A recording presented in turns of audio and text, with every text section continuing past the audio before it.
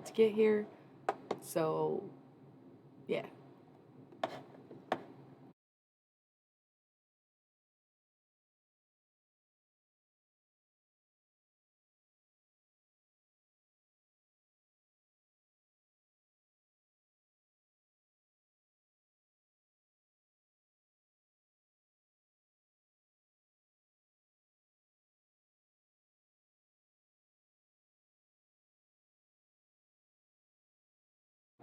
Go ask Alice when she's 10 feet tall. And if you go chasing rabbits and you know you're going to fall, tell them a hookah smoking caterpillar has given you the call. Go ask Alice when she was just small. The dash chessboard, get up and tell you where to go. And you've just had some kind of mushroom, and your mind is moving slow. Ask Alice, I think she'll know. When logic is in proportion, and I don't know. And the white knight is talking backwards, and the red queen is off with her head. Remember what the doorman said. Feed your head. Feed your head. Head.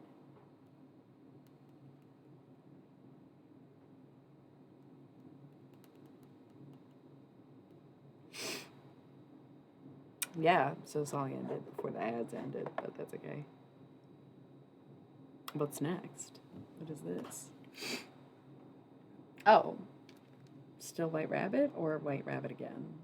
Interesting either way, I think.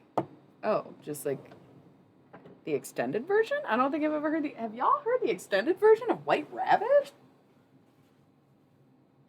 This sounds like playing in the band.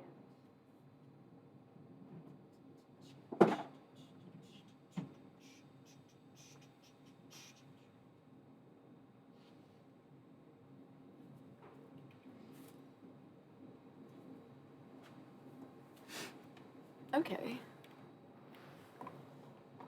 Y'all, we have something to discuss right now, real quick. Okay. I got too much going on here. Okay. Back to tarot. Hey. Ad's over. We got like a straight hour before I gotta play another one, which is nice. This does not need to be open, but it does need to be saved. Okay. Alright.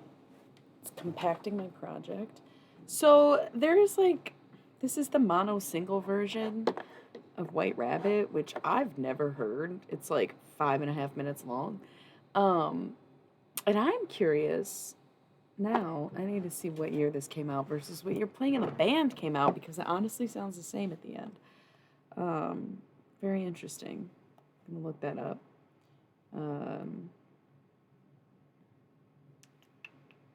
So White Rabbit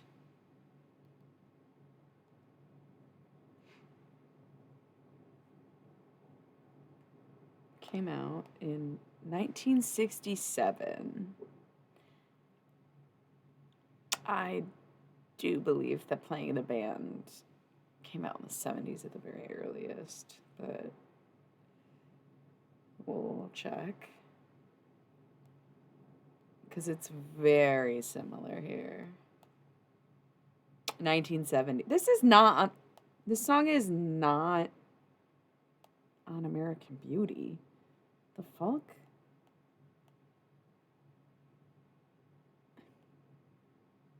Why is it listed as American Beauty? This song is not on American Beauty.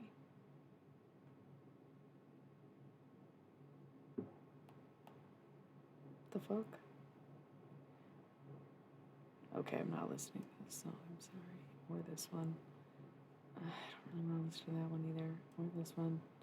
Or this one. Okay, you know what? I think I have to stop with the music. I think now that we're in tarot mode, I have to be open to receiving messages from spirit. And honestly, the headphones were a big block where I said, no, I'm not fucking ready. That's why we did some drawing, and we did some singing, and we did some chatting, and we did some music before we did tarot so that we could give ourselves some time and space to figure that out for ourselves. But I have not figured out the fuck is this saying? American Beauty, whatever. I think playing the band ripped off Jefferson Airplane's mono single version of White Rabbit. Discovery I just made on air, so really into that. Yeah. Okay. So, what's up, everybody? It's been a long day. It's gonna be a long night. I feel like it's already kind of late, and I'm just now getting into it, so we're gonna be up all night kind of vibes. Don't even tell me I don't look like the Victorian ghost prince of your nightmares right now. Like, don't even tell me. Okay? Like, I really, it's a vibe. So, anyway, that'll be all, folks. Just kidding. I don't fucking know. Where are we at? You know what I'm saying? Why are we feeling like this? We just had a full moon in Gemini. Coming out of eclipse season. Coming out of retrograde season. But also another planet going into retrograde. Everything's all over the place. Last night, the readings went pretty smoothly, like I said, if not a little bit on the abrasive side. They went okay. They were jiving. If that's even, I don't even know if that's really a good thing, but I'm using it as a good thing. There's a lot of flow. There's a lot of messages that came up easily. Tonight, not so much. Tonight's a little different. That does make me wonder if my typical,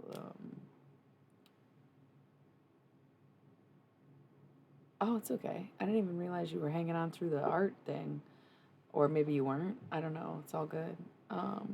What happened? What do you mean? About long days? I don't know. It's just like a day. It's just like a weird day. So I'm trying to figure out, like, where. Oh, god damn it. I knew it.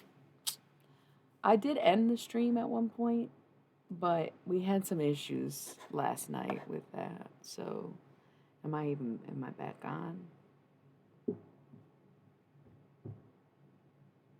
Oh, okay. Yeah. I actually ended the stream so I could like reset it. Yeah, so now I want to get in the cards, but they are like very much love-based readings, and once again, we're talking about any form of love. So don't restrict these decks all to like a romantic sense of love and finding fulfillment in another person or whatever. First up, we have the pink deck. Okay, and so this is my deck that I reserved specifically for love readings, yes.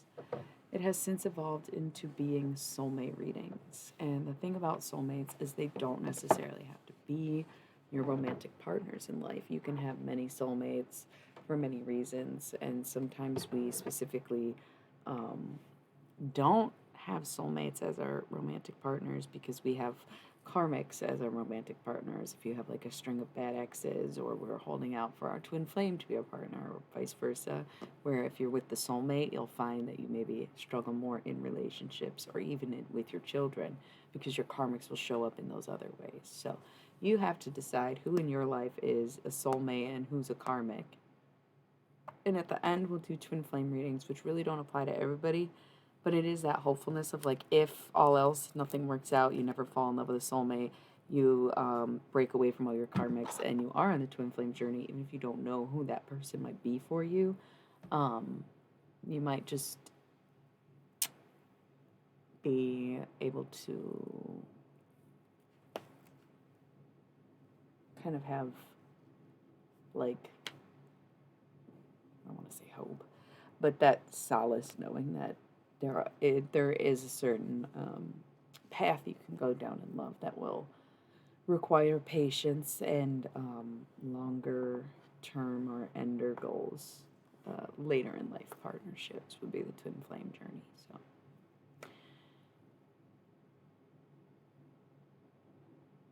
yeah, well, I don't really answer questions like that unless we're using the pendulum, but I'm not using the pendulum right now.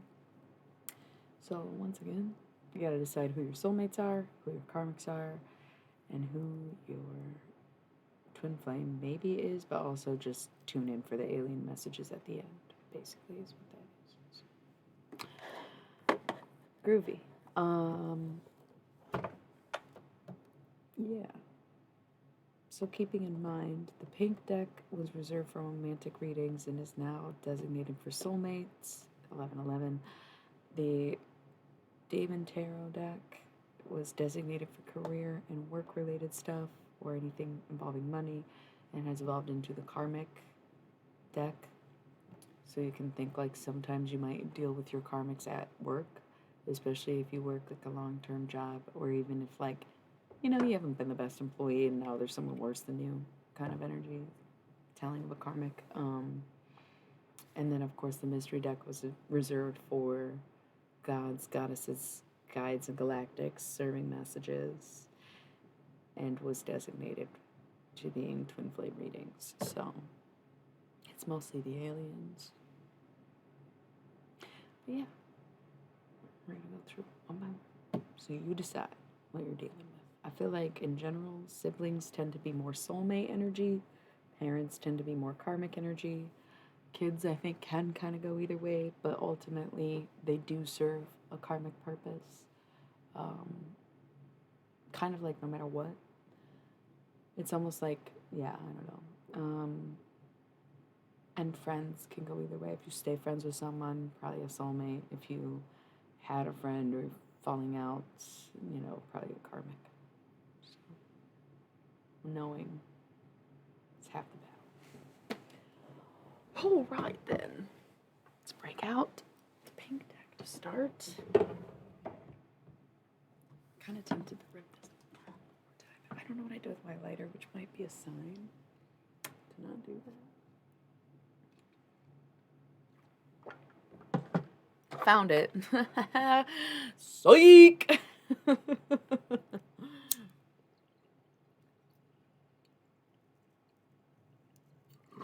In a way, it feels kind of tacky. Oh my god, I cut out again, didn't I? Good thing I took a smoke intermission. Looks like I'm glitching.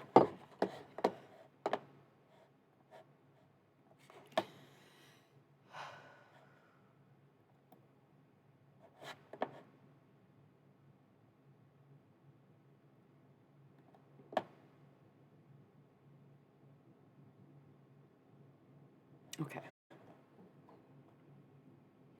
If anyone can confirm whether or not we're on air, that would be great.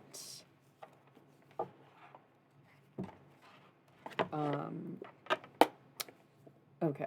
Yeah, it's glitching on my browser and not so much on my Twitch Studio player. So the actual recording part didn't seem to glitch, but the airtime did, runtime, the run screen, whatever. Okay, so hopefully you've contemplated deeply about who your soulmate in question would be right now, or perhaps you're wondering about a particular romantic relationship and whether or not this person is a soulmate or not. It's whatever. Like, I don't want to take the romantic partnerships out of these readings. They just as much apply to those, but just know that if that doesn't resonate, then it can apply elsewhere. So let's find out.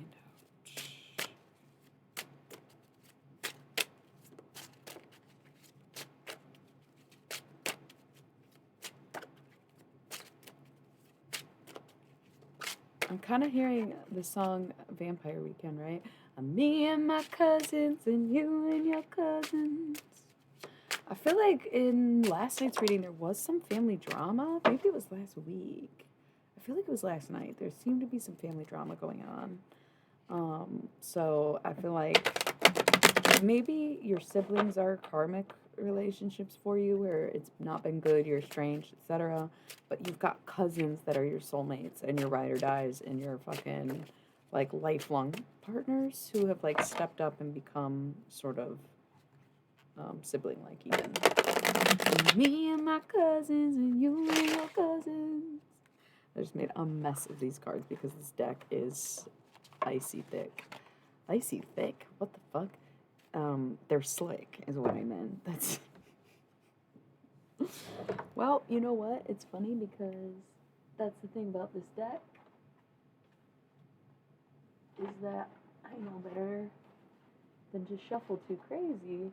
But now all these cards are just gonna be real mixed up because I never put them back up right like I do with my other decks. I wonder if I even got all of these that fell back here.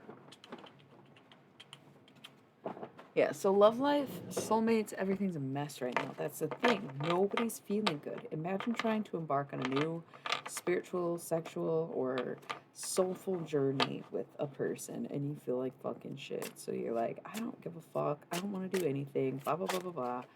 It's winter. It's a little late to start anything now, especially the stress of the holidays. If you start seeing someone right now, good Lord, are you going to take them to Christmas or not? Are you going to meet their family and not yours?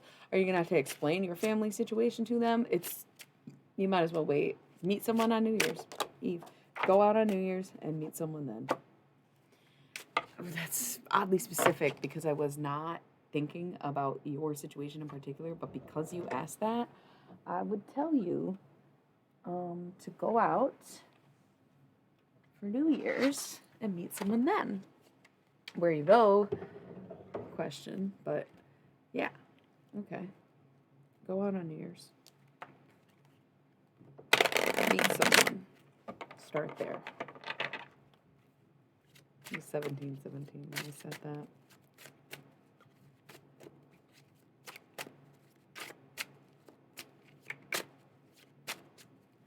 Came in through the bathroom window. I have a lot of cards that are messy, and I was hoping that more cards would be more clarity. But it's not. There's a lot going on right now. But I'm kind of, like, I'm waiting to see the picture. You know what I'm saying? I'm waiting to kind of get the vibe of this reading or where this is going. But it's, like, a lot. It's not... How do we put this? Usually, especially in my other decks, once again, the material of this deck is fucking wild. Like, don't get it twisted. They're metallic coated and they slip and slide. You know, they are very different. Yeah, like vinyl-y kind of. So they tend to be messier for sure, but not to this extent. Granted, I was singing and maybe not really paying attention, but that is the vibe in love right now. I was listening to Queen of Cups do a live stream today, and I think it was her. It may have been a different reader I was listening to after that, but somebody was talking about love being very unexpected or not linear or like having different ideas of love, and I'm I'm getting a very similar message right now of like nothing feels the way it used to, and so the feelings we used to associate with love are no longer present, or like there's this self-awareness that's becoming. And some people have been loved. Some people radiate love. I can't even lie to you. I'm one of those people. The thing is, I radiate love so much, so high frequency, so perfectly, so beautifully, that you have to understand, I only say that with such confidence because I radiate an equal amount of hatred. That's a balance I'm still trying to figure out. Love less, hate less? Love so much you hate more. I don't know. That's okay. We are all shifting the way we see love and the way we think of love, right? Because it's tough to have hate in your heart. It's very hard to have hate in your heart, but it's even harder to stop having hate in your heart, to release the hate in your heart, because then you have to recognize how miserable you really were. And that's really hard. A lesson this year, and I'm noticing it for a lot of people in my life, and it's causing a lot of like reclusive kind of behaviors. I feel like mutable signs are getting the fuck rocked this year, whereas fixed signs are getting to relax this year, and cardinals are not really letting it be known, but I think it's a bit of a shitstorm for them. And that doesn't mean you haven't had enjoyable moments, and that doesn't mean good things aren't going on, but that's just the way it's been this year. Okay, so we're coming to a close on the calendar, right? Coming to a close on the calendar, and I kind of just wish that everyone would stick to their resolutions for the rest of the year on the zodiac wheel. And just to kind of give yourself a 3-month goal, check back in, and then go by quarters and check in every 4 months with yourself, every 3 months with yourself, and see the progress you've made and what needs to be updated on your list of the self and the self work and the things that you want to implement. What has become routine and what has been off-putting or whatever, I'm not really sure why this is all coming up when it comes to soulmates, but nobody feels good, so like nobody's really giving a fuck or trying or anything. And so it does say the fuck a lot about the people who persevere and do it anyways and work through those things and reach out to people and show fucking love and will get on the stream. Like, it says a lot. When everyone feels shitty, like giving up and hating everyone, and some people still choose love. That's hard. That's hard. And you can't have that 24/7. There's got to be off switches and breaks and times and whatever, but at the same time, you can still always choose it. Okay, for example, you feel love, you feel hate. So maybe you're feeling really hateful one day, and you want to express your hatred, like I do very often. Let's not get it twisted. I'm Fuckboy Supreme in recovery, running the academy, okay? We know that. And part of my grief is my poor tongue, a curse even, if you will, stemming from the whole uterine situation, right? And so, of course, if you have no idea what's wrong, how the fuck can you make it right? Now I know, making it right's really hard. So this theme I'm seeing this year is a lot of people are losing friends because they're like, damn, that was really shitty of them. But like, yo, if you were surrounded by shitty people, you have to reckon with the fact that you yourself were shitty.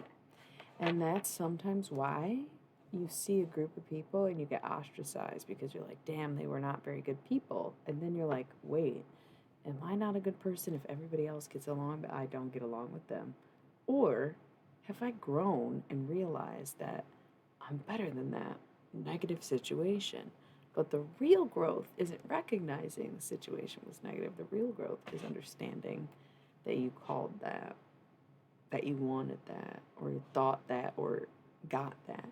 You have to reckon with every bad person in your life is as equally bad as you are.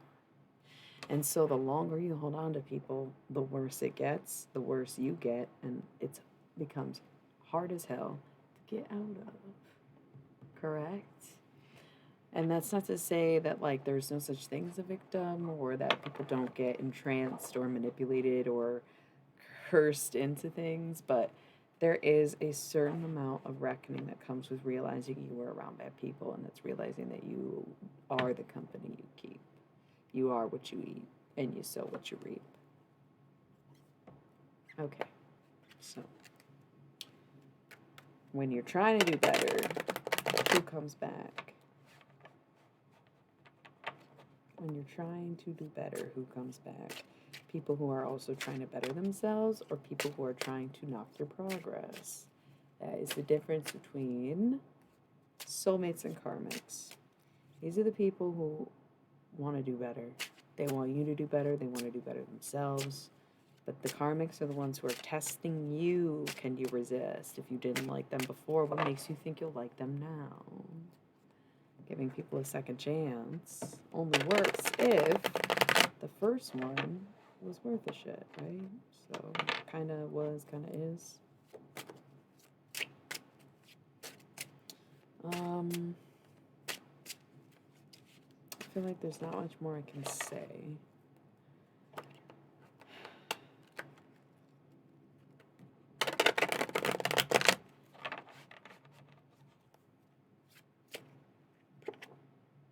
The moon. Hello, you. Pisces card here. The moon. Yeah, couldn't sleep, I bet.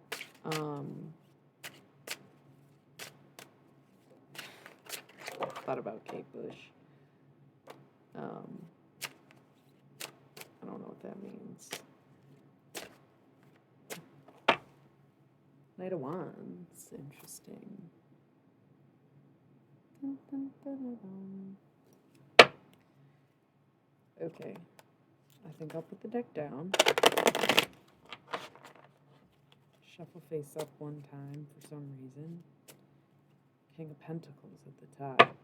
Okay. Good people. Good people. Good people. Time to be the hero. That's, I'm not going to sit here and say everybody needs to think that way. But look, Eight of Wands, there's emotions coming in. There is some emotional stuff coming in, likely from this King of Pentacles. Whether that's you or another person, the King of Pentacles represents masculine energy and also earth energy. So you can take that how it is. Because earth is feminine, so it can go either way. And if you are dealing with an earth sign, then yes, that would be there. We see the bull in the background, so we're getting kind of heavy Taurus energy, but it kind of looks like a goat here, so maybe equally Capricorn, and I don't really know how they would depict a virgin. So I guess Taurus Capricorn energy here. Virgo would definitely be queen, right? Incoming emotions. So,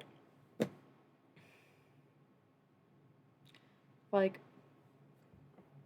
worst case scenario, what's your best case scenario?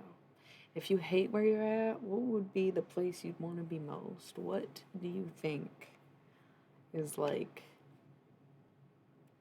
your highest possible outcome here? Okay. So this is so funny because I have been hearing a very similar message in the readings that I've listened to. And I was starting to feel like this is some bullshit. Like, don't even care. I don't even pay attention to this shit anymore. I put it on in the same way people listen to podcasts because I don't really like podcasts. There's some very attractive people pulling tarot cards on the internet. I will put that on. And sometimes it's like affirming, but it's also like, yeah, you've been saying this for months. You've been saying this for years. You've been saying this for a decade. I don't get it. What am I waiting for? Incoming what? And it's like, sure. But it's funny that I myself, a doubter, a hater, a non-believer at this point, could sit down and say the same motherfucking thing that they're all saying. And to me, that brings some truth to it. I used to validate the experience of watching tarot readers based on whether or not it synchronized with my own readings. But now I'm basing the validity of those readings on whether or not, did I say that right? Like,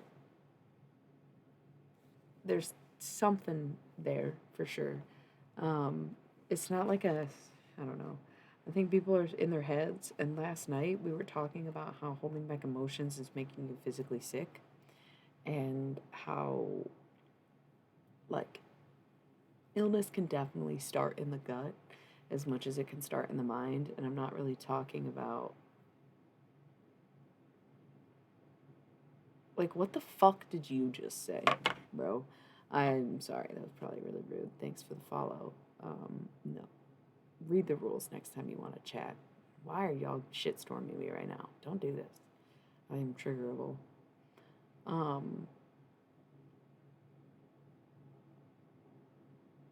It's not based on.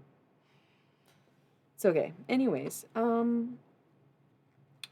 this has been a still period. I would say since Scorpio season, things have been very, very still. It's okay, me too. Things have been still.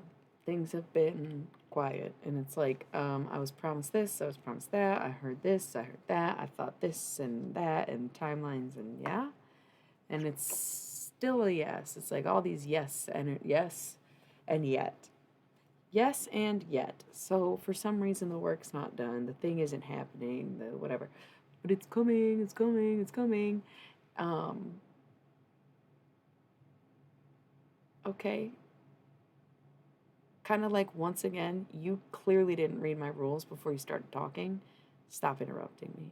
Thank you so much. I get that you're new here and I appreciate the follow and I appreciate the anticipation, but honestly, if you were paying attention, you'd understand that the next deck is career based stuff and we're in the midst of a love reading. But, anyways, I never do personals. I only do general readings on this channel because I don't like making this shit about any one individual as you've made it about yourself in this moment. So, let's relax, let's kick back, and let's just tune in.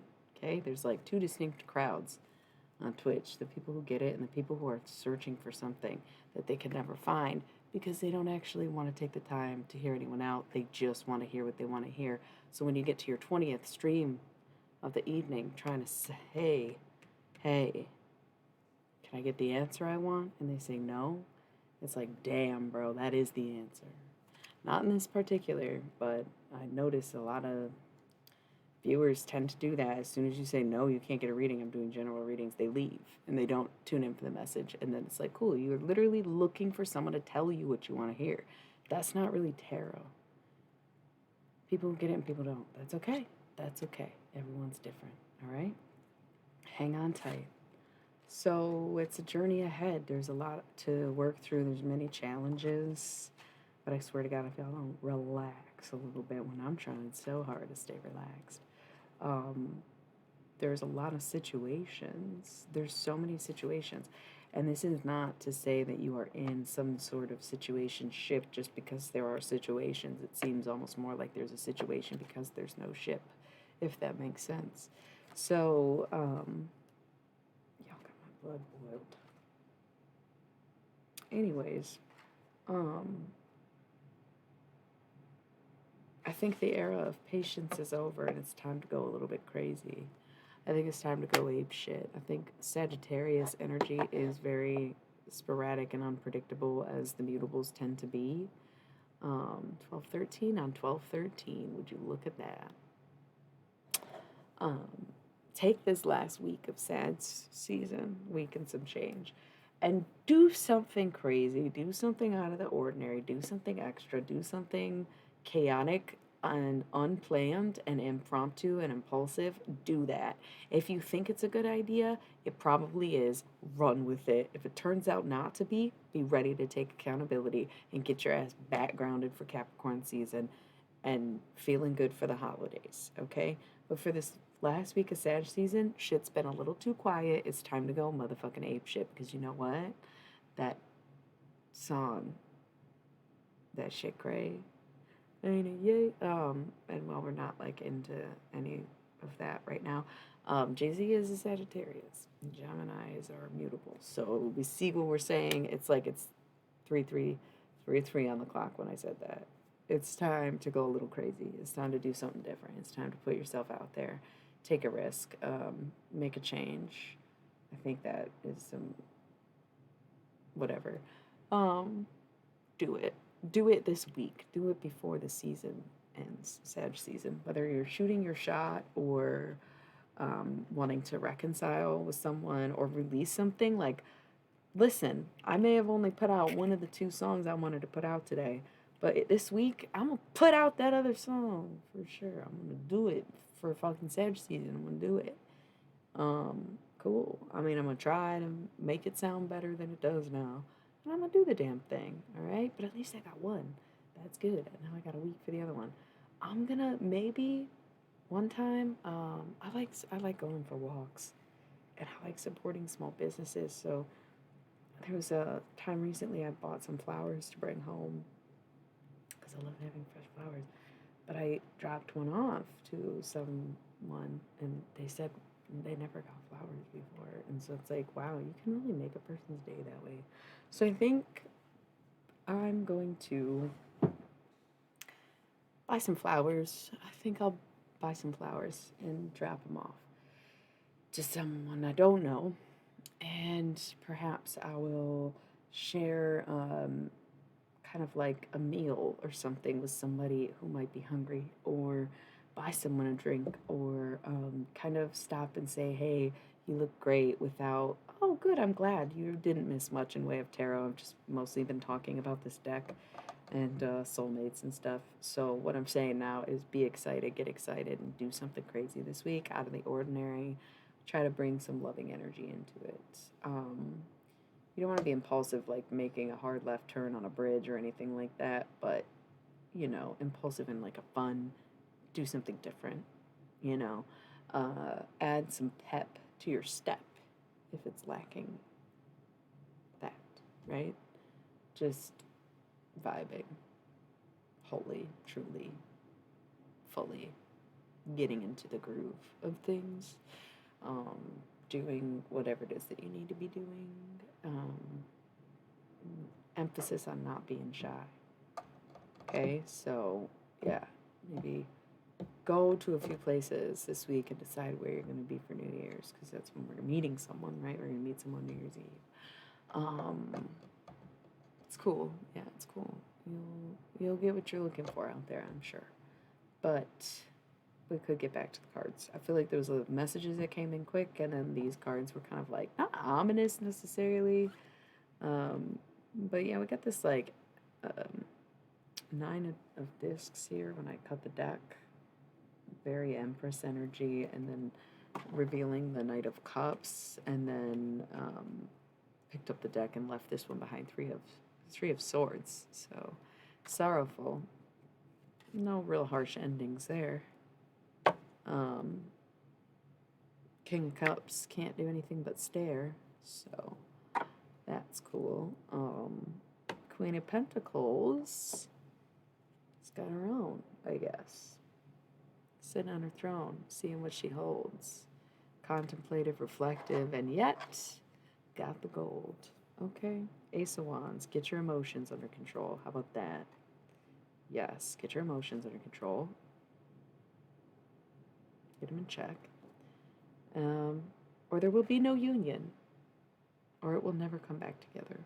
If you can't figure out how you feel and you can't master your own emotions and your responses, your triggers, whatever it is, fat talk for somebody with PMDD, because it's literally borderline impossible to do so. They suggest microdosing. That's just like mind blowing. Like, why is the disease I have? The cure is magic much.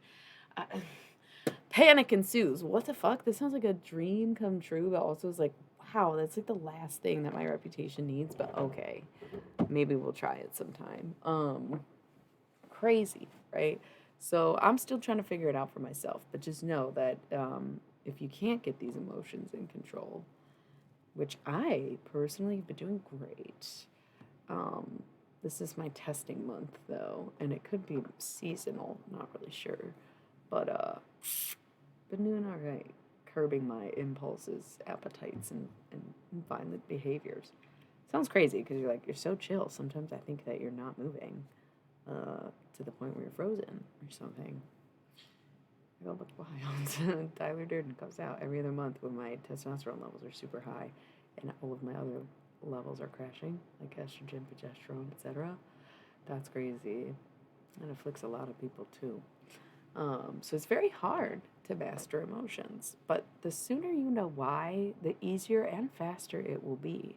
For example, I had these out of control behaviors literally since I was like, who knows, whenever my uterine cycle began, whenever the hormones started kicking in, which I'm guessing is before the period, don't you think, ladies? Anyways, ladies who ever has wombsies, okay, let's never say that again. In the first 20 years of dealing with this, I had zero way to control it because I also had zero idea what was causing it. So it's like, how do you tackle a problem if you don't know what the problem is? Okay, so you're like, fuck, dude, try this med, try this drug, try this therapy, try this fucking mindful activity, whatever, nothing works. What is this? Maybe it's bipolar, maybe it's PPD, maybe it's schizophrenia, maybe it's PTSD. Okay, or all of the above? Doubtfully. Nothing's working. Behavior didn't get any better. did all the motions, took all the steps. Nothing got better until I fucking, after tracking my cycle for fucking 5 years, realized, that's what it is. So now I have resources. Now I have information. Now I have research. Now I have studies. And now I have people. I have community. I have answers for the first time in these 20 years because I finally know what the cause is. So if you are having a hard time getting a handle on your emotions, you probably have yet to figure out why you're feeling that way. And once again, you may be thinking you can absolve yourself, but if you've been sick lately, if you've been getting cough, cold, whatever, COVID multiple times a year or some shit, like you're repressing emotions, and that's part of why you're sick. So there it is. If you can't get a handle on that, then there won't be a union. So what's causing your emotional turmoil or your inability to balance your emotions or express them in a healthy way? That's for you to decide. For me, it's my PMDD. So glad I figured that out. It's getting better all the time. I had a good 2 years and then my concussion wore off. So it's been a rough 6 months, 8 months, 9, well, it's the end of the year. It's been a rough 10-month cycle for me. Still working on it. Nobody's perfect. As long as you can get it in control, it's okay to lose control once in a while because, of course, progress isn't linear, as they say. Because you can make this much progress and fall this far, but you'll never go back to where you were, right? If you make this much progress, you fall. You just keep going, right? I can't figure out which way my hand was moving, but you get the idea. So, as long as you know how, you don't have to do it at all times, but you've got to be able to do it, right? And it's a learning process, okay? So maybe you have a traumatic memory that you've repressed and it's like coming up and you're not letting it. Or maybe you have an addiction of some kind that you need to get a handle on because it brings out bad emotions in you. Maybe you have lost someone and you haven't properly grieved them. Maybe there is some kind of thank you, Shannon. Maybe there is someone who hurt you and you're just pretending they didn't. Maybe there's so many reasons to have an repressed emotion. Even repressed sexuality would be very hard to control your emotions around things, right? So it can be whatever for you. Like I said, for me, it's my PMDD. That shit is fucking crazy hard to deal with. What's your thing you have to deal with emotionally? Could be drinking is a huge source of an uncontrollable amount of emotions, right? Some people fight, some people drink, some people black out and do mean things, some people get violent, some people get fucking stupid. Like, drinking's a huge trigger, and it's very common even throughout the world, right? And in so many places, it's like socially acceptable. I swear to God, do people not read the rules before they chat? There's a reason there's chat rules. Thanks so much. I think I even have it in my bio. If you don't know anything about me or this channel, just sit back and learn maybe something new instead of trying to siphon energy from random readers on Twitch. Thank you. Nothing personal, just not in the mood. Thanks so much. Me learning to control my emotions by, yes, that was a little abrasive, but at least we avoided being aggressive. See you later, Shannon. Exactly. Can't win them all. Progress isn't linear. Some people handle it better than others. I handle people better than others, right? Some scenarios work out, some don't. Maybe if that wasn't the third person to do that in the last hour, not even, then I probably would have been much nicer. Test my patience. But it's also true. That's what I was saying when I went into it earlier, and instead of saying it twice, I just let it go. It's like, fuck it, I lose a follower I just gained. Who cares? No offense to anyone. I still appreciate the follows and shit. But there is a clear difference of people who actually want to connect to spirit and learn from tarot and be in on the readings, and people who, once again, just want what they want to hear to be said to them. So, yeah, so whatever the trigger may be for you, repressed memories, repressed anything, um, kind of needs to get in check. It needs to come to the forefront. It needs to be less than just a distant memory from now on in order to progress any further. If you've already done a lot of work and done good and you think things are not really getting better, or you're sick all the time and can't really do what you want, then yeah, there's so many reasons that would be happening. I don't know where these cards came from just now, but we have the Nine of Discs. Okay, so Earth and Empress energy. Very super double femme. We have the Emperor. It's funny, I just said that was like Empress energy. Yeah, so the Emperor, Aries, and double masculine, fire and masculine. And we have the reverse Hanged Man. And so, of course, when the Hanged Man is in reverse, he's upright again, which is good. Because the thing is with the Hanged Man is, sure, it says a lot about you to be very dedicated to a situation.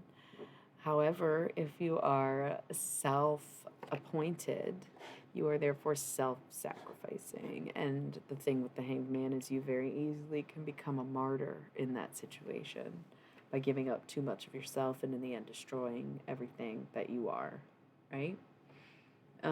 So to see the Hanged Man in reverse is to be free, right? To be free, to stand up and say no more. I cannot be drained in this way. I will not help you. I will not succumb to this. I will not be triggered by this or whatever it is. Free yourself. Okay, the Hanged Man hangs himself by the foot because he did it to himself and can easily get down. He just don't think he should. At this point, yes, Hanged Man, it's time to reverse. Let go. Be less dedicated. Know your worth. And then we have Seven of Wands, back to the emotional work. Once you recognize the biggest issue or the most repressed emotion or whatever it is that's driving you kind of mad or into sickness and unwellness in general, once you figure that out, whether it is something like, being bipolar or having a substance abuse issue or a repressed traumatic experience, whatever that is for you, once you do get to the root and you do free yourself, is when the work actually begins, even though it was a lot to get you down from there in the first place. Okay? Seven of Wands. Working through it, literally in a field, like each one of those wands being another emotion. And isn't that so funny? She left a minute ago, babe. But people do not get me, and I don't care. They really think I'm gonna just like succumb to their whim for some reason. And as like anybody who really watches my channel knows, you get your own personal readings when you're like involved on the fucking stream all night, and the one talking to me, right? But people are fucking rude about it. They walk in. Imagine if I had 25 people watching this stream and not 5 people watching the stream, and somebody disregarded my rules and said, "Can I have a reading?" while 25 other people are enjoying themselves. That's crazy. Why? Although I probably acted similarly when I was like 21. Maybe these people are young. I thought I had my channel set to higher, but that's okay. Knight of Wands at the end of it. Coming in the hero, emotional. We're the good guys. We've been the villains in enough stories. It's time to be the good guys. That's something I heard today. Okay, so that was a pretty good run. But yes, becoming the master, working through it, blah, blah, blah, handling your emotions, getting them in check, working through more shit, and becoming better for it at the end. Becoming the knight. And being able to come in with those messages of sweetness and being prepared for that union that you so desire. Right? It's good shit. So these cards fell, right? This one fell closer and this one fell further. So when the cards fall, it's kind of like in the future. And I usually wait to the end to do any kind of future cards, but the pile on the desk is so messy, I don't know what the reading will be like, or if that was just for the channel message stuff. We'll see. So I just want to say that once this is finished, this like emotional process is finished, and of course, this falls into the category of soulmate readings because soulmates are the ones who are going to be there to hold your hand through this stuff. They're the people who help you, the people who love you through it all. Like, those are soulmates. That's why not all your partners are going to be soulmates. Some of them are assholes and really give a fuck less what happens to you. That's a karmic lesson, dude. That's just a karmic.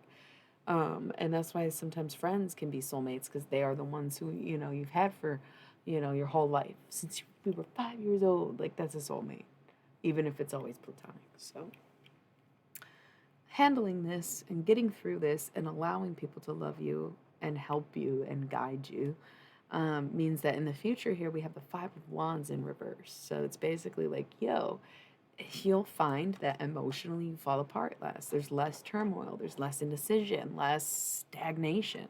Suddenly, life does get better because it's almost like you become more optimistic through it all, even though you have to work with the knit and grit of the spectrum of emotion when you go through that process. Okay, so last night's reading, the second video I posted, we did a shadow self reading. That's when it got a little like unsy, if you will, and kind of harsh in a way. But it's worth it because that's sometimes what it takes. Hurt people. So it takes a big person and a lot of patience and long contemplations to understand that whoever hurt you was hurting even worse than you are now. Okay, so, and some of those people still are hurting that much when you've healed, right? So, calm down. Ace of Cups. In the further future, new perspective, total fulfillment. Look at this offering coming in, half full. There's something in the cup. It's overflowing, right? Cup done overfloweth. That's a beautiful energy, brand new perspective. So let the process be the process. Let the process be the process, whatever that process may be. As much as I was thinking these tarot readers were on some bullshit lately, I'm getting the same damn messages, And like, I think a big part of tarot is the misinterpretation that because the cards say it, you sit back and just like wait for it to happen. And that, I think that came up in a few readings today too. I think I only watched two, so I think I would say both readings that I saw today. The idea of not working towards something because it's in the cards is a fatal mistake. And that's for a few reasons. Like, one, sitting back and doing nothing because you expect it. Mistake number one is that you expected something. Rather than affirm that what you're doing will lead you to that destination or to that result. Crucial difference. Expecting the reward and working for the reward. So being like, yes, you're on the right path, keep going, doesn't mean, cool, I'll stop here and wait for it to happen. You gotta keep doing it consistently, continuously, keep at it. Unless, of course, it becomes draining. Five of Cups on the top here. All them cups is spilled over. Got nothing. They were empty, so who cares if they got knocked over, right? High Priestess, you know when too much is too much. You'll know, or you already do know when too much is too much. Ten of Swords. Can you handle one more knife in your back? No, not at this point. Not at this point. That's like everything around you is getting fucked up and you're getting nailed, destroyed. It's all coming back on you. It's all on your, you got the whole world on your back. You got the whole world on your back. You got the whole world on your back. So just roll it over you. I don't know. I really like that song. No. I like the I'm Gonna Let It Shine song. Won't let Satan poof it out. I'm gonna let it shine. I don't know why I thought that was the same song for a second. I went to Catholic school for a long time. Okay, I know them all. But yeah, you'll know when too much is too much. Even if it seems like it's not fulfilling now, you'll know when it's absolutely fucking destroyed you or isn't going anywhere and when to stop working on it. Right? What is this? The eight of discs in reverse? Yeah. This is like, instead of staying focused with your head down, it's like, you know what? Maybe I will take a break, step back, and see what happens. Because now we have a bunch of face down cards. So, once again, it's not about having the expectation that things will work out for you. It's about knowing that you're working things out for you. And that's a key reminder in tarot. Because once again, people kind of fall into the trap of like, oh, well, if I make a decision, then I'll ruin everything. And they think that fate is in the same wheelhouse as a script. Fate is when you move forward and things work out for you instead of letting things come at you. Okay? Because you are most likely stagnant if you're having these issues come towards you. It's like, yeah, get away, blah, blah. But it's because you're not moving, you're not doing anything, you're not going towards anything. So how can anything good come towards you when you're in the way? And so anything that's meeting you is like, get out of my way. What are you doing here? Why aren't you moving? Why don't you get it? Blah, blah, blah, blah, blah, blah, blah, blah, blah, blah. And you gotta like, so that things can come with you, come towards you, guide you, etc. So they're meant to. So people have this idea that it's so fixed and that you should just chill and sit and wait for things to unfold, happen, or whatever, or that you can continue to live the life that you're already living and be like, someday I'm going to do that, yeah, instead of working towards that thing, right? Does that make sense to everybody? The no decision is a decision, and not making a decision is the most dangerous decision of them all. Because, of course, you haven't chosen one way or another, and you get to that so Raven effect of, well, I saw my future, I saw the way it worked out, so I tried to stop it, interfere with it, make it happen, and I fucked it up. Okay? You got to just keep going with whatever you had been going with when you got the sign or recognition to keep going. Rather than start over, start fresh, start something new, start it different. So, okay. I think I decided since I started it, I am going to go through this pile sitting on the desk and then we will move to the next deck. But before I do that, I'll probably run these ads. I just spoke for like 55 minutes straight.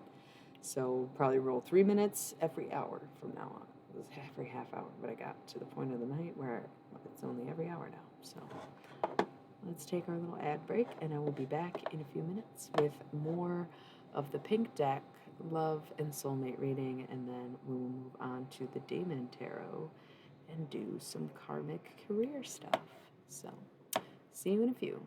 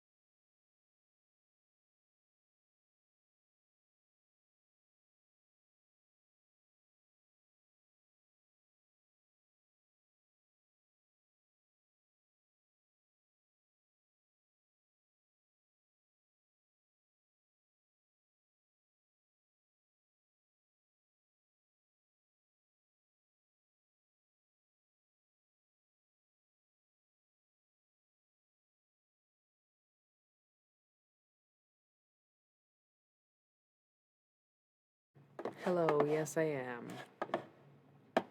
Doing great.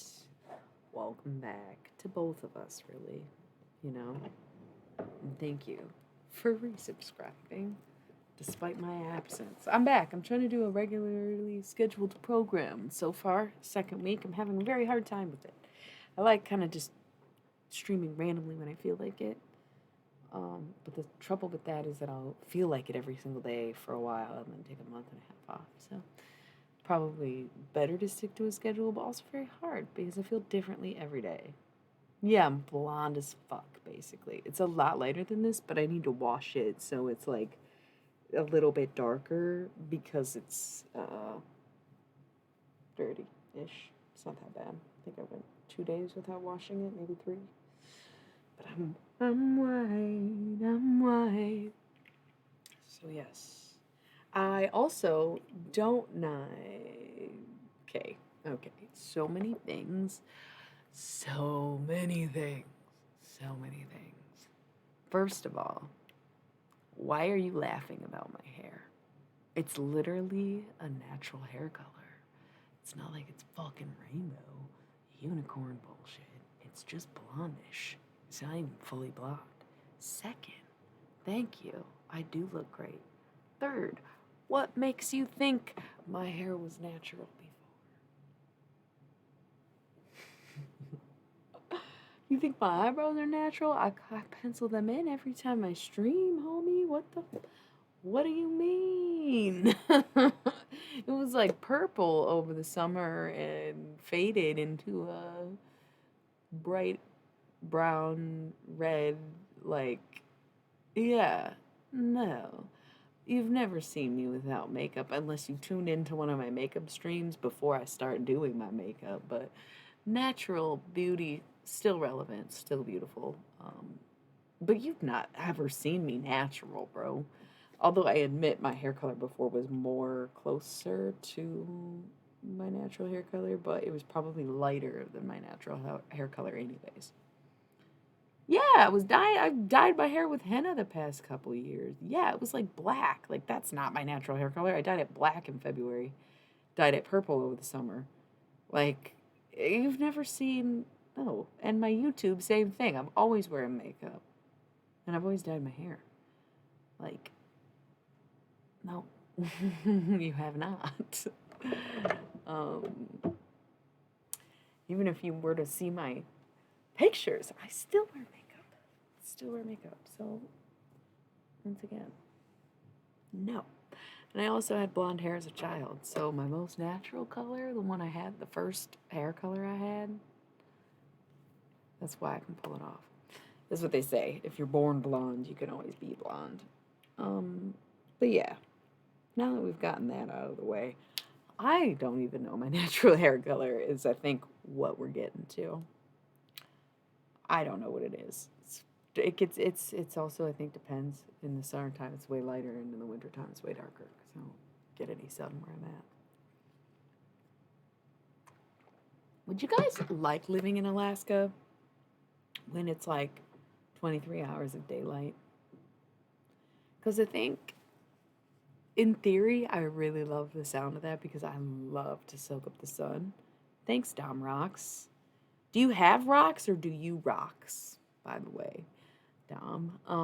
Or do you like dominatrixes? Because if so, you're in the right place. I can be very mean. Anyways, I feel like I love sunshine. Oh wow, Dom left. He was like, fuck no. Just kidding. He's here. Oh, okay, that's interesting. Yeah. So like I love sunshine. I love being outside. I hate the cold though. I don't think I would like it if it's cold and snowy or dark all the time. But I also am nocturnal. So it's like a conflicted feeling. Would I still be nocturnal and stay up through the night, even if it was day? That's cool, yeah. You gave up on that. You're like in the opposite of Alaska. You're in Arizona. The fucking opposite state. Basically flat, hot desert instead of coldy, icy tundra. I don't think Alaska's really the tundra though, is it? I mean, it's up there, I guess.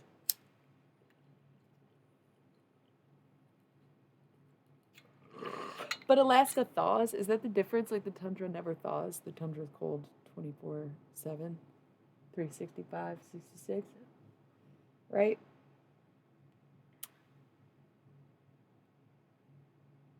Cool. Where are you coming from? What do you mean? Hey, maybe you still can. What do you mean thought? You can think that. And I believe that. I think you will. I think you just need the thirst back. I think you need to realize it's never too late, it's never too much, and you should try to do, as Alice's father put it, 6 impossible things a day.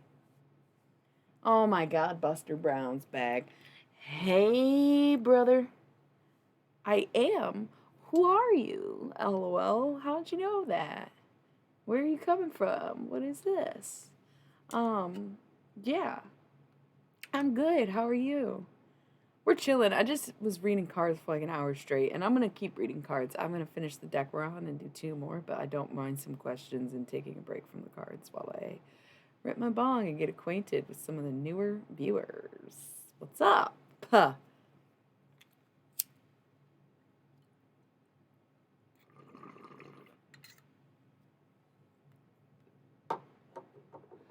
Oh my God.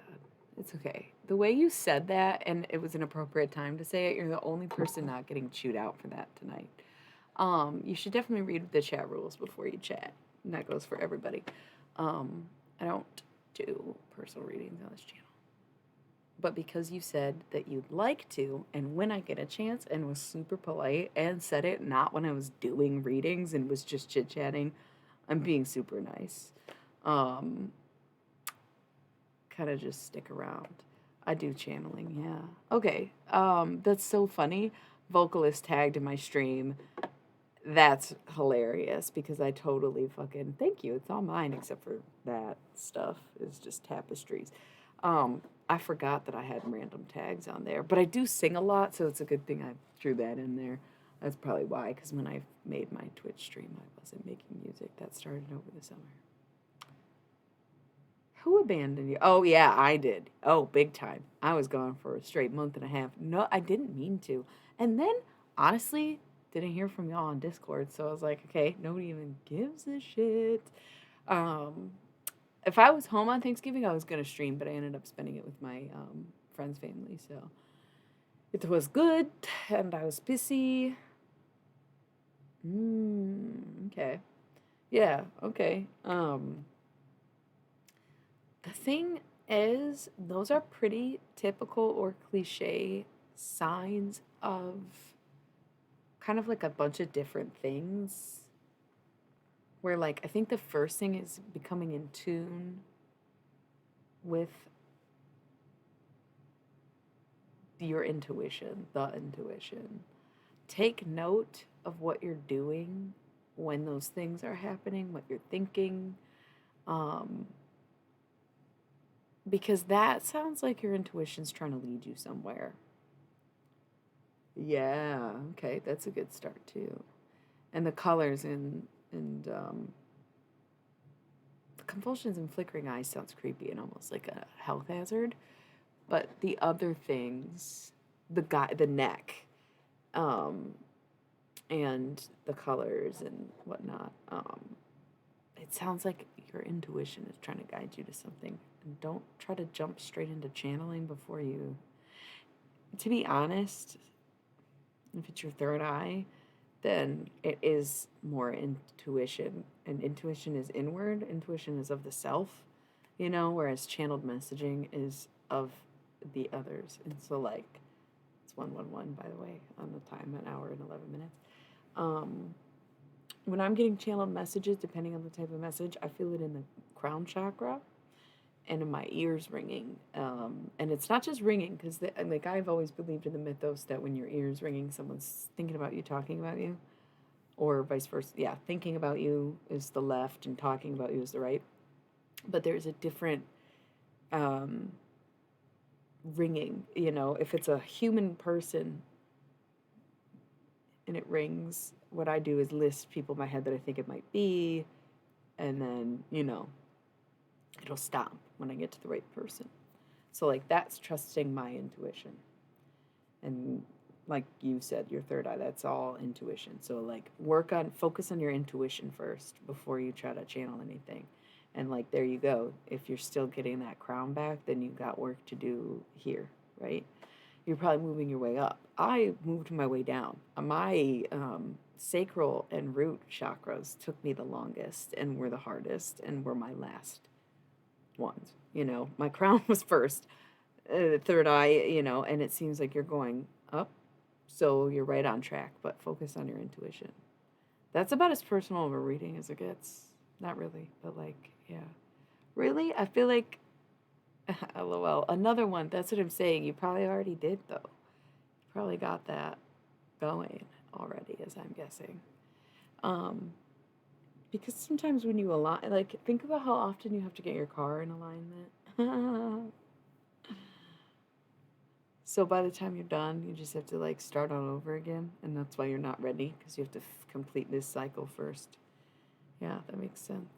The only time I will do personal stuff like this is if I think the information is beneficial to the general populace or greater purpose or good, and I think discussing chakras and the difference between channeling and intuition is definitely on par with that, where this has nothing to do with Dom's personal life per se, as much as it does his spiritual journey, which could pertain to anybody, just to clarify.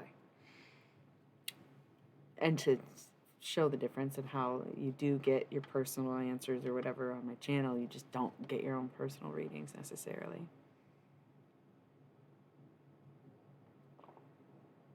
I mean, you gotta think there's so many forces at play. And also, that was another thing I was going to bring up, is when I think of channeling, I think about channeling dead people, but that's really mediumship, I think. And channeling can be channeling spirit, it can be channeling dead people, it can be channeling music, it can be channeling aliens, it can be channeling angels, you can be channeling anything. So I think being more specific, but usually spirit will be the first thing to come up. So anything could be moving your head around. But also, I don't know, your whole thing seems right. I mean, that's the thing. There's only 5 people. Chances are you all fucking in the same place at the same time because you're in the same place at the same time. Right? And some people can't appreciate that. They just want to make it all about themselves. But the thing is, I don't really fuck with narcissists. So if they don't want to stay on my channel, they don't have to.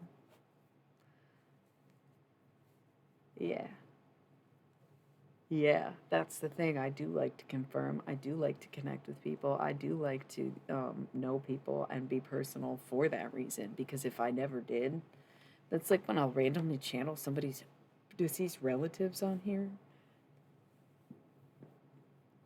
Exactly. I'm glad you said that, because I didn't want to give you the whole answer that I was thinking about, because like chakras is not my specialty, I don't study Eastern religion to that depth, but I was thinking that when you said, what do you think is moving my neck, was like, I almost said your higher self was the first thing I almost said. Because if it's based in intuition, then like it is of the self, right? That's what we were just talking about, where channeling comes from the outside source, but intuition comes from the inside source.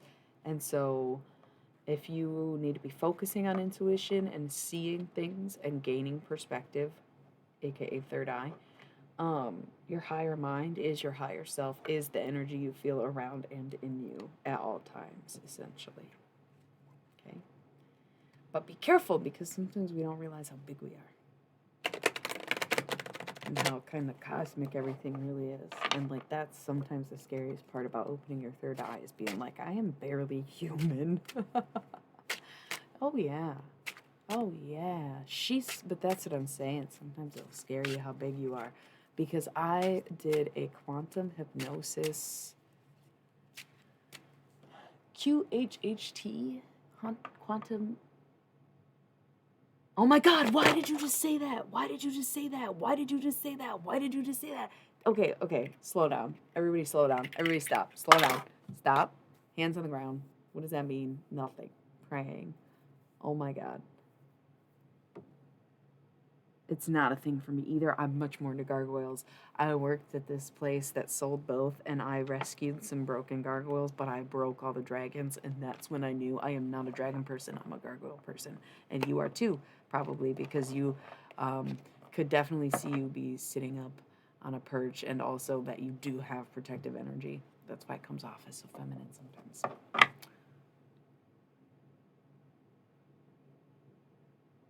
Like, I don't know what you mean of straight up body energy arts, but like, I'm into it. Why did I take my fucking glasses off? I was like, shit just got real. All right, Milo, give us the spin. Okay. I'm giving myself the spins. Calm down. So I gotta slow this down. So, higher self, QHHT, dragons. You spun me good right now, y'all. It feels like a team effort. Wow. So,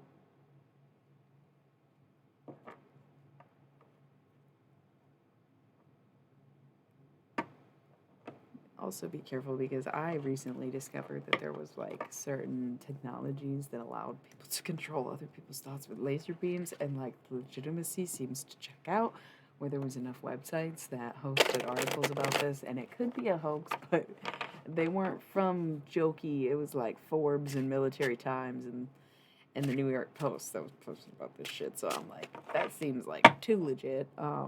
So be careful because I've been there where it was like not good. Um, but I think it's like if you want to do the movements, it's a good thing. But if you feel like you don't want to do them, it's a bad thing. Okay. But it's funny because I think you came in right after I was saying Sag season is act on impulse. We only got like a week and some change left of Sagittarius season. So, like, do something different, do something out of the ordinary, surprise someone, show love in new ways, do things that you will remember for the rest of your life and make it random, make it unplanned, make it unexpected, make it in the moment. That's the energy for this week. So, you're right on time. All right, let's kick back. So I'm talking about QHHT. You can look it up. It's like quantum, I'm forgetting a word, but it's like quantum hypnosis something therapy, okay? So we have the tower at the top of the deck here for some reason, but like I've had a tower moment. It looked just like that too, all in my mind. Somebody came at my tower, which was like this very pristine white crystal of some sort, but not selenite because it did not break easily. I got very, very viciously attacked at that time. Mentally, spiritually, whatever it was. I still don't know. Possibly talking lasers or whatever. Going back to my break though, source, just wanted to, I realized I was saying something, we were talking about that, and we all got distracted because a lot of these people are new, and you were one of the only people on here right now that was here before my break. It was a quiet night. It was Nico's birthday, and people were not very into my channeled messages and talking to dead people every night. I was, but no one else was, and that's okay. It's uncomfortable, weird, and creepy. I get it. And then fucking Wednesday comes out, and yes, I do have a typewriter. Shut the fuck up. Okay, so. Oh, I was telling you a story. What? Like, okay, anyways, it was Nico's birthday, and I'm doing these channel messages. Oh yeah, Richard Pryor was fucking hilarious, dude. Like that was so much fun. You can, oh man, I gotta upload. I have a lot of my old streams on Patreon, so you can like for $5 a month you can watch all my old streams, but I haven't uploaded all of them yet, and I will get to those, and they will be on there. I totally forgot about that whole venture. But yes, they will be available soon. But yeah, so there was no one really tuned in. Nico is always such a depressing energy. And right at the end of my stream, I got overrun by one of them dudes who comes on there and they're like, hey, you know about the government psyops in Russia? And it's like, sure, dude, tell us about it. Like, we've talked to them before, you know what I'm saying? And it turns out to be like these weird, like, Christian bots that are pre-programmed to like talk shit about the Russians. Like, I don't know. And I had to ban another one of those dudes and block another one of those dudes. And there was no one else in the chat. And I was like, fuck this. Like, I am literally talking to Christian Russian bot trolls. Like, no more of this. And then while I was gone, I got a payout. And I was like, okay, fine, I'll come back. but only 3 days a week, and I'm not doing tarot for one of them. So that's why I'm trying to be on a schedule, but I don't like it so far. It's been very hard to keep my schedule. Yesterday was fine, today was not. I have like 3 separate streams already if the internet didn't cut out while I was doing this. There might be more. Oh my god. Anyways. Okay, so I think I'm just going to look up what it stands for instead of keep trying to think and getting lost at this part of the conversation. QHHT, quantum hypnosis, something therapy. Why did that happen? QHHT. Oh, hypnosis technique. Quantum healing hypnosis technique. That's what it is. Thank you. Quantum healing. Yeah. I do a lot of things. It's not that hard, but you know what is it's annoying. I got annoyed. I was like, I am only talking to Christian Russian bot man. Like, this ain't worth it right now. And then they were like, yo, give me some money. And I was like, okay, it was a whole bit worth it. It was a whole bit worth it. Thank you so much, everybody. Thank you. Because it takes a certain amount to get your payout. That's why I was like, bro, I don't care. I'm not waiting. And it was like, no, girl, you ain't gotta wait. Got you. So I was like, okay, I'll come back. That ended my hiatus. Thank you. I put on a new song today. It's a Peter Gabriel cover, and I picked the absolute weirdest one, and there's no instruments. It's all me. Yeah, I sound like a theremin and a psycho. But I love it. I think it's great. Of course, it's lo-fi, low quality, low grade shit that I made free on Audacity. But that is beside the point. And also, I love that you bring this up because let me tell you about my best friend, my higher self. So, quantum healing hypnosis technique is something that my godmother does. She's a practitioner. And when I stayed with her, she was still training. So even though she had to have a certain amount of people, and I only counted as one, but she was like, hey, I'll get extra practice in even if I can't count it towards my hours. Let's do another session. And I'm like, fuck yeah. So I have done a multiple QHHT sessions. And what that is that you basically get mildly hypnotized, but it's more like a meditative state where you can use your third eye to kind of picture things, where they're really just creating a visual for your mind in a hypnotic way. And it takes you back, and the regression is to your past lives where you're guided and coached to go back to, go back to lives that you've lived before this one. So, that being said, I did this a few times, but the first time I did it was before I stayed with her. So it was like a year before my other sessions. And I ended up seeing my higher self. My first session, right at the end, I saw my higher self, and I looked very human-like. It kind of, it was like all white background, white robes, braids in the hair. My hair was like this, basically, braids, and like, it was like hippie-ish. Even though I far from identify as being a hippie, that's simply not my thing. I'm way too punk, even though I'm very psychedelic and just queer, like too queer to be a hippie. I feel like hippies are straight people. Like,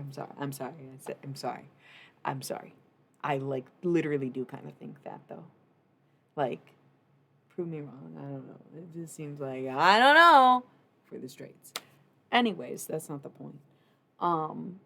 I'm also a fucking comedian. I just prefer sitting to standing and have stage fright. So this is about as funny as I get. Okay. So my last vision was of my higher self looking like that. And it reminded me now that I think this was before I saw the show People of Earth. And so if you have not seen it, watch it. It's only 2 seasons. They got approved for the 3rd season, started making it, and TBS canceled on them, which is like the shittiest thing ever because it was so good. It's about aliens. Preface. But there is a species in there. I think it would be like sort of Lumerian, maybe. I don't know. The human-looking ones that look like elves, where my higher self was like that type of being, And the same session now that I'm thinking about it. I'm going in the order of the conversation because the three, I'm not a redhead. Yeah, this is like false. Look at, it's blonde. It's like, we call it tobacco sunburst because it's like brown. It's just the lighting. That's what I was trying to tell you earlier. It's like, it's a very natural color. It's not, sitting back here, it looks like fire truck fucking orange red. That's not the color it is. Yeah, sorry to break it to you. It's very natural. It's just this ring light and me sitting in the shadows. You know? Crazy. So, um, the past lives that I saw that day, I could probably find my notes, but there was like, I don't remember. But the one that sticks out to me is that I had, I think pink is next. So if you see any bitches dye their hair pink the next 6 months, just know I said it first. No, I'm just kidding. I'm in a Tyler Durden kind of mood, so I'm like, fight me. It's like, please don't fight him. Please don't fight him. Totally joking around. One of the first 3 past lives I saw, the third one specifically, I cannot remember the other 2 that went along with that day. Like I said, I could probably check my notes, but I'm trying to really remember. Because I remember all my other ones. I don't remember the first 2. They were very realistic, but the third one, I was a toddler. I was like still in a diaper, standing on a cobblestone road, and everything was made out of stones, like fucking castles and shit, like medieval era, I guess. And everyone was running around, it was chaotic, things were burning. And there was a fucking dragon. There was a dragon. Now, this is supposed to be past life regression. I have been a lion. I have been at protests in the 60s. I have been Victorian era ghost girl living in, or 16th, 17th century. I want to say 17th century. I don't know what era it was, but it was fancy. She was depressed. She stayed in the house. Like, I've had so many past life visions. Being a lesbian in the 15th century, that was medieval times too. And the whole wedding getting burned down. Like, I've had a lot of past life regression sessions. I have met people, you know. It might be yours. It might be your former, like, pet or something. Like, I don't know. I'm saying, I've always thought that mythical creatures have some truth to them, and that if dinosaurs exist, why the fuck wouldn't dragons? It would essentially just be a flying dinosaur. So I just think dragons are real to an extent, or were, and I'm wondering if you were connected to a very specific dragon or once were that dragon. Which is why it's weird. The reason I told all of you that is because one person brought up their higher self, and the way I've contacted my higher self was through past life regression. And then you brought up randomly that you saw a dragon in your dream, but then during my past life regression, I also saw dragons. So it was a very, like, full circle moment. It all came together. Like I said, I just went consequentially through that conversation we had, responding to that. So wild. So wild. That's just, like, so wild. I don't know if I would do much. Dragons, yeah, they can be messy, right? That's true too, parallel for sure, where like in some dimensions it's dragons and others it's dinosaurs, right? I think people are going to evolve into dinosaurs again. I think that's what happened the first time. Like, it's just like the humans that lived before they became dinosaurs were so long ago that the dinosaurs are the oldest thing we can dig up because everything else already reached the core of the earth and melted into magma and was reformed. I think it was different, though. I don't think we went down the same pipeline of technology, but honestly, if you believe in the loop, then perhaps we did. So, let's go. Kind of don't feel like using this deck anymore. I feel like we got a good soulmate reading, and I was debating on whether or not I would go through this pile, but I think I'd rather move on. I think that what we're talking about is more interesting than whatever these cards are going to say. And I still want to do 2 other decks tonight. But I'm going to put these away because it's like bothering me. They need to just be, we're done with these. We got a really good soulmate reading. We were really, really detailed and intensive, if not even a little intrusive. And it's all about getting your emotions together. And yeah, it's all good. Everything does pretty much work out.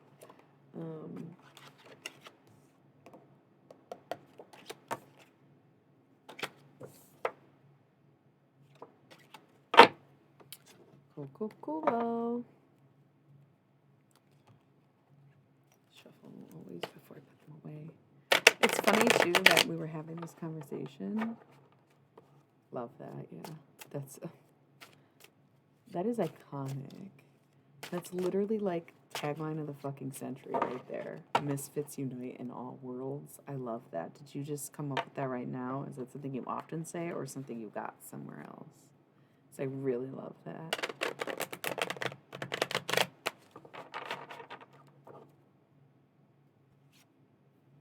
You just tuning in, Capricorn?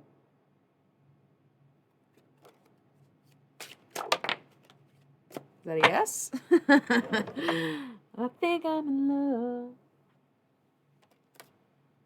Ooh, and yet it doesn't work out. Bummer.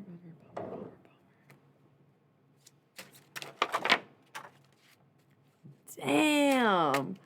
Okay, there's like 3 new people who just walked in when I was about to put my love cards away, and y'all, what is keeping you up at night? Tell me it's not me. I'm just kidding, but somebody is thinking that about themselves.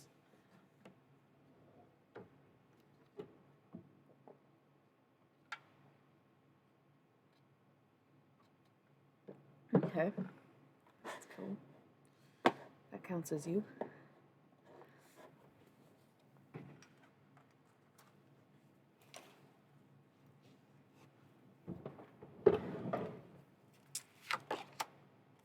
It does work out. Look, everybody who I just called out left, but it does work out.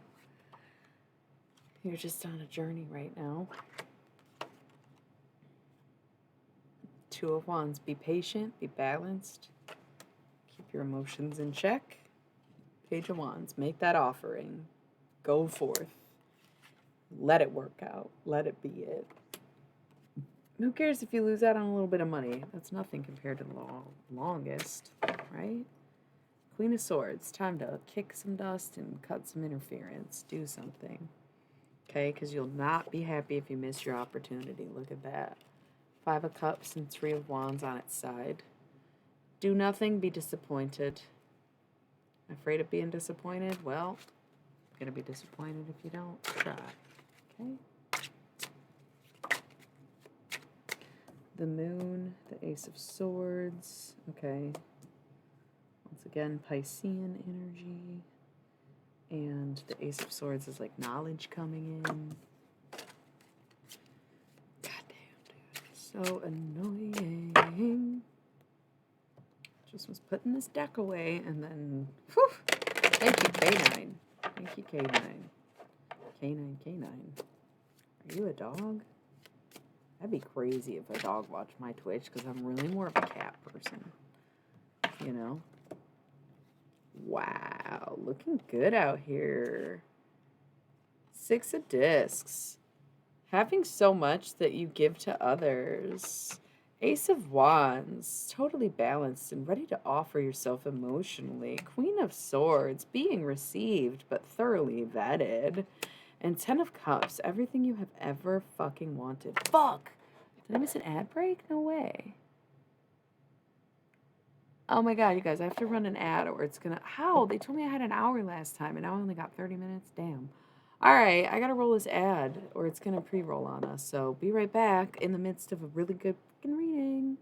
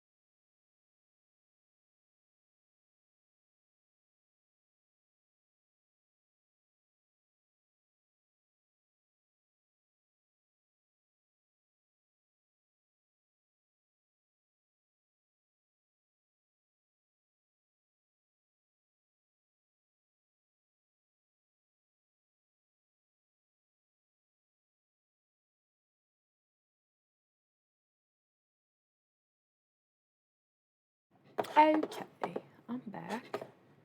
So now our fucking ad scheduled breaks are off. I think what we're gonna do is in 20 minutes, I'll probably roll a 1 minute ad and then I'll go back. Hopefully, I'll get another hour. Thank you. I should have checked this time to see how long they were off. Totally forgot. But I'll find out in 20 minutes. I was doing 3 minutes every 30 minutes because it was a good pace for me. But then tonight, I noticed that it said that I had 60 minutes before it pre-rolled an ad. So I was like, oh, I'll do a 3 minute break every hour instead of every half hour. Perfect. But then this hour, for some reason, it only gave me 30 minutes instead of 60. So I was like, what? I don't get it. I don't get how it works. I don't know. Oh, that's so annoying. See, and that's the thing. You don't have to watch ads because you're a sub. I'm pretty sure it should be that way. But I can't imagine that. That'd be so frustrating. But I also get that when you're gaming, it's harder to like. You don't have the hands to play them yourself. You know, like I don't really notice the pre-roll warnings as much, but I am really, really diligent about running my ads at a specific time, and that's why I do that. Um, but it's cool when people are like,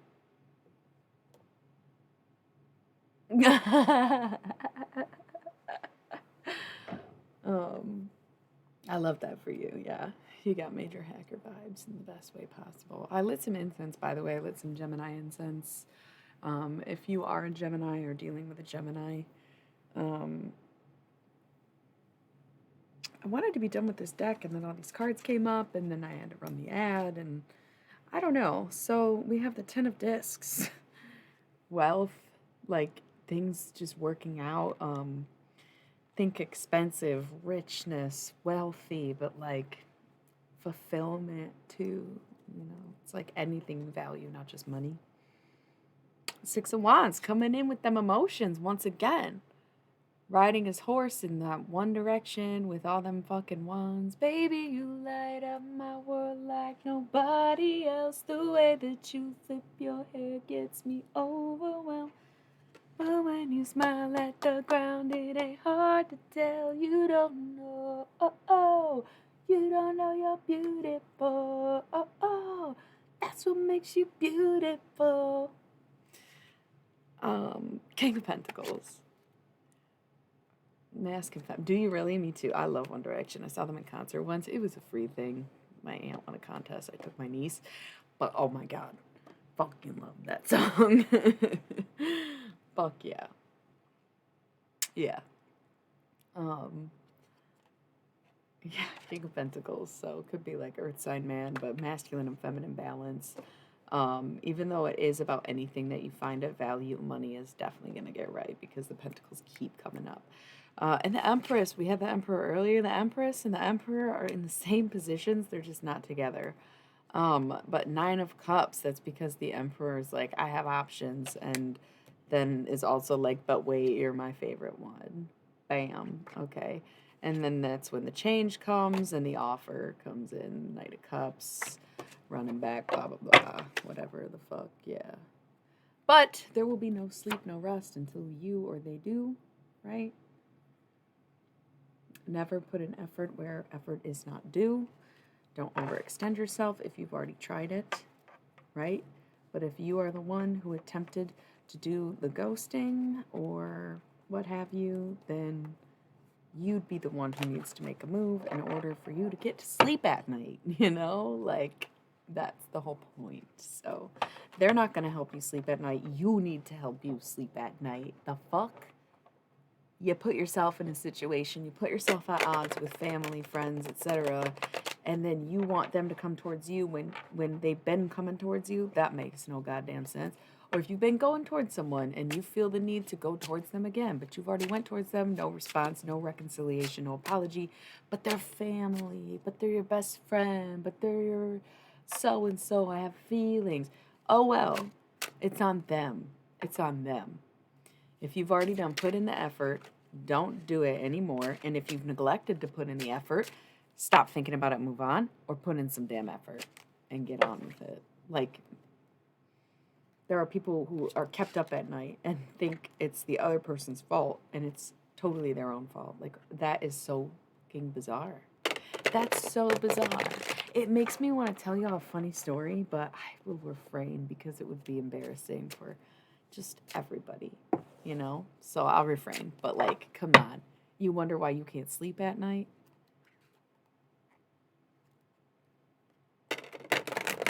Yeah. Yeah, buddy. Fuck yeah. Bro, I wish I could fucking. No, no, no, no, no. I'd be putting people on blast. It's unnecessary and dramatic, especially because, like, no. Um, I've been sharing my stream on more platforms.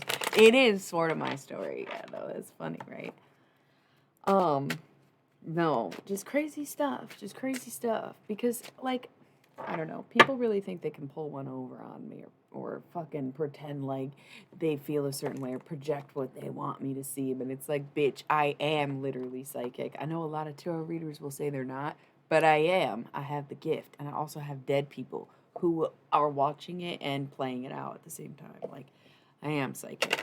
I do know things and read things, and I can read minds sometimes too, or thoughts. It goes both ways.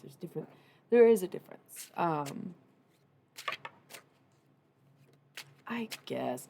Well, that's the thing. That's what I was saying earlier when we were talking about past life regression and how I could use the quantum healing hypnosis technique to achieve past lives. But some people I meet and I see it and remember them immediately. It's only happened a few times in my life. And was she? I've been there. Yeah. Somebody covering for someone, and I fucking was like skeptical, and then ended up not being friends with any of them. Yeah. Crazy. Crazy. Yep. Yep. Because it's the subconscious. That's what I'm saying. So I have these dreams with people, and I'm like, the fuck are you thinking about? Because here's the thing. Here's the thing. I'm up all night right now. I'm in a different time zone than you. Okay? I stay up until the early morning. So you can imagine I'm sleeping during the day. I'm not sleeping when people's subconsciouses are active. I'm sleeping when people's full consciousness is active. So when someone's in my dream during the day when I sleep, bro, that's not what you subconsciously thinking about. That's what you are up front thinking about. So stop. Stop thinking about me then, bro. Stop thinking about it. Stop thinking about it. Like, I can sleep just fine. I stay up all night intentionally. I'm not losing sleep. I sleep in the late morning. Like, who gives a shit? But my dreams lately, I remember them so much more during the day, and I think that's why. Because I'm not connecting to people's subconsciouses. It's their consciousness.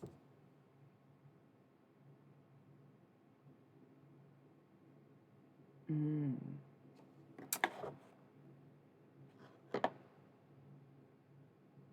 Mm.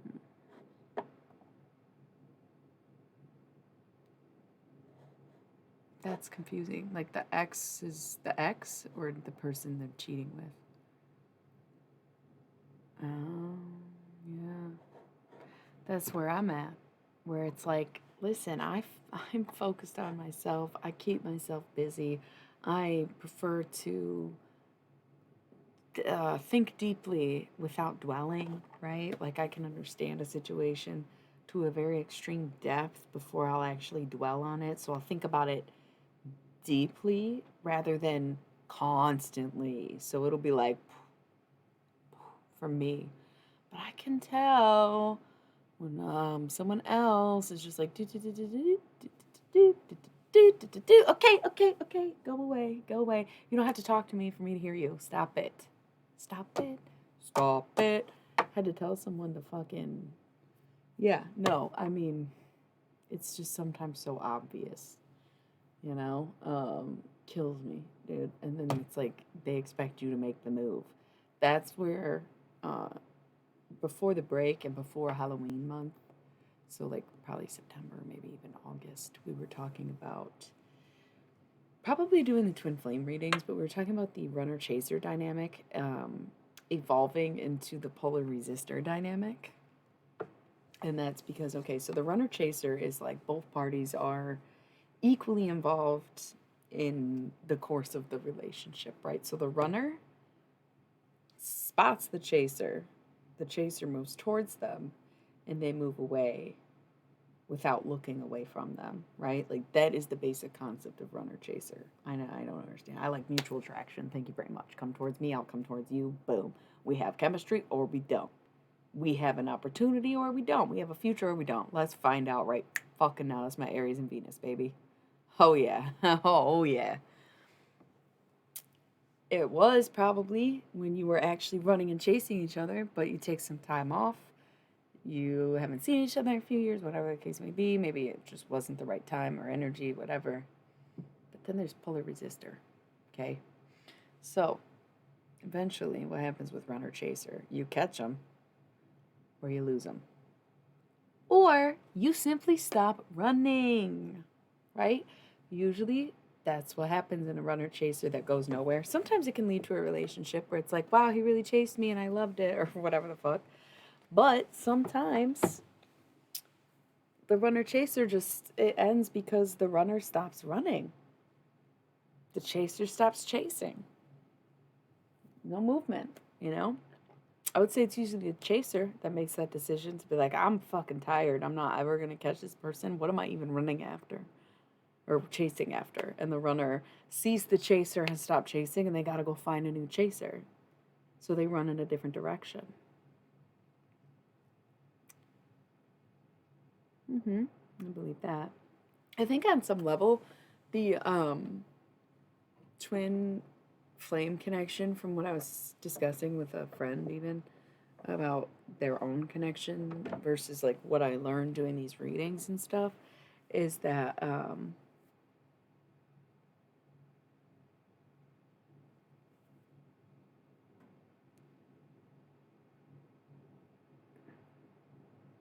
for sure going through the last of the cycles, the lessons and all that.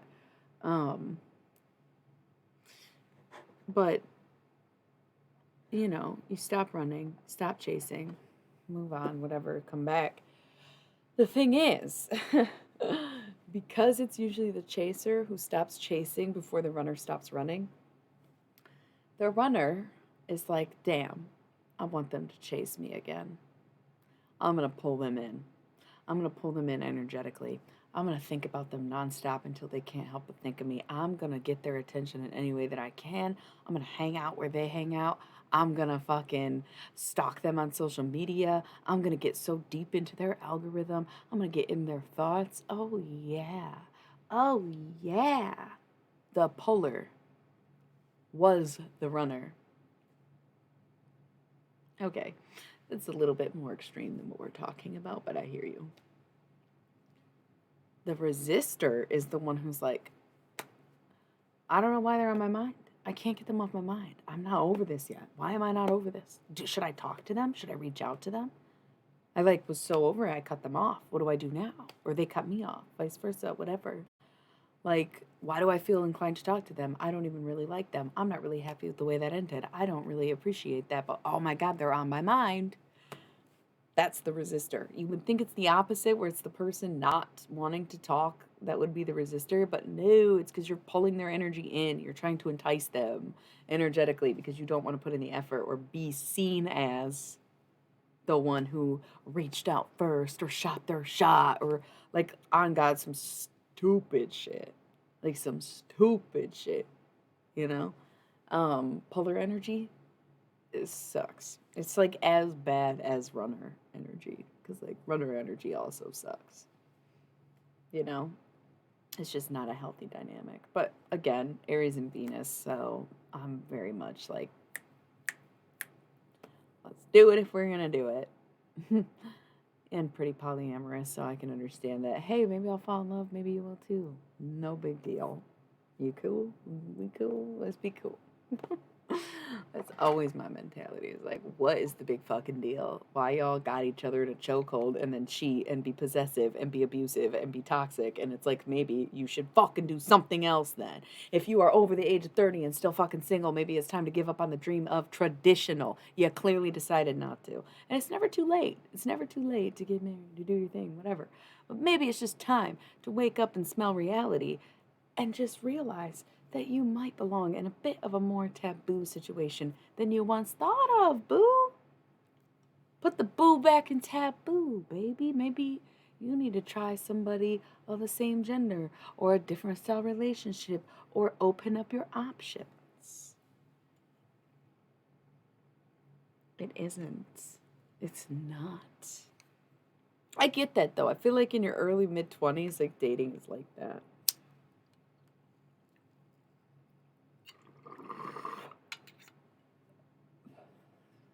I'll tell you something. There ain't no confidence in psychosis, okay? Let's get one thing straight. If there's one thing you have during psychosis, it is a whopping amount of insecurity. So if there's any confidence, I guarantee it's not psychosis. Mania? Maybe. Psychosis? Oh no. Those are the scariest moments of my fucking life. Yeah, no. Wow, the madness is really coming through. I'm really glad. Is it witching hour yet?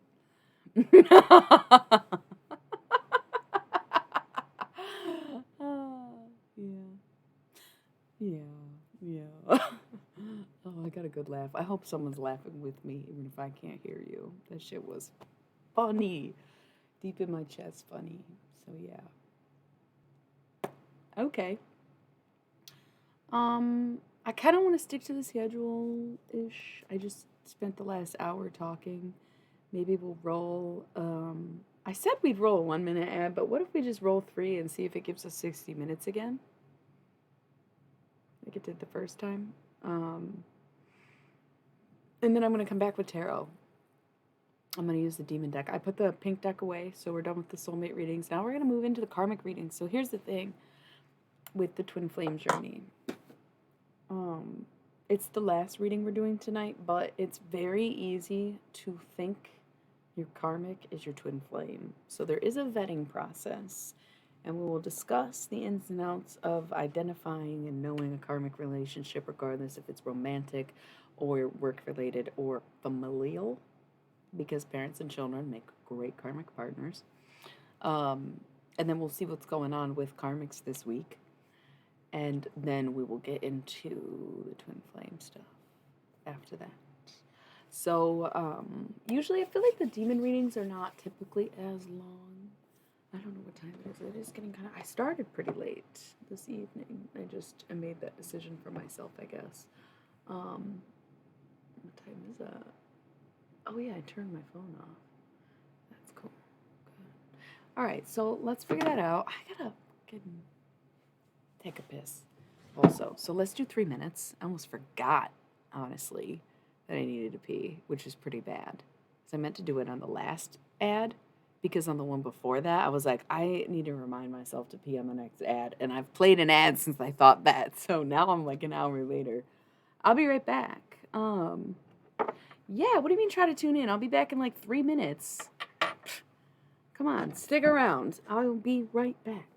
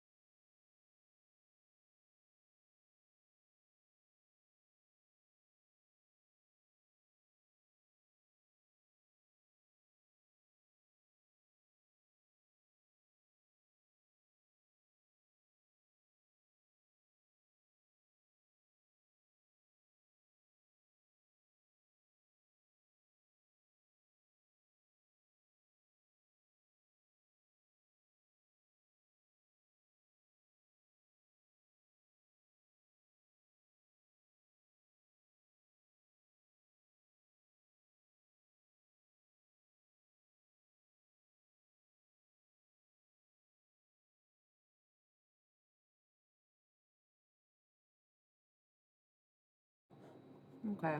I'm pretty much back. Just needing a quick moment to regroup. Yes? Never did figure out the time. Yeah, okay. Okay. Yes. Yes.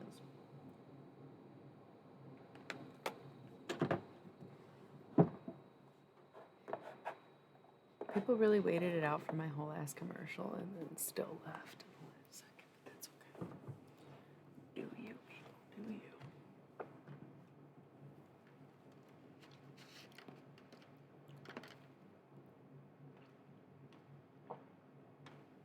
So, as I mentioned, next on the roster is the Demon Oracle. It's called Demon Tarot, and lately I've been calling it the Demon Tarot, but it's not really tarot. It's not really tarot at all. It's not at all tarot. It kind of bothers me that it's even called a tarot deck because it's not fucking tarot. Tarots have suits and face cards. This is just 69 demons and witch stuff. They're oracle cards.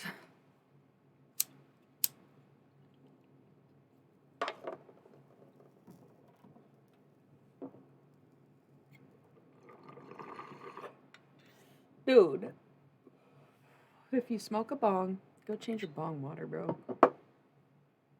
If you don't want to do it right now, totally legit. You better do it today, though. Alien Millie said so. Change your fucking bong water, bro. It feels so good. You don't even remember how good it feels. You want to know my biggest stoner's life hack that maybe I already told y'all? First of all, you gotta get one of these ashtrays from Smokezilla. Like I swear nobody sponsors me. I literally am just really into the stuff that I am into. Get yourself a Smokezilla stoner professional ashtray. But also, when you change your bong water, get a little handy sandy. Rinse it out a few times. It doesn't get rid of everything, but it helps. So if you do like one deep clean, you know, alcohol, salt, whatever lemons you use, whatever, in your intermittents, when you're just changing the water, not cleaning it, throw a little hand sanitizer, shake that shit. So, I always have hand sanitizer on me. I always had hand sanitizer on me before COVID. Definitely always have it since. Because it became socially acceptable. Everybody just thought I was kind of fucking weird.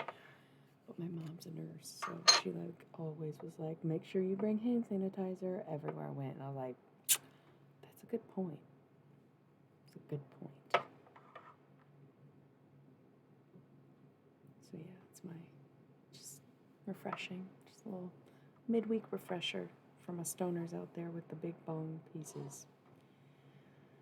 So yeah, cracking into Karmics. I was kind of waiting to see if anybody said, hey, I'm back. Also, says there's 5 people, but it's been quiet, and I'm talking about bongs and shit, so it's usually when people do chime in before I get too into the reading. So I'm kind of just vibing. If anybody wants to confirm they're ready for some more tarot, we'll get into more karmic dealings. So we discussed soulmates pretty heavily. There was a big energy about something about cousins with that last reading. So once again, that drama that was going on and all the emotions and stuff could definitely be related to family, but likely like siblings or cousins or something like that. Whereas parents and children would more fall under karmic categories most oftentimes. Sometimes if you get along with your parents, child, whatever, the karmic cycle is healing. So you have to understand it's still there to teach you something. And sometimes we do, I mean, that's where you get generational curses, is the same as passing on trauma, is the same as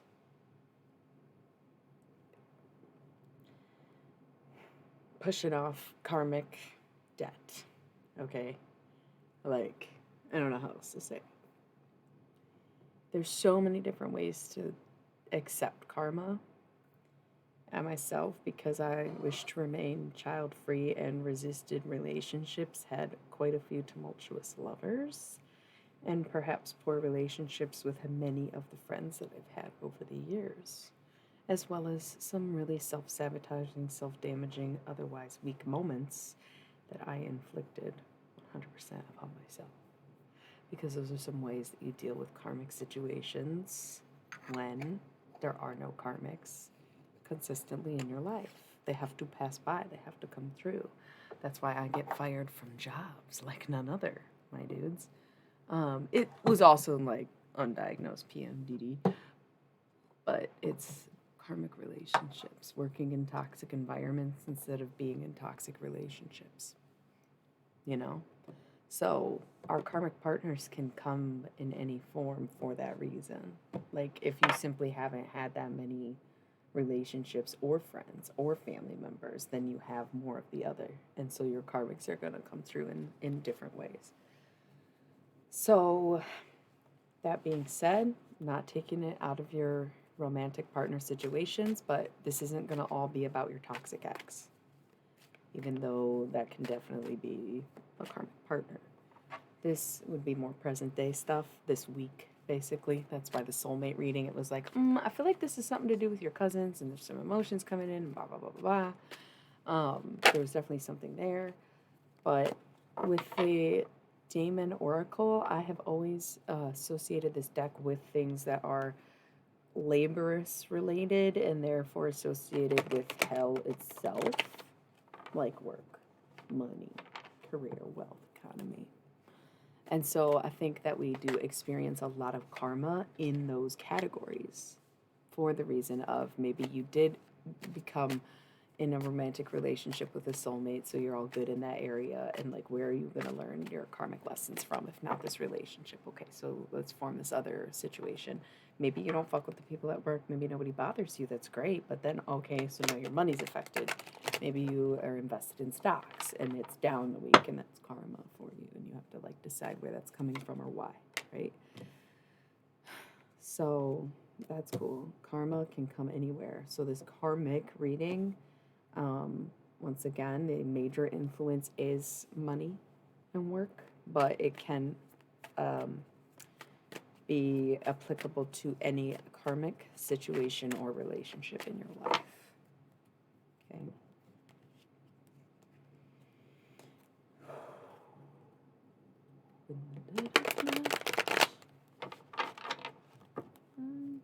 I feel like I'm writing a song right now. It's weird. So funny. It was 2-1-2-1 on the time, too, when I looked up and said that.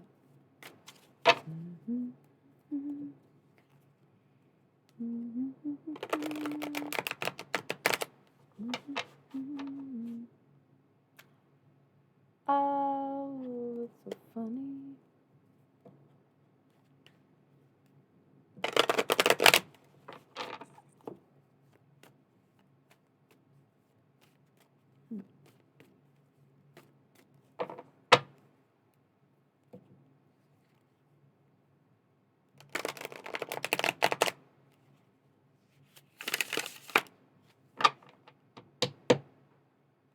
Nobody's magic all the time.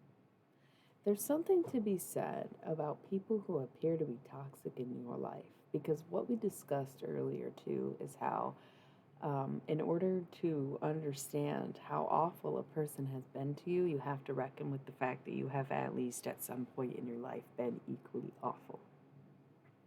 Okay. In different ways, for sure. So, what we have to know, understand, and learn about these karmic pairings, people, or toxic situations we get into is that they do have their reverse side as much as you do. Whether or not that side of them is nurtured, whether or not that side of them shows, whether or not that side is meant for you to see, even, is dependent on whether or not they're your soulmate, your karmic, your twin flame, etc. Okay?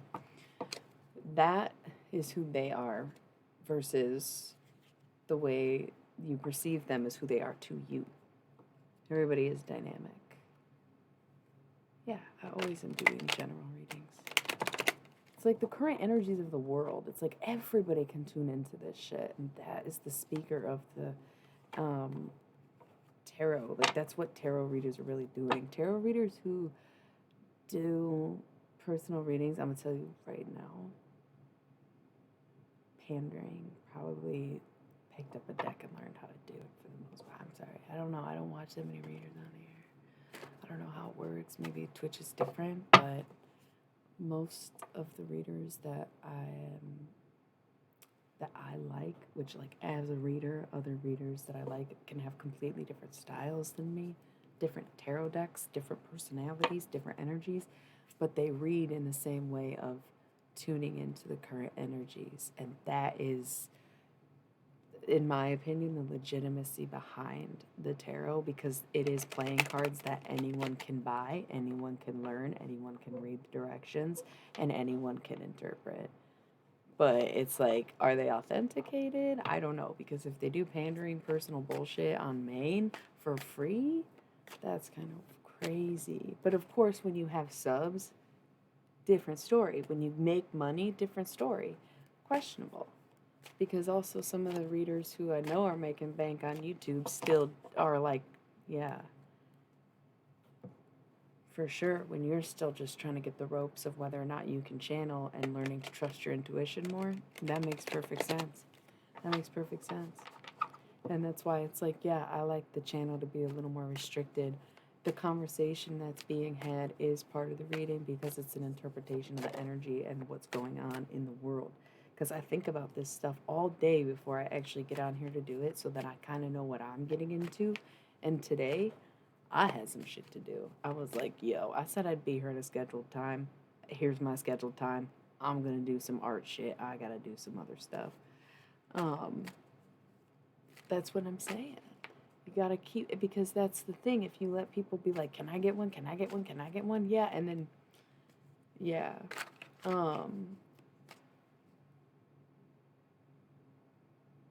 That's probably legit, and I'm sure I agree, but I don't get it, so I'm gonna just go back to the reading. But I think I understand what you're saying, and I'm pretty sure I agree.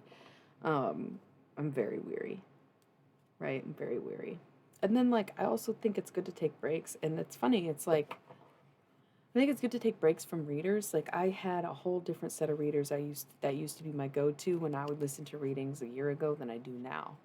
And I'll probably go back or listen to some of their readings once in a while. But it's good to check in with other sources and take breaks from the same energy or storyline. But on this channel in particular, I took a break, so you didn't have to force yourself to take a break from me. I took a break from you. Isn't that lovely and so kind of me to do? Yeah, no, I get that too.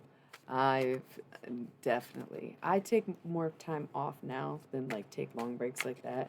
But I walked away from the spiritual path for a minute at a point, and wasn't interested for probably, I don't even know, maybe a year or two. Kind of probably only a year. But that's what taught me to take breaks and to take time off and to learn to rest and stuff. And so did a near-death experience that left me with like 16 broken bones. But who's counting, right? That shit'll definitely make you realize that sometimes you just have to sleep. Sometimes you just gotta not be. Sometimes you gotta not do. Sometimes you gotta just sit still, feel it. Mm-hmm. Mm-hmm.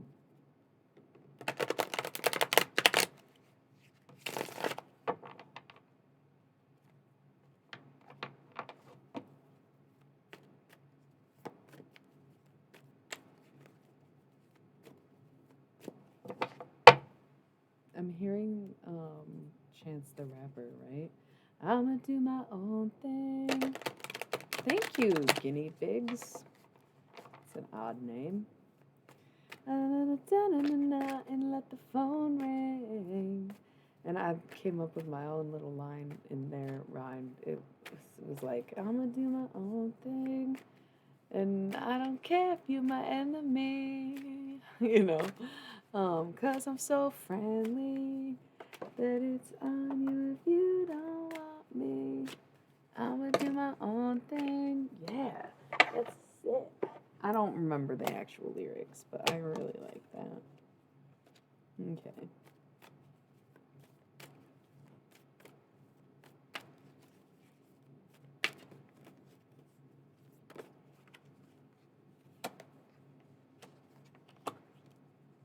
and then I just thought about, is that Harry Belafonte? A daylight come and me want to go home. Is that Deo? Daylight come and me wanna go home. Okay, it sounds like maybe that means it's wheel done. Abraxas, he's one of my favorites. Has been since day one.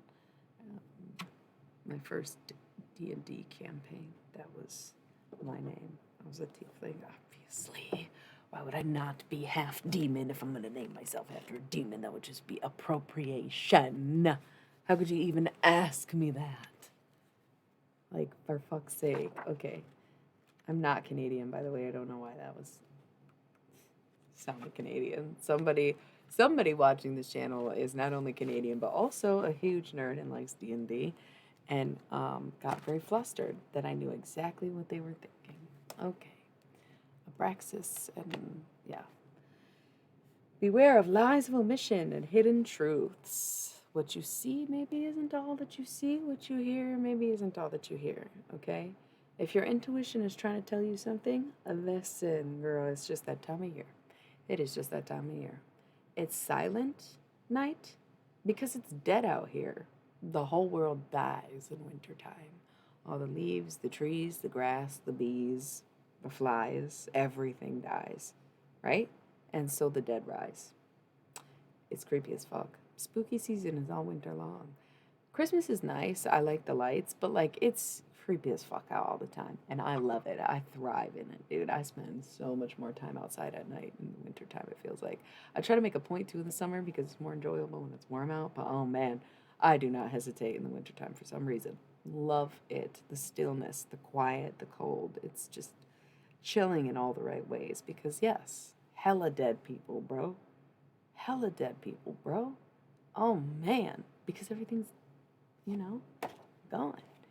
Persephone brought us all into the underworld, right? So, like, trust your intuition right now.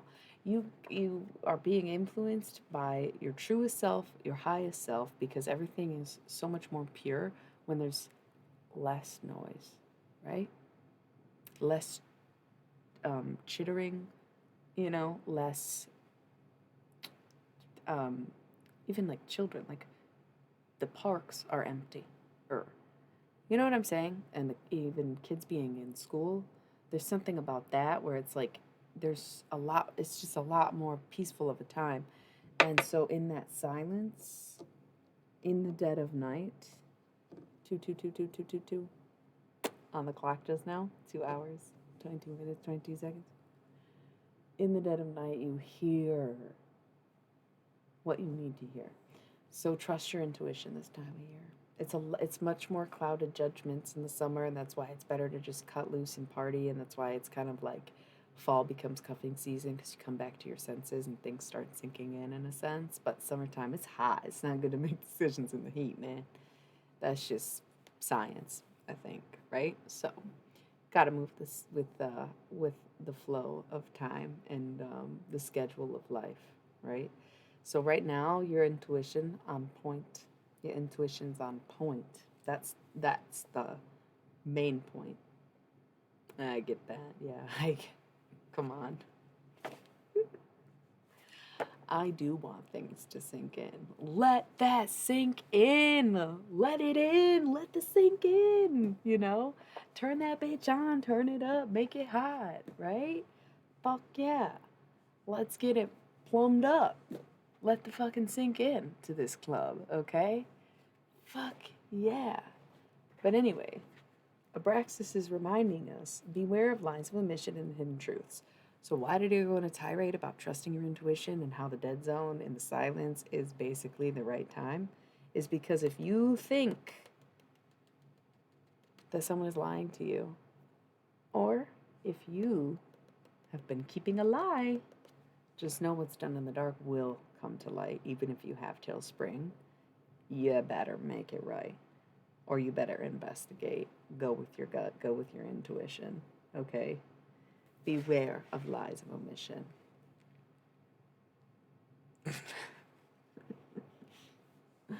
Do 6 impossible things a day, as they say in Alice in Wonderland.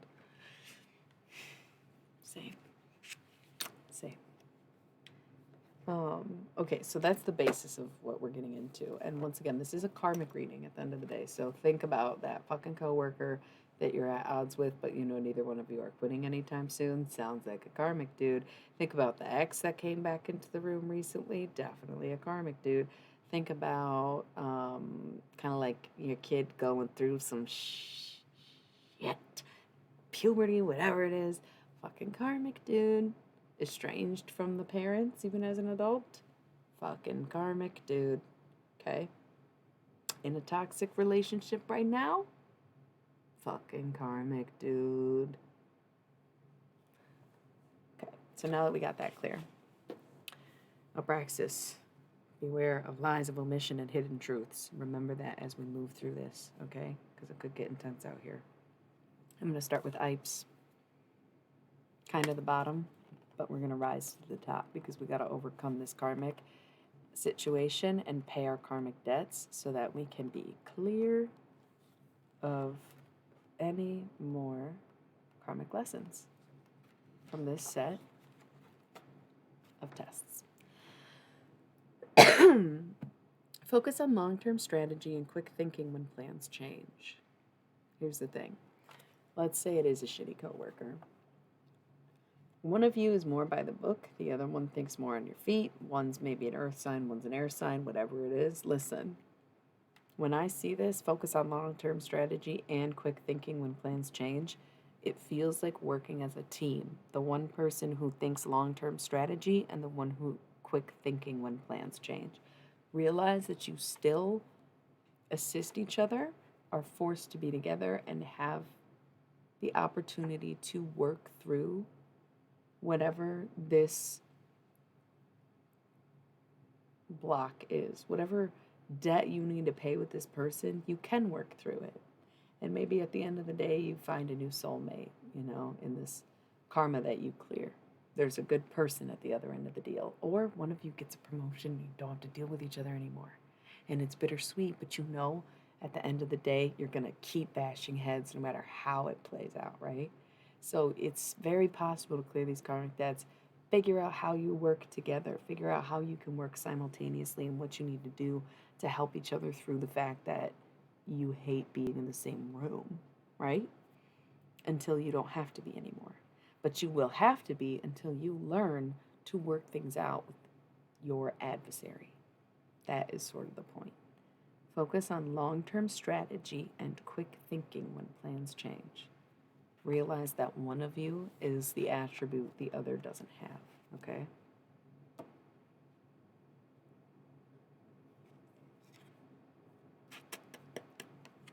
I just have no coworkers. You mean lucky me.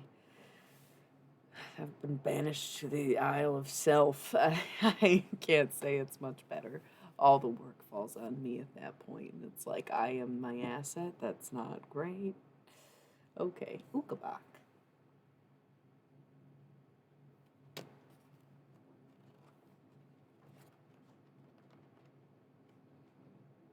My canteen had sprung a leak and I was thirsty.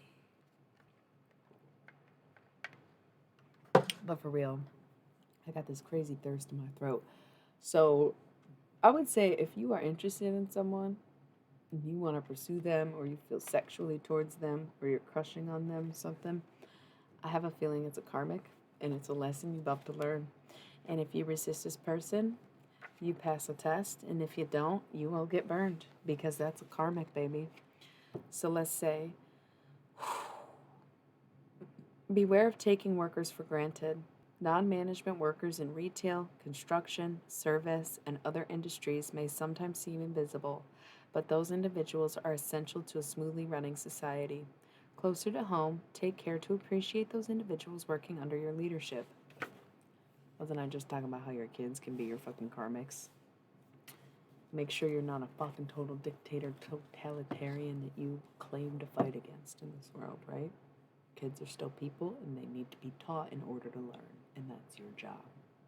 It's not enough to bring them into this world. You have to tell them how to be in it. Also, funny I brought up romantic or sexual relations, not because of the kid thing, but because we shifted specifically from work and I said there might be someone you just met. So it might not be about your kids, but it kind of seems like you might be interested or even having relations or going on dates with someone who was like rude to the wait staff and not good to their children. You know what I'm saying? Where it's like if you go down this road, it will not end well for you, but if you decide to dodge the bullet and go the other way, then, you'll be rewarded by passing the test, by passing it up. You know what I'm saying? So, like, there's some major red flags surrounding the person if you are seeing them. But isn't that weird that I was talking about, oh, a coworker situation, and then we move, and I say, forget that, let's move into this new sexual partner.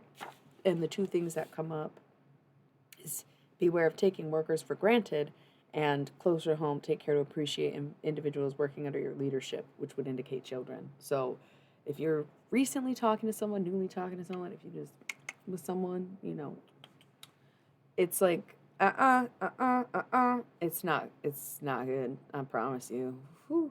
That's not applying to someone you've been seeing for a long time. If you're in a relationship, but if you even are tempted to go outside of your relationship, this is not some soulmate coming to save you. That is a karmic. Don't do it. Like, don't do it. It's sometimes, sure, maybe it's worth it for people to do all that, but I don't fuck with cheating like that. I'd rather just be honest and be like, hey, I want to go do something else. With this, like the poly in me, right? Yeah, if there's like a new person in your life, that's a karmic lesson waiting to happen. Okay? So, something face down, this is going to be an indicator to narrow down the situation for you, I can tell. Bereavra, okay? So if you don't think I'm talking about you or your person, you're like, oh, it can't be them. It's been like 2 months. No, that's new enough. I think if it's been anything less than 3 months, then I'm talking about that. Anything less than 3 dates, then that. Okay? Anything between one fucking match to 3 fucking months is new. I'm talking about you. Okay? And here's Bereavra. This is your confirmation that yes, this person's a huge walking red flag. Beware of allowing fear to overcome logic. Focus on gaining knowledge to conquer fears instead of trying to destroy things we don't understand. If this is someone who refuses to read the directions and say, I can figure it out myself, and doesn't read directions with their kids, if that was something you were playing a game or building something with this person and you thought, I'm going to be logical about this and realize they're frustrated and not be afraid of this person who's getting a little too aggravated about this. Oh, yeah, that's specific, isn't it? The IKEA test. They didn't pass. Leave them now before it's too late. Okay? For real. All right, moving on. We have Nikar.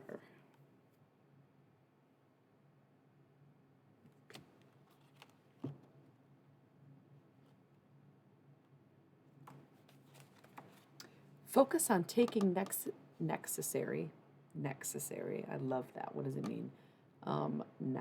Accessories, necessities, accessories that are absolute necessities. Necessaries. Love it. Okay, or neck accessories. Necessaries. Okay, anyways. Focus on taking necessary precautions and respecting powerful outside influences. Okay. Sometimes the karmic isn't the partner, but the place. Because, like I mentioned earlier, if I refuse to date people or make new friends, how will I learn my karmic lessons other than working in actual hell? Being prostituted in purgatory, if you will, you know?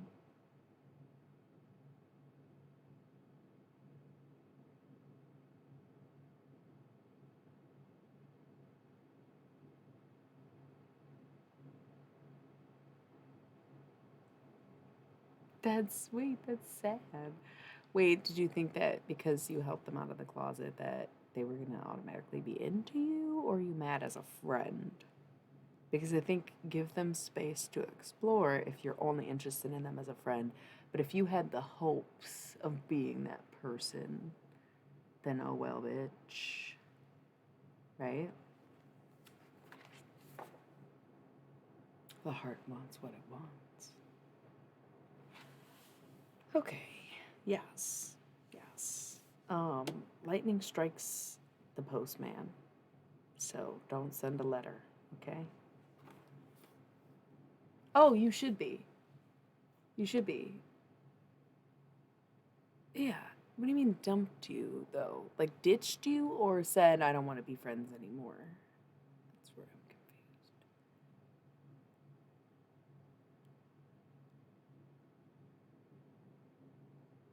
But also don't wish harm upon other people. No. You're the karmic. Come on. I got your letter and it turned to sand. Lightning strikes the postman in his hand. I know, right? Yo, good question, Source. And I hope that you remember the things you had to say. It's just a supernatural delay. And it's hard to read the writing through the flame. Okay. Focus on taking necessary precautions and respecting powerful outside influences. Sometimes the karmic situation is the situation outside of you, resetting the environment, the company, the place, the city, the state, the country. Like sometimes the karmic situation is where you're fucking at, and you have to figure out what it takes to get out of it and understand that it is meant to be difficult because that's the only way to clear a karmic debt is to pay back whatever your efforts were.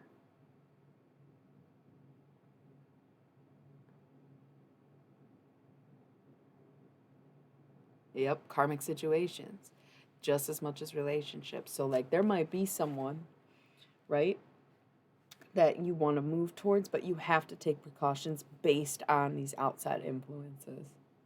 Like that's the thing. Sometimes you're stuck in a contract or with a company or with an NDA and this person can't say anything to you or wants to but shouldn't or is worried about what you would think if you knew they were working with so and all this other stuff where sometimes the reason things don't work out is not because the person is the karma but because the situation is the karma where sometimes that's even heavily tied into why twin flame journeys take so long is because you end up in karmic situations where you avoid being each other's karma because it would destroy any potential relationship you have in the future and instead get separated by karmic situations that you have to overcome on an individual level before you can come back together.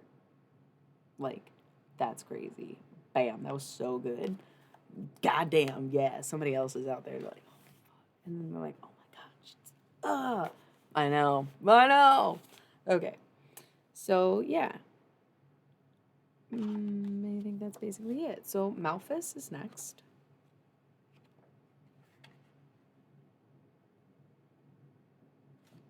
Oh, and also, yeah, if he's like super excited to go on a date, don't people fucking bail. I've ditched my friends last minute before, and some don't understand and have cussed me out and call me terrible names, and it's like, how long you been holding that one back? And other ones are like, you go, girl. What address you gonna be at so we know if this dude's a weirdo? Like, you have to actually be a supportive friend if you want to feel supported by your friend.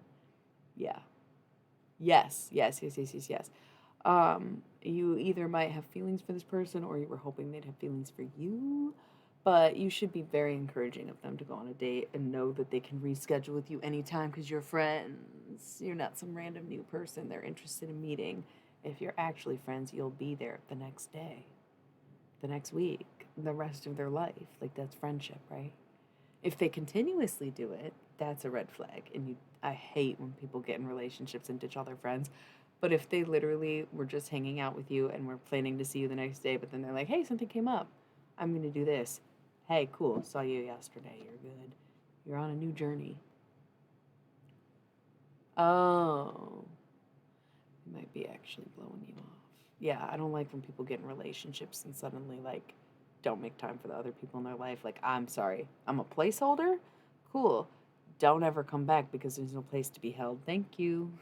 Be a friend or don't. It's one thing to like naturally distance from each other, things going on and being busy in life, but it's another thing when people literally only hit you up when they go through breakups. I had people like it'll take a long time too cuz you'll meet their significant other like once or twice just to like check in, and then when they break up, they want to hit you up every single fucking moment of the day until they start seeing someone else. It's crazy. It's literally happened to me so many times. It's ridiculous. It's almost like disgusting. Where it's like, what did you think I wanted from this? What do you think friendship is? Why would you being in a relationship affect our friendship if we were just friends? But then you want to sit here and say that if I, never mind, yeah, right, right. Let's not even go there because somehow someone like that will probably eventually flip it back on you. So it's not even worth it. Okay, you made it sound like they were going on a first date and just met and y'all were hanging out. No, if they ditched you because they got a boyfriend, that's a shitty fucking friend and you were a placeholder to them. That is vampire energy for sure. I think you just, the way you said it, we were all kind of confused and we're like, whoa, you sound clingy, but you're saying like this is over a period of time. That fucking blows. That literally just sucks. Like, yeah, no.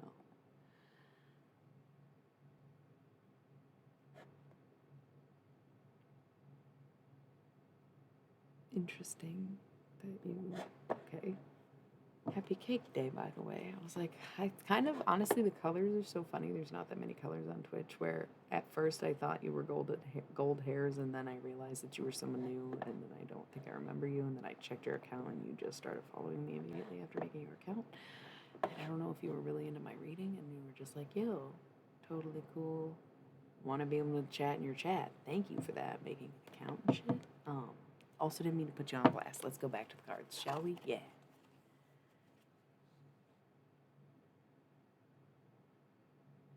That's what I'm saying. It's not even like a jealousy thing when it's like, no, when people ditch everyone for their significant other, that's like, it's a red flag, bro. It just is. If you can't maintain other relationships outside your relationship, then your relationship is draining you more than it's providing for you. Straight up. Straight up. Anyways, Malphus.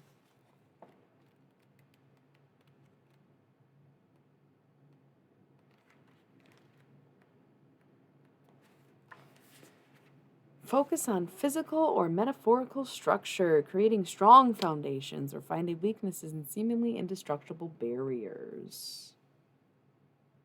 Exactly, exactly. I think that you are right. I don't even think that I'll call it jealousy.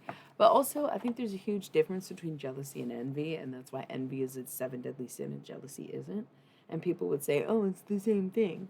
But no, you can be jealous that your friend is spending all their time with someone else without envying the relationship, right? Oh shit.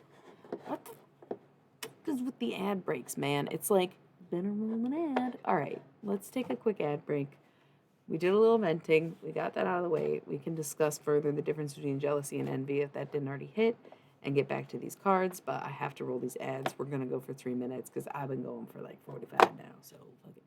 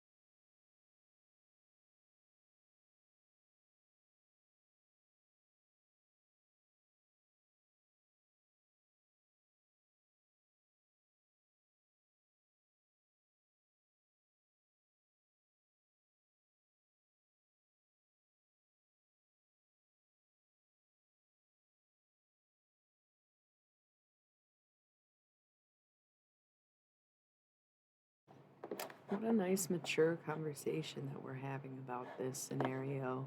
I feel like we're running it into the ground and we're going to move on, especially when you've made peace with it in a sense and we've gotten the clarity of like, I personally find that to be a red flag. It doesn't sound like they're in a healthy dynamic. So, could be a karmic friend or they're dealing with a karmic relationship. And I would wait it out and just let them come to you when they realize what they've done if you didn't already express what's wrong. Now we're moving on. I have like a side pile of cards here. Some are face up, two are face down. And I feel weird about the side cards with the demon deck. So I feel like it's just the side. I just feel like I need to. I don't know. It's too confusing trying to say this or that with the demon cards because I'm just reading. But it's basically they're going in two different directions. So when you have one, you don't have the other. Okay? Thank you. So we're going to look at the first group. It's like a choice. Like there's two different ways that you can go about this karmic debt maybe, or like clear the rest of this karma, or like if you choose to stay with the person that I literally just warned you against, or if you want to chase the person that's running, etc. Like there's two ways that this will play out. So if you have one, you don't have the other. So this is pile one. We have a Gary's. If you stay, you know.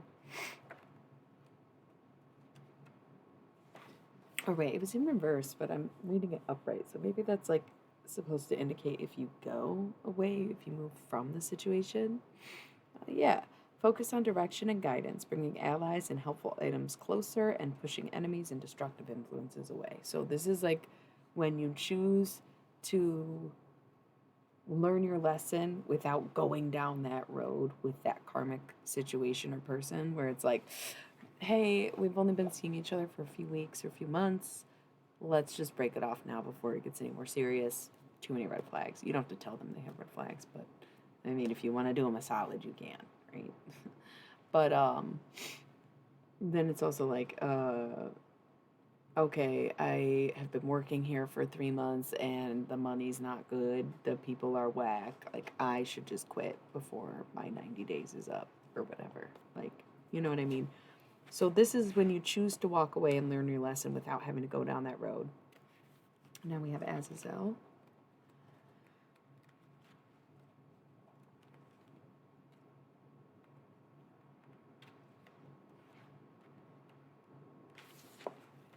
Beware of looking for someone to blame in situations in which no one person is responsible. Focus on fairness and offering equal praise for successes, blame for mistakes. That's amazing. So you learn from it, right? You, instead of saying, oh, this one person made me want to quit, or, you know, I just think I was better than that, or it was all my ex's fault, or, you know, that group sucks. You can just like recognize, like, hey, you know, it just wasn't for me. It was a bad fit. It was the wrong time. It was the worst sides of us, right? Taking responsibility too. And then also saying, I'm glad I did that, or at least went one time, or had those dates because it was fun, or I learned a lot, or it was interesting, or I know that I'm getting better at this, right? Avoiding karmic situations. It's great. Sounds like graduation. Leches. Beware of taking personal campaigns to extremes, alienating potential allies by forcing strong views on others in destructive ways. So, just because you clear some of your karmic debts, don't think that you won't start another cycle if you cannot stay humble through it, right? Yeah. Yeah. All good, all good. But just like, there will be more challenges, there will be more roads, there will be more tests, there will be more debts, I'm sure. So just because you finally clear one doesn't mean you won't go into the next. It's still life. It goes on. It carries. Okay? But that's looking good. So here's what happens if you stay. What you see coming from the situation is Harbor Rim. Okay? This is what you see when you stay. What you're looking at, basically. And why you disagree with me.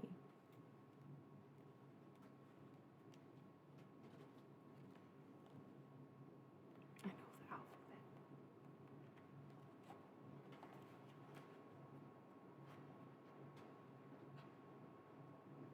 Okay.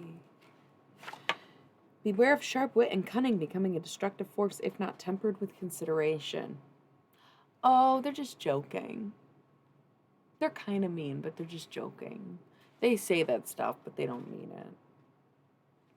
Like, they seem like an asshole, but they're really nice. Like, that is a red flag that you know about, that you can see, that you can hear, that you're like, you're making excuses, right? So this is the 2 face down cards, is what you don't see coming. Skocks.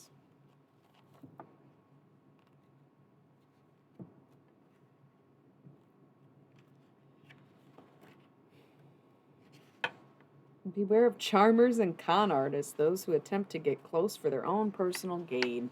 You got something they want and you don't even know what it is yet. You may have been wearing a particular piece of jewelry that they just happened to see you wearing in public when they first hit on you because they knew what the fuck it was worth when you were wearing it. They might like your energy and just feed off of fucking energy like a true fucking, like a narcissist would, right? They might actually know that you're from a wealthy background, even though they say, tell me about yourself. They actually did all of their research on your grandparents who gave you the trust fund that you're sitting on. That kind of energy, that's what you don't see coming. You don't even realize they wanted to get revenge on their ex who hates you. Something like that, where it's like you don't even realize that they are using you for something very particular.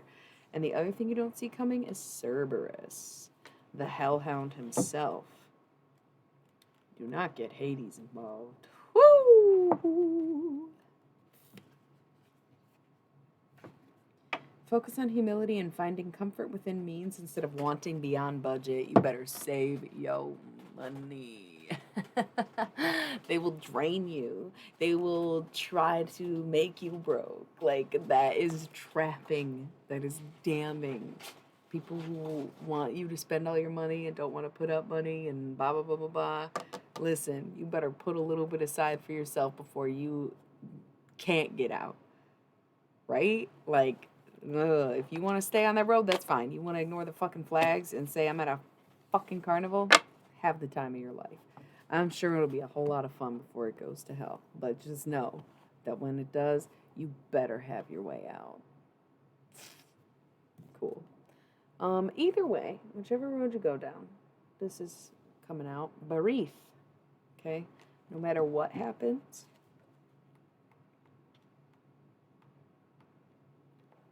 focus on material gain, but beware of greed that can turn into dangerous motivations. Don't starve your kids because you're trying to save money. Don't accuse them of financial abuse. You know, don't like outright make that. You know what I'm saying?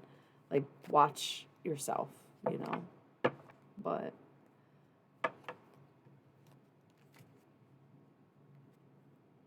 that's what I'm saying. That shit got deep. Karmics are deep. They get really deep within you. They get deep into your life. Like, they are invasive for a reason. They are meant to fuck up your world, right? Amen. You know what I mean? Yeah. So there's one card that fell out face down. What is it? Agares. I feel like he came up earlier, but we'll do it again. Maybe it wasn't Agares. Maybe that was last week. Focus. No, this was. Focus on direction and guidance, bringing allies and helpful items closer and pushing enemies and destructive influences away. Recognize it where it is, right? Ooh, these demons keep popping out. What is that about? Somebody do not want to learn their lesson. Y'all need more confirmation. She's not talking about so-and-so. Is his name Joe? That's usually a red fucking flag. No offense to my uncles and shit. Thinking of other things. When he gets out is popping into my head. Don't do it. Well, without him I'd be dead. He saved my life. Yeah, none of that. Doesn't matter. Doesn't fucking matter. Now, oh, they want you to be indebted to them forever? Cool. Good for you, I guess. Like, don't. That's not good energy. Yeah, that's not good energy. I don't think I'm going to sit here and read through all these. I feel like I am channeling specific messages so people get the confirmation they fucking need to know that they're dealing with a very toxic person because it's a karmic situation and they should get the F out. LOL. Well, maybe the impulsive thing you do this week is to break up with them. And also, like, you keep saying, oh no, that was somebody else who was saying they felt like getting up and leaving. Yeah, that's kind of wild. Alright, so any other last minute messages from the Damon Tarot? Channeled or otherwise. They could keep talking all night. I do this every time with them. They will literally talk my fucking ear off all night if I let them. I have to cut them off and be the adult in the situation. They're demons. They love to fuck around and find out. Okay? So, good night. Okay, one last one. Only because you jumped. Cerberus again. What was that one? Reiterating Cerberus.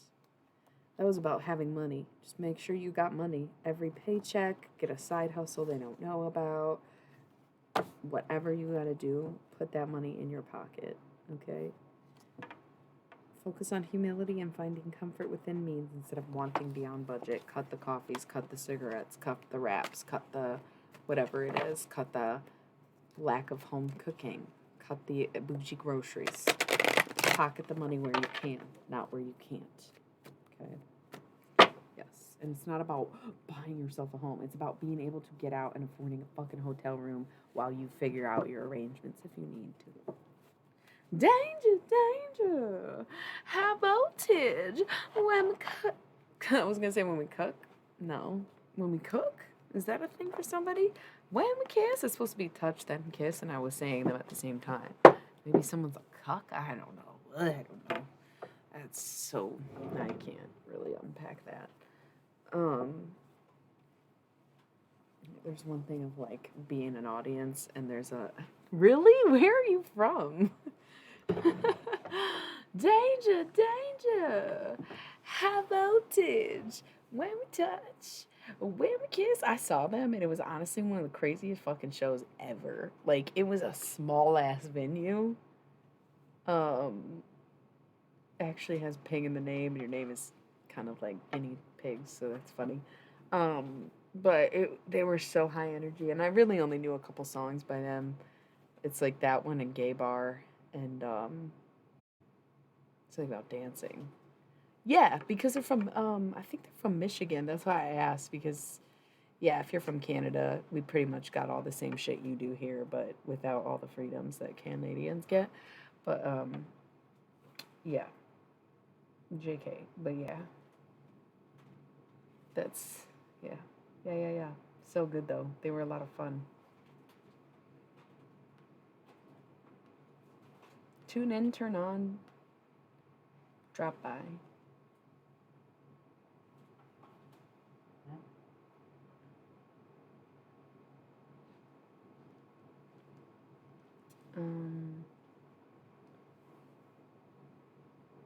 Drop by, tune in, turn up. Yeah, I like that. Yeah, that's great. Yeah. Y'all are like, what are you talking about? What are you doing over there?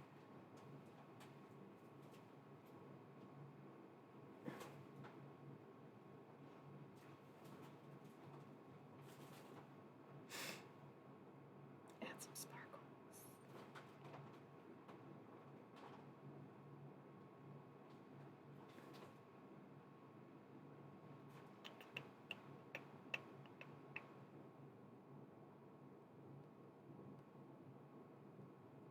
Dun, dun.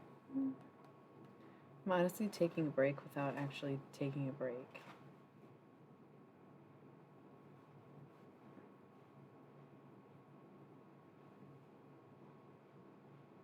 That's cool, yeah. So, danger, danger, high voltage. When we touch, when we kiss, danger, danger, high voltage. When we touch, when we kiss.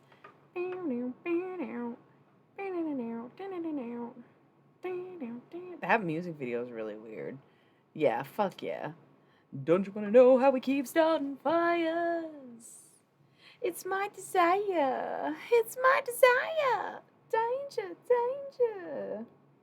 High voltage. When we touch. When we kiss.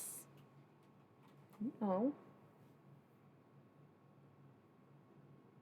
I am posting on my Instagram story to let people know I'm still streaming because usually right before I stream, I'll post the link to the stream. And Instagram wasn't working earlier. So it's almost like embarrassing to like sit here and take a selfie on the stream. What if I just recorded a video talking about the stream? Is that less awkward? And honestly, you can tell how bad my hair looks in the phone camera, whereas you can't so much with this camera. That's interesting, right? Okay. So anyways, why is she like this? Nobody knows. I just constantly blame stuff on my Aquarius moon. This will be good.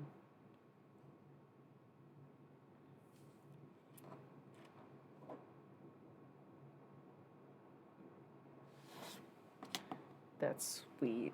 Y'all can follow me on Instagram if you want. I have 2 accounts and I kind of use both of them. There's no real clear distinction of the two, but one is mostly tarot and like sometimes art, and the other one is mostly music and a lot of poetry. So they're both kind of worth following, but I don't really use either one that much. But I've been trying to use my story every day and let people know what I'm working on. Because I'm always working on something, but I don't post that much. That's so cool. I'm a Taurus. What about you? My sign. I read it as sun sign. That's so funny.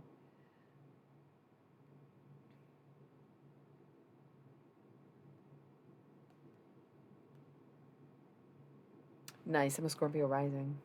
Perfect. Perfect. I love that.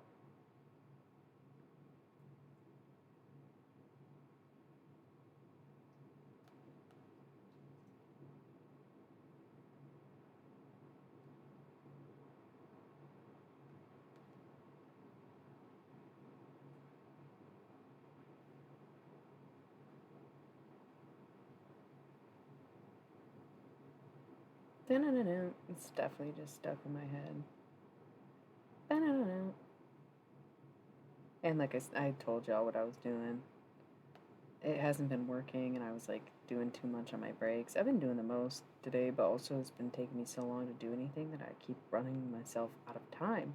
So I was trying to do what? Oh, I get it. I wouldn't date me either. Just kidding. I'm so fucking hot, fun, cool, and awesome.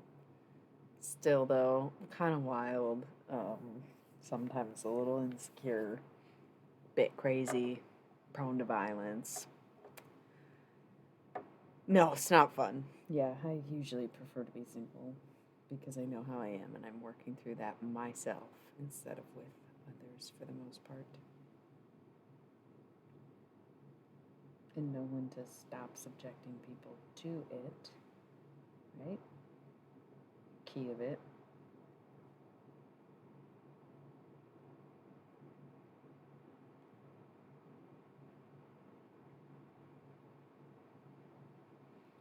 Don't you wanna know I'm keep starting fires? It's my desire, danger, danger, high voltage. When we touch, when we kiss. That'd be a crazy cover. I'm trying to not do only covers, but I don't play instruments. And so it's like a lot easier to make up the sounds of instruments already existing rather than trying to come up with sounds to stand in place of instruments, if that makes sense. It's like easier to mock an instrument than it is to like make one. Kind of obviously, but at the same time, like, I don't know how else better to describe that.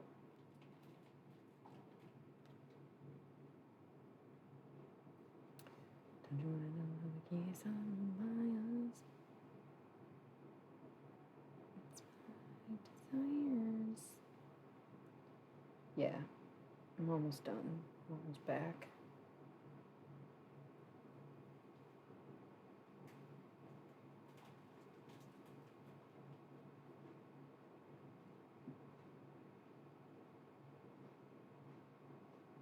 That's nice.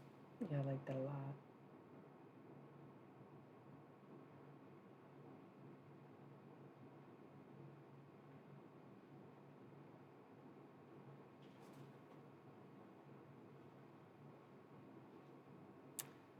Danger, danger. High voltage. No touch. No kiss.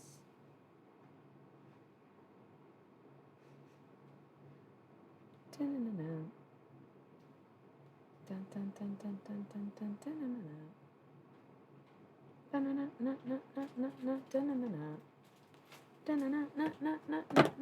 Did you like the intermission better than an ad break? Like, be honest. Was this favorable? Watching me do stuff that I do on my ad breaks while I sing to myself, which is typically what I do on my ad breaks. Yeah, especially because that song is kind of repetitive. Like, I couldn't think of any other words other than that. And then the other line about the fire in the Taco Bell. Okay, so funny thing about that, the only time I have ever seen a Taco Bell on fire, I was with someone who doesn't know that song. I was screaming. I was screaming. We weren't at the Taco Bell or anything. I think everyone was okay. But it was just one of those moments where I was like, fire in the Taco Bell. And they're like, what? That Taco Bell's on fire? And I'm like, no, fire in the Taco Bell. And they're like, I don't get the bit. What are you doing? I was like, okay, you don't know that song. That sucks. It was a moment. It was a moment, for sure. Okay. We've put the last deck away. We've been a little silly. We haven't really prepared for this moment, but at the same time we have. Ladies and gentlemen, we're at the portion of the night in which we're breaking out the mystery deck.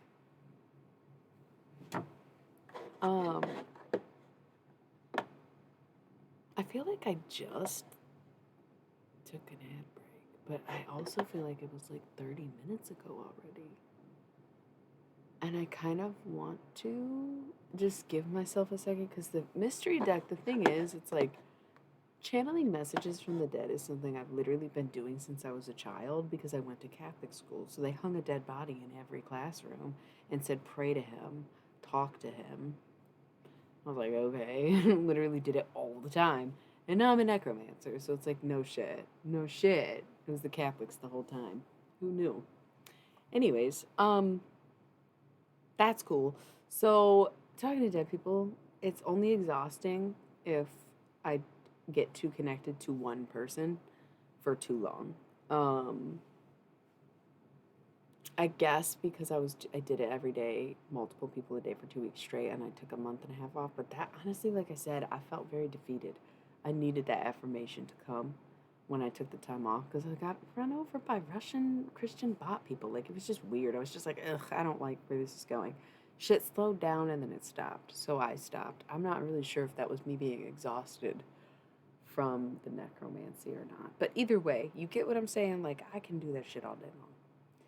When it comes to channeling higher frequencies, like gods, goddesses, guides, and galactics, it takes way more out of me. It's a lot different. It's a lot more focus. I don't do as much banter. Yeah, that's my specialty. Talking to dead people, reanimating them, being able to see them in my mind's eye or in front of me, in a sense, where it's like they look different. They're not like full-blown apparitions. I've only ever felt a full-blown dead person once, I guess, and seen actual apparitions a handful of times, but I can see them in like a more two-dimensional way. Usually when I talk to them or in my mind's eye, it depends on their preference or how intense the connection is or what the purpose of it is.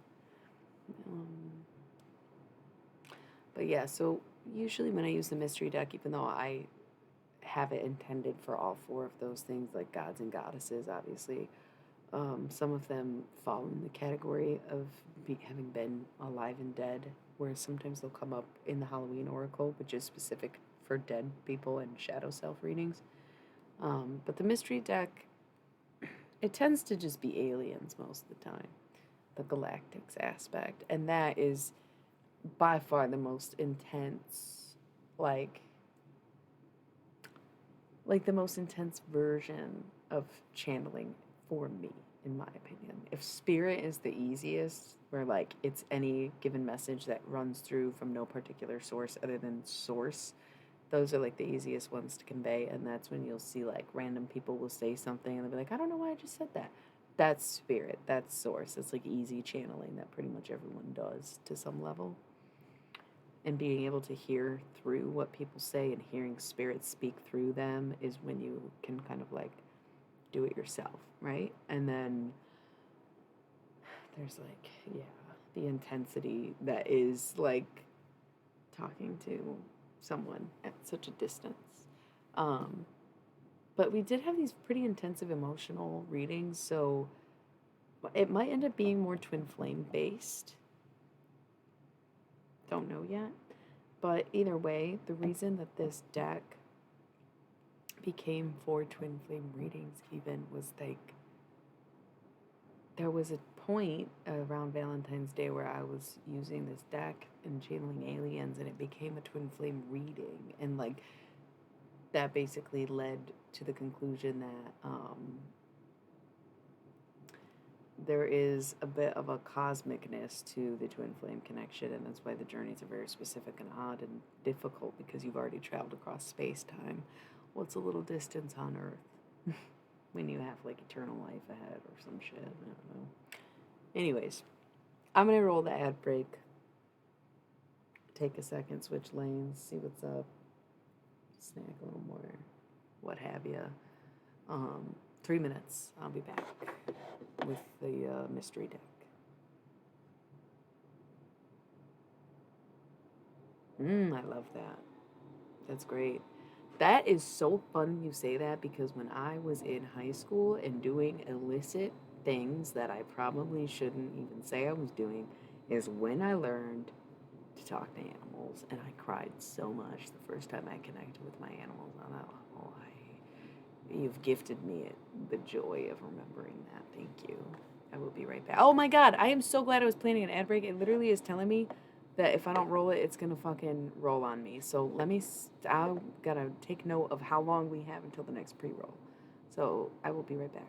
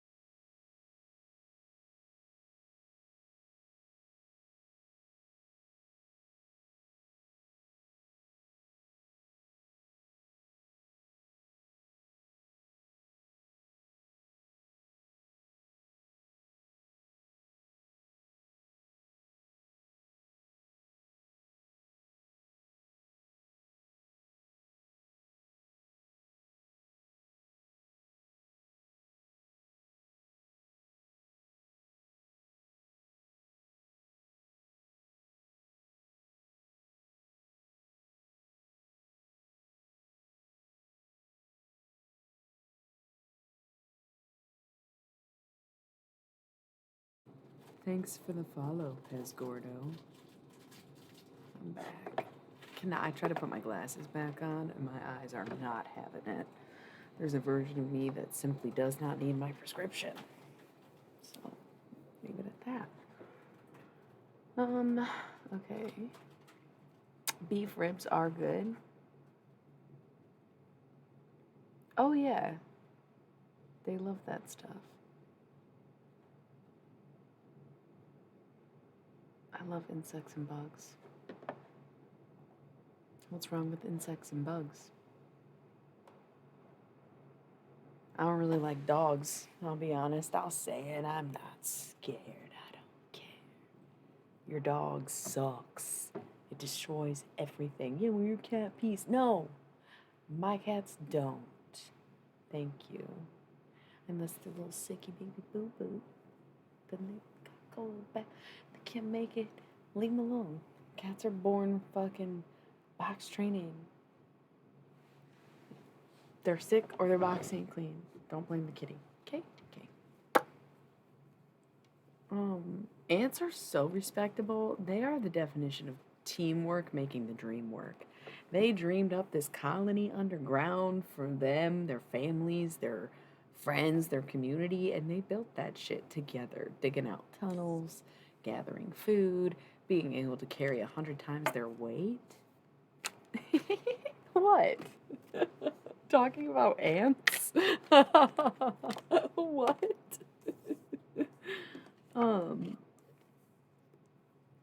I love bugs. I'm no Bambi, but I love bugs. And I'm not talking about the deer. If you know, you know.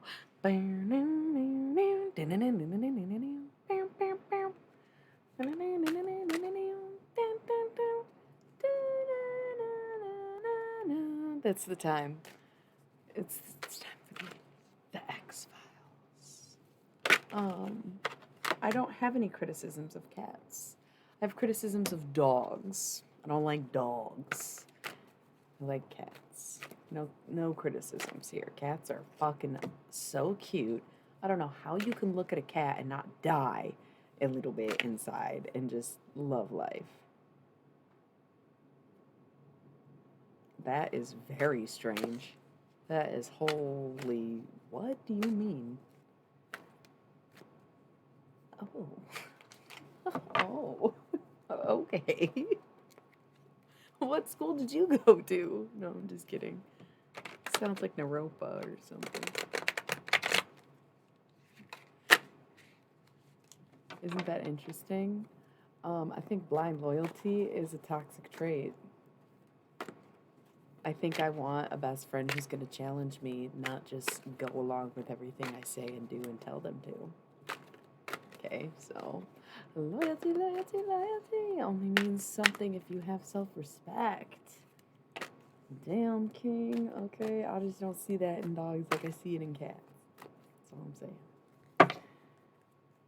Dogs are a man's best friend because men like telling people what to do and not being told what to do, questioned, or judged on authority. Like, that's toxic. And I'm not saying all dog owners think that way. I'm just saying.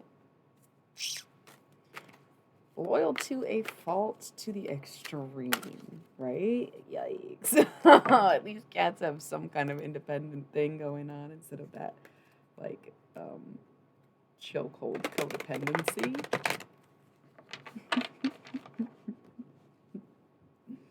That's because those cats wanted to compete. Like, that cat has to decide, sure, I'll be tempted with a treat. I can do this. Yeah, I'll show off. That's so the opposite is how I feel. That's because it's fun. You can tell when a cat's, like, survival instincts come up, or, you know,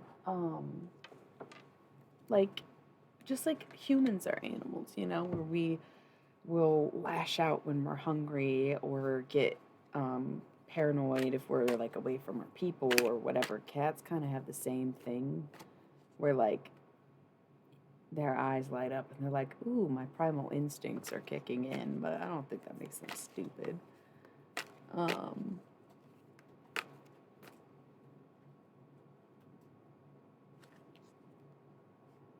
if you really think that don't cats don't like pointing, like they don't want to be pointed at, they don't want to be told what to do, that you're proving my point because the laser is fun for them. You don't have to point at something. The cat wants to play with the laser because it's playing cat and mouse because it's literally a cat and there's no mouse. There's a laser pointer. So it's just the whole purpose is to chase it. It's not to get the cat to do anything in particular. And that's why the cat agrees to do it because the cat's like, no, this is fun. I like this, you know?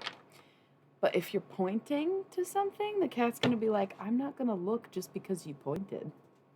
The fuck you think this is?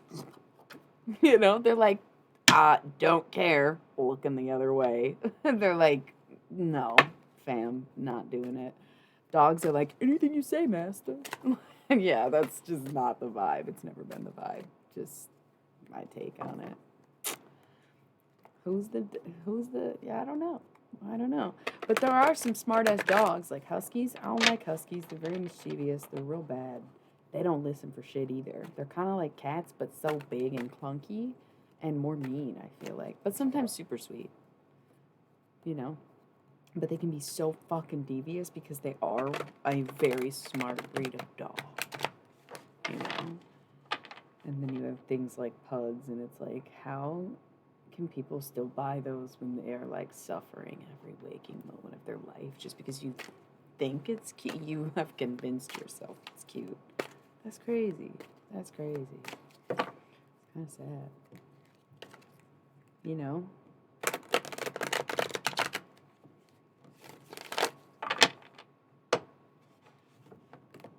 So, another thing, it's funny we're having this conversation. Dogs feel very, kind of human, right? That's why they are man's best friend, blah, blah, blah, whatever it is.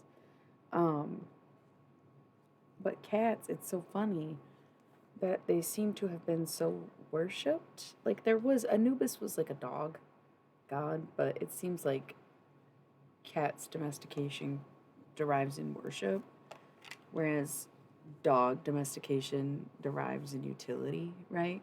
Being able to domesticate a dog would give you help on the farm, like sheepdogs, herding animals, or being able to kill rodents. I guess barn cats are like that too.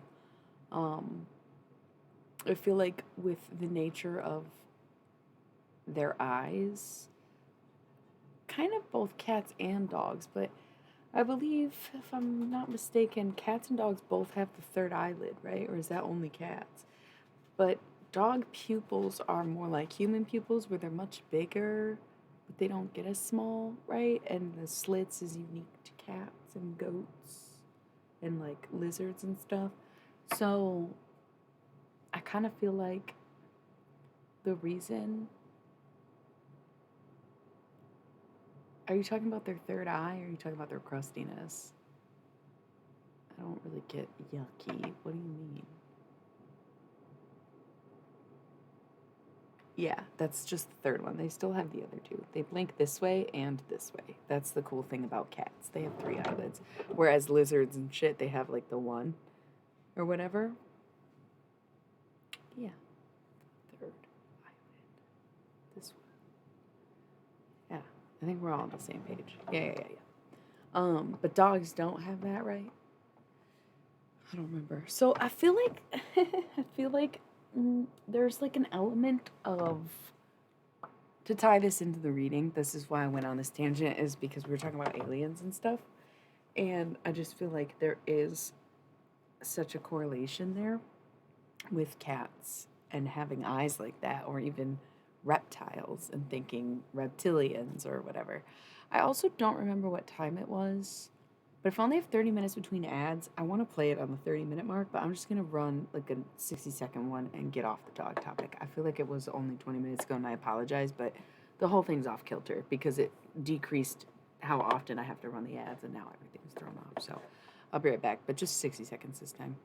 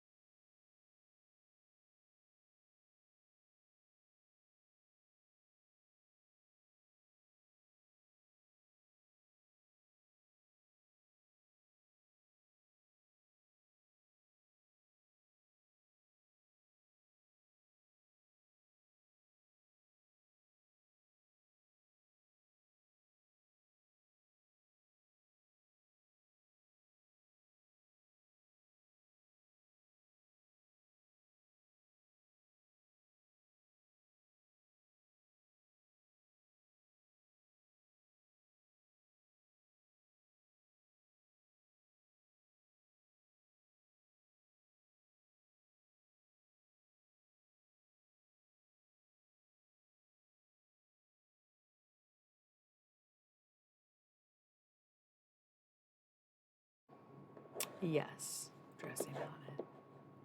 I love salad, but not in a healthy way for sure. Iceberg's not bad. I won't lie. It's not bad. That's okay. You're freaking me out. You like iceberg salads with no dressing? Are you being sarcastic? I just am. Are you a rabbit? Is this a Benicula watches my tarot channel? Okay. Um, excuse me. Okay. That's interesting. Are you also a serial killer or no, come on, I'm just kidding. Um, oh, you actually do have guinea pigs? That's cool. Love that for you.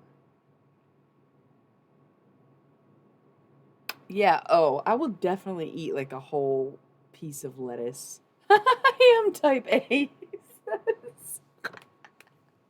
RIP to your guinea pigs, bro. Pour one out for the homies. Sorry, I didn't mean to assume you're a bro. I say bro for everybody, and I have no idea what your gender is. Oh, I don't know what Kijiji is, but oof. Sorry, this sounds traumatic, honestly. Um, I love eating lettuce plain for sure, but like not a plain salad, right? Um, gotcha, gotcha. And like maybe a little salt if you're gonna just eat it straight, but I will. Fair, yeah, that's fair.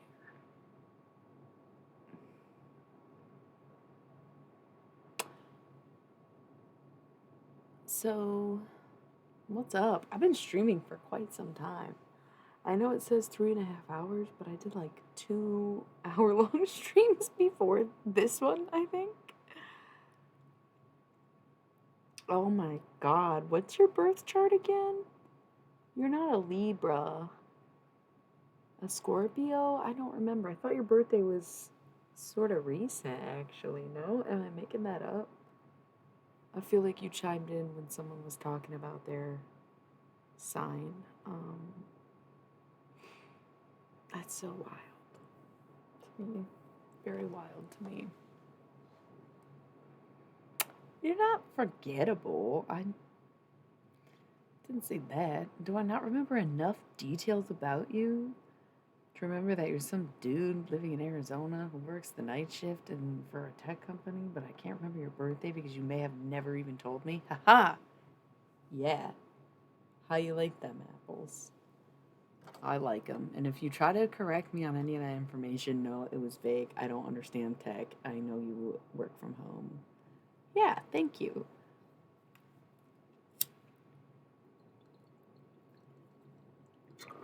That you're not a huge fan of redheads. Blondes are okay, but you prefer brunettes.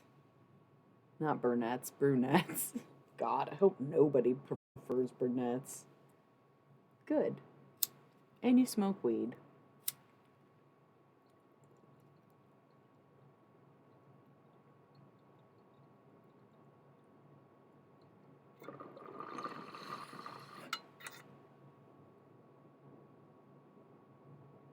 Okay. I love that. Yeah, that sounds cool. Is that a writing prompt? I would love to do that. Yo! Okay. Hear me out. Is there like a writing category on Twitch? Is it a thing? Listen, what if we did like, because I want to do one day where I don't use cards and I'll like answer questions or just talk about whatever. But what if we did a day where it was like, y'all give me writing prompts and we wrote a story and then I read it to you? That would be so cute, you guys. We should do that sometime. But not right now because we're doing a tarot reading and we're avoiding a lot of our own personal responsibilities.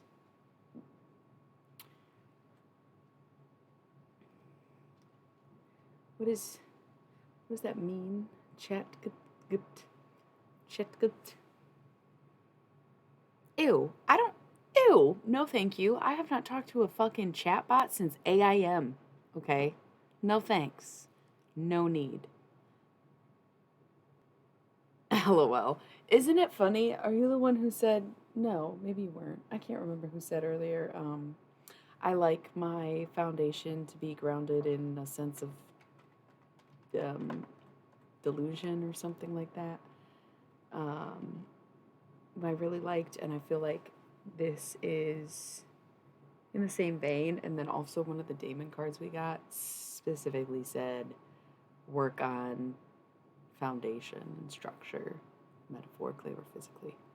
So I think that's funny, where it's like, yes, of course we like a little delusion, but also, okay, creatively, spiritually, and just for Sag season, just for the next like week and some change, okay? It is. So let's say you just go for it. You just believe all your delusions just for 1 week. You just think it's all true. You are the best at what you do. This person does want you as much as you want them. This is the place that you need to be. This is the plans you want to make.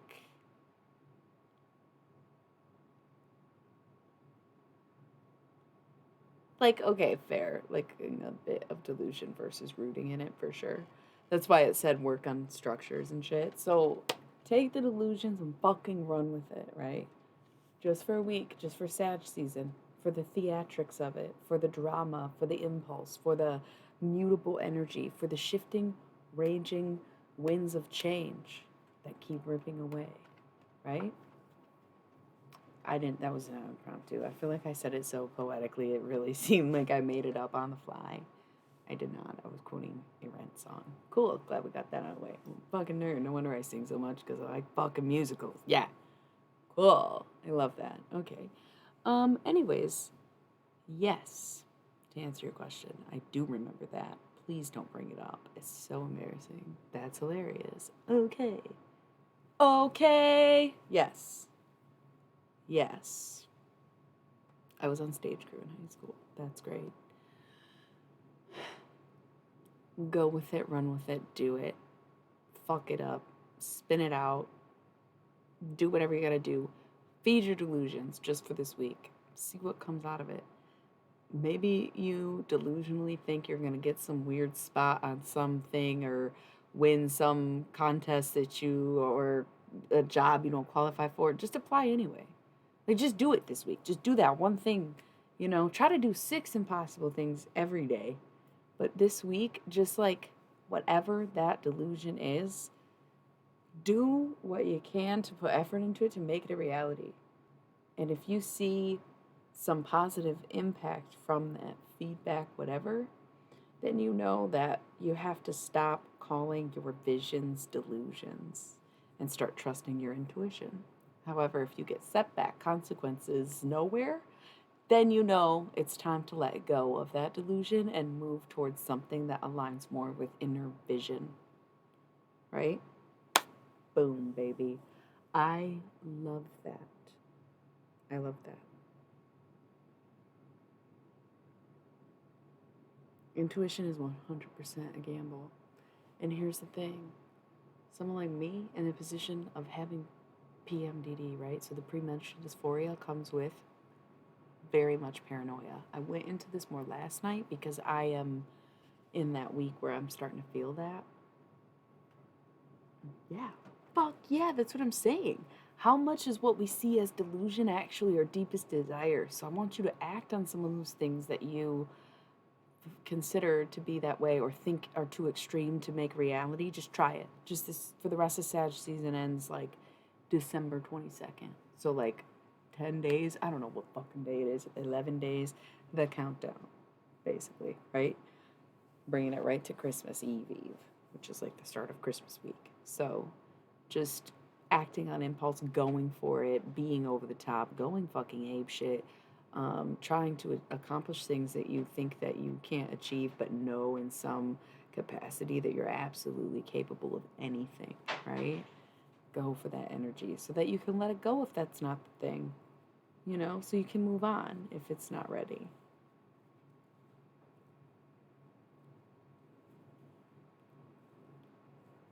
Yeah, exactly. Winter solstice would also be a good time to cut yourself off. That would be like what, December 21st?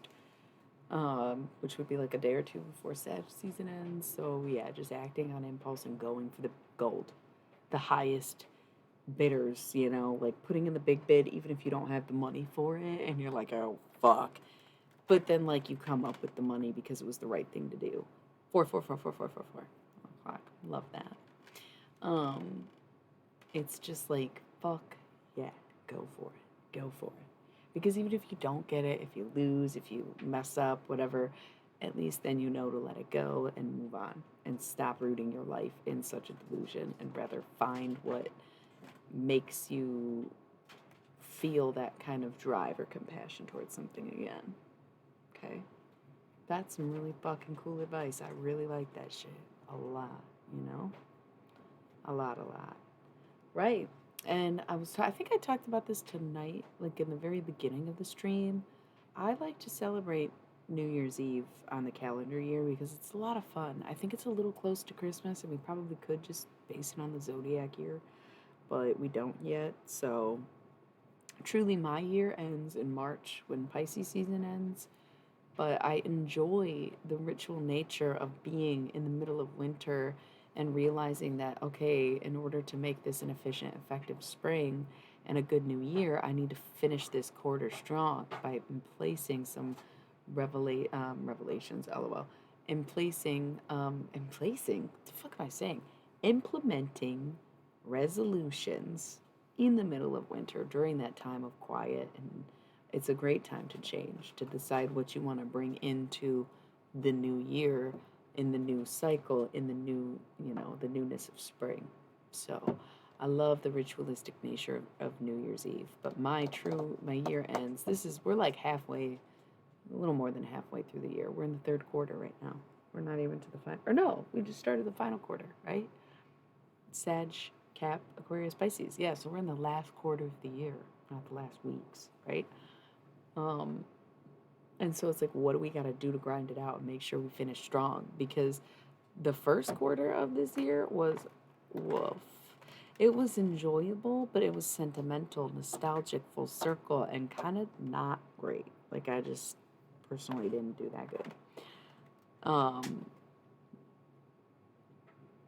Second quarter of the year, I guess it was a little bit better, right? So this would be the end of the third quarter, right? There's 3 months per quarter, 3 seasons per quarter. So yeah, this one felt good, but was slow. So now we want to combine all those efforts of like being nostalgic, looking back, coming full circle, messing up, realizing there are consequences, but putting the pieces back together, being able to have fun even in times of uncertainty, and, whatever it is I just said. Those are great things to take from this year and to apply in this last quarter coming up in a week, right? To be able to say you did have a good year. Because people get to this point and they're like, oh my God, I can't believe the year's over already. I didn't do anything about it. You're just stressed because it's winter. You just feel like you didn't because it's winter. Once you make it to March, to spring, and everything starts to bloom again, and you're like, oh wow, it's been a hell of a year. And it's just such a more relieving feeling. And then boom, back into Aries season. The fire of the sun, if you will. Like, yeah. So it's all good. It is all good. Especially doing both. I like to do both. So it's cool. What else? See, I'm getting this feeling like I want to close my eyes and tune out. And that means that there's some shit coming up in this reading.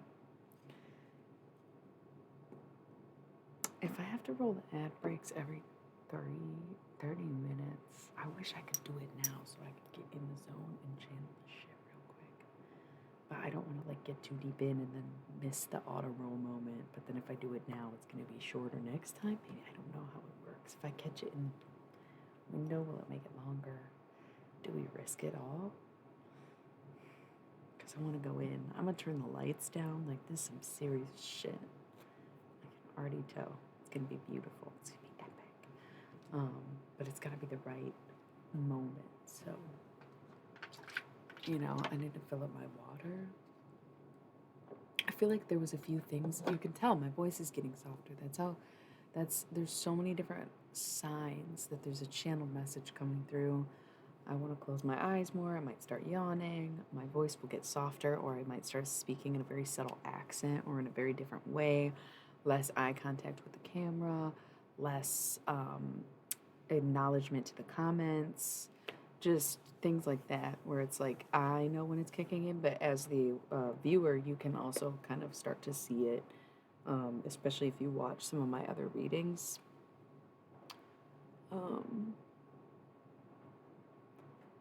But because I'm already in the mood to not wear my glasses, there's something about turning the lights down and like really setting the mood. I'm thinking like lighting another incense, like really getting prepared for whatever's coming in right now, because it has been a while. I don't know if this is going to be a twin flame reading or more like an alien channeled message or both, because like I said, the twin flame connection is a cosmic one, and that's what makes them so powerful and so sustaining, longevity, sustaining, with longevity. So this is so cute. I really love this. You can't see it. I posted it on my Instagram, or you can watch the art stream that we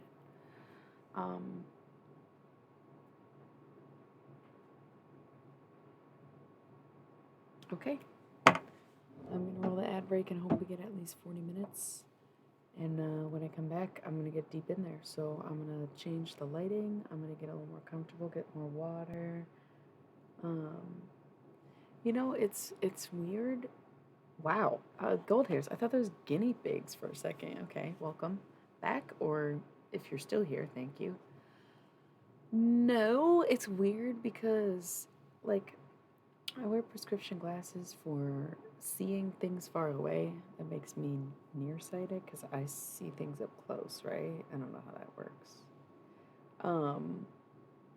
And so I can mostly see everything on the screen. Like, it's not that far away from me.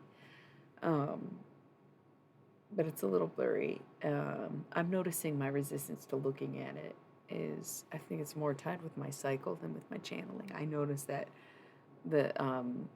like the week before my period, it's almost like I don't want to see shit. I don't know. Like I typically will wear my glasses a lot less.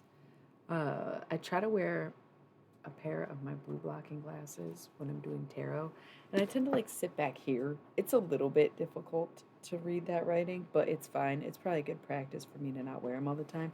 But these are my prescription and blue light blockers, so that's why I try to wear these when I'm streaming. And then the gold pair that I have is non-prescription blue light blockers from when I don't want a prescription. But right now, I just don't want anything on my face, you know, even though I got makeup or whatever. So, yeah. Freshen up, get ready, strap in. We're either going to do like a twin flame reading or alien channel messages or a little bit of both. Getting some info. I'm going to come back and it's going to be vibes as fuck. I bet a lot of you are waking up and starting your mornings at this point. So, good morning to anybody who's doing that. Go get your coffee together, brush your damn teeth, and meet me back here in 3, 2, 1 minute, okay? 3 minutes. Pack a bowl, light an incense, take a piss, whatever you gotta do. We're about to get into it. This is the third deck of the evening. You missed out on the love readings, the soulmates, the karmics, the demons, and now we've got the mystery deck out on the table. Cards already spread, by the way. Already done shuffled. Everything is set up to go. So when I say I'm going to get in, I'm not fucking around, and I'm really preparing for this moment the best of my abilities, which is why I'm like, hey, let's take the ad break. And look, it's a smoke break too, baby.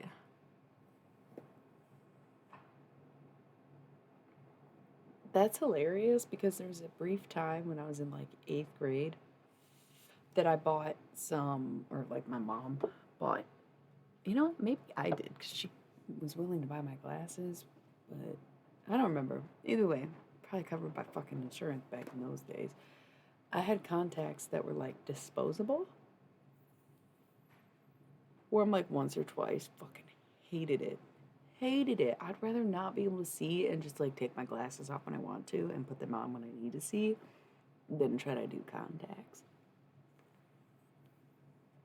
And it's crazy because I could touch my eyeball like just fine, you know, but putting contacts into my eyeballs is fucking weird. And I wore them to like Cedar Point and one fell out and I was like, great. So could have just held on to my glasses while I was on a roller coaster and then be able to see when I get off instead of just having one eye in all damn day. Like, I don't know. I didn't like it. I didn't like that feeling of being able to look. It was like mind warping. That's why I got the disposable ones because I didn't trust myself to be super responsible and take them out. I got the ones that like they'll just come out and I don't know, they can't really be reused, right? I don't know what the difference would be other than like the thickness probably because I had like a weaker prescription at the time and still kind of do.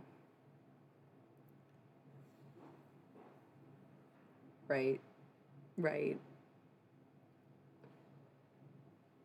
I'm not super into acting. I enjoy it. There's not a ton of acting opportunities I seek out, so they don't necessarily come to me.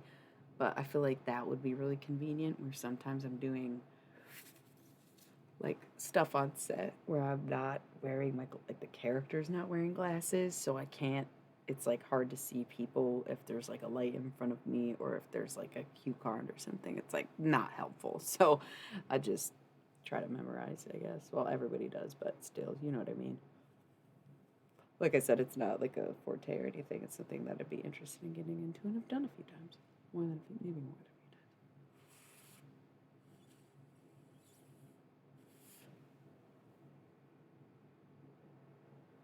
So at this point, we got to our little 30-minute mark for this ad break anyway, which was perfect. Thank you for crushing those 6 minutes with me. Um, and I also love the personality that glasses bring to my face. I used to like to hide behind them, and now I'm like, I should hide my beauty. I used to be like, hide my ugly face, and now I'm like, no, shield their poor eyes from my beautiful Gorgon smile, you know? That's what Medusa was, by the way. Okay. Um, yeah, right? Like, I can't imagine just waking up and just like wanting to put contacts in. That's nuts. Just to like do things, no thanks. Even like if I were in a work setting, but how many times have my glasses literally fallen off my face? I couldn't even tell you. That's why I started buying cheap glasses. Zenny, baby. These were Z glasses, but I have mixed feelings on them, to be honest. They're cool, but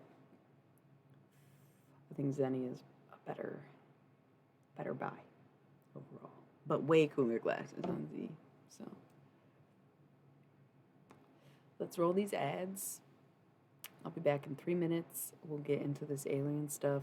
Um, do a little science fiction, if you will. A double feature. Okay? Right after this.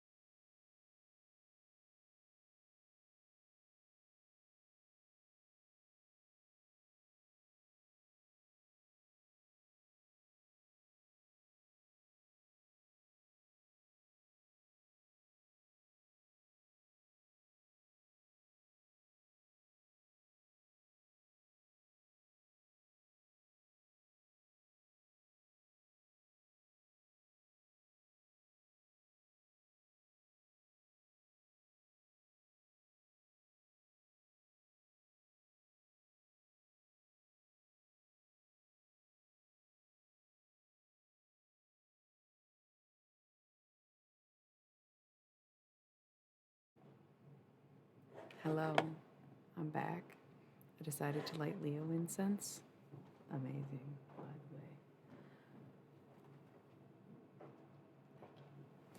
the way. And on the break, I was thinking about it. Probably doesn't even look any darker for y'all, but I did turn this light down, and I feel a lot better about it. Good to know that it doesn't even really look any darker. I feel like the camera wasn't as clear. This ain't bad though. Maybe this works. I'll start doing this lighting. I really don't even see a difference, so if it's better for me. Okay, so while on break, I thought about that song by, what is it? What Say You? I don't know the group. It's High You Are, right? And I don't care how high you are. Don't wake me up till we arrive. And I don't care how high you are. Don't wake me up till we arrive. I don't really know the words. And I don't, and I don't, and I don't, and I don't. Oh, I forgot to get water. I guess I am too. And I don't.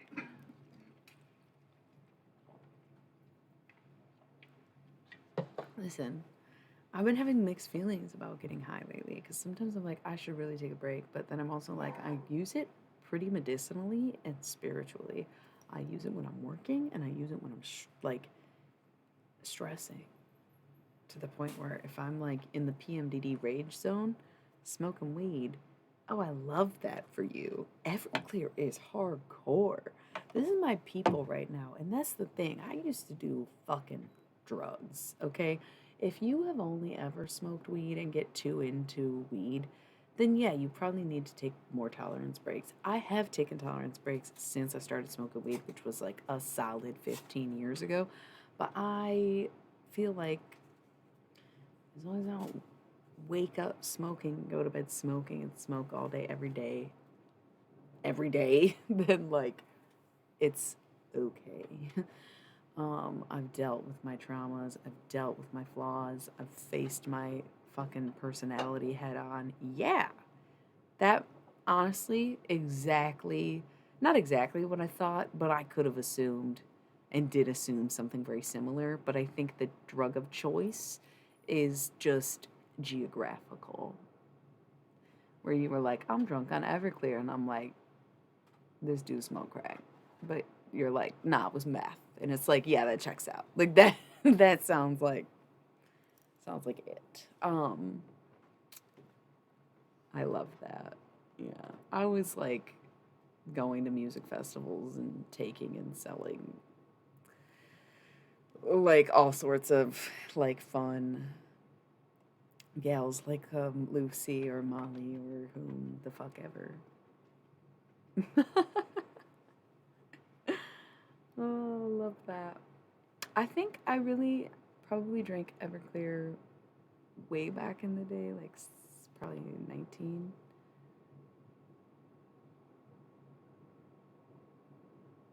Oh my God, you're only 21. That's good. That's good. That's good. No, but that's sometimes what happens is like you go, like you got off meth. Congratulations. Good for you. I'm really happy to hear that you're like sober. Or, I mean, listen, if you come off meth, that's sober to me, okay? I don't give a fuck if you're drunk. I don't give a fuck if you smoke weed. You're basically sober if you get yourself off meth. Congratulations. Um, but yeah, sometimes like you need something like you can handle Everclear. I'm gonna be honest, like I can't get drunk on Everclear. I never smoked crack. I never done meth that I know of. Um,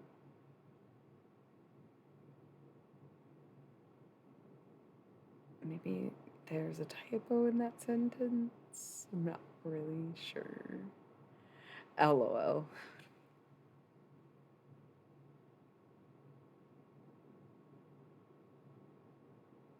You're saying you touch hard shit? I think meth is pretty hard, and you're like, I'm confused. And like Everclear is hard-ish, but like you said, like it's, I don't know, alcohol is such a different nuance than street drugs, which is almost kind of silly and depends on where you are. that's what I figured. I was like, I think there's a typo, but I don't want to make an assumption or judge, you know? No, no, no, no, no. Yeah, it's a typo. It's a typo. He's saying, are you, I don't know your gender. You were talking about sexuality and boyfriend, and at some point, I guess I kind of just assumed you were like mask identifying, but like never really got the clear picture. Yeah, I thought so. Okay. Um, I figured. I don't know why. I thought Source was a woman though. Turns out he's also a man. So yeah. Um anyways, congrats on getting sober. I don't give a fuck. Like I said, don't give a fuck. You'll get there when you get there. If you can get off meth, you can do anything. So never forget. Anyways, like, okay, so this is interesting too, because I think that this is leaving room for, and I'm getting a ringing in my ear, the exploration of the relationship between substances and spirituality and where that places into our daily lives and how that affects people without them consciously knowing or doing it themselves. For example, okay, you don't have to try, but you still didn't tell me your fucking birthday. Are you a feminine element or not? Like, come on. You still are like, oh, you don't remember. But I remembered all that other stuff. And then you still didn't tell me your birthday or your sign or your planets or whatever.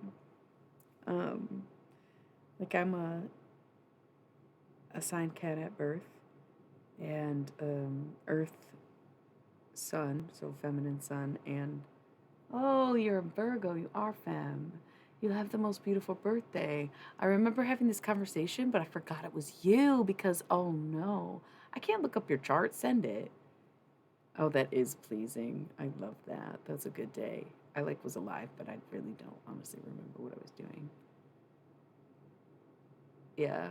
And it's the same birthday as the most beautiful woman I know, and D'Angelo Wallace. We did talk about this, but I forgot it was you. I probably wanted to keep it out of my mind. Um, very good, very good. So femme energy makes sense,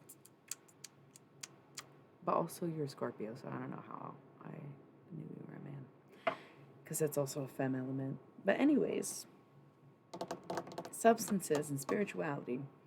There's a reason some people call alcohol spirits, right? Because the whole process of distilling, I think, is almost very haunting, like alchemy and science, but also kind of like not necessarily playing God, but refining any substance would sort of be like,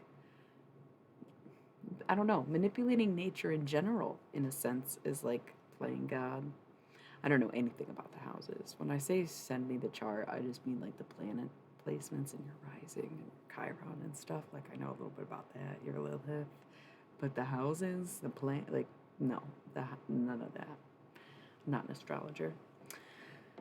Oh man, this Leo incense is reminding me something specific in New Mexico. Maybe someone somewhere I went was burning this incense, but I've been burning this for the last 2 years and I did not think about it until now. So I don't know if somebody who just walked in the chat is in New Mexico, thinking about New Mexico or from New Mexico, but I smell it, I feel it. Yeah, I could be in Albuquerque right now if I could be, I would be. Like, love that vibe, yeah. Very cool stuff. Very cute little place, isn't it? I love it. I love New Mexico. It really is enchanting. Don't care what anybody says. Um, okay, so substances. It's funny, right? So we've already broken the ice by talking about meth and knowing crackheads and doing crackhead shit or whatever. So we got all that out of the way. Um, do you ever find it odd how, like, sometimes the people that you run into who are, like, the most fucked up will say, like, some of the most beautiful, sometimes religious, sometimes creepy shit, you know? Because whether you're hallucinating from a drug or from not sleeping or from not eating, all ways you can hallucinate, you become very easily inhibited by other beings. And say you're all three, you're on drugs, you're hungry, and you haven't slept. then you are losing what it means to be human at that point. And to a certain degree, closer to death than life in that way, right? But then you also think about, I don't want to say cancer patients because I don't really know any personally, but I feel like as the story has always gone, or stories I've heard, is that um, sometimes cancer patients will see things that they feel are spirits or talk to dead people, and it's once again they're riding that fine line, right? Or someone like me just has power of necromancy because I practiced it for fucking 12 years in Catholic school. And by the time I graduated, I could talk to dead people. Congrats to me. Isn't it such a thing?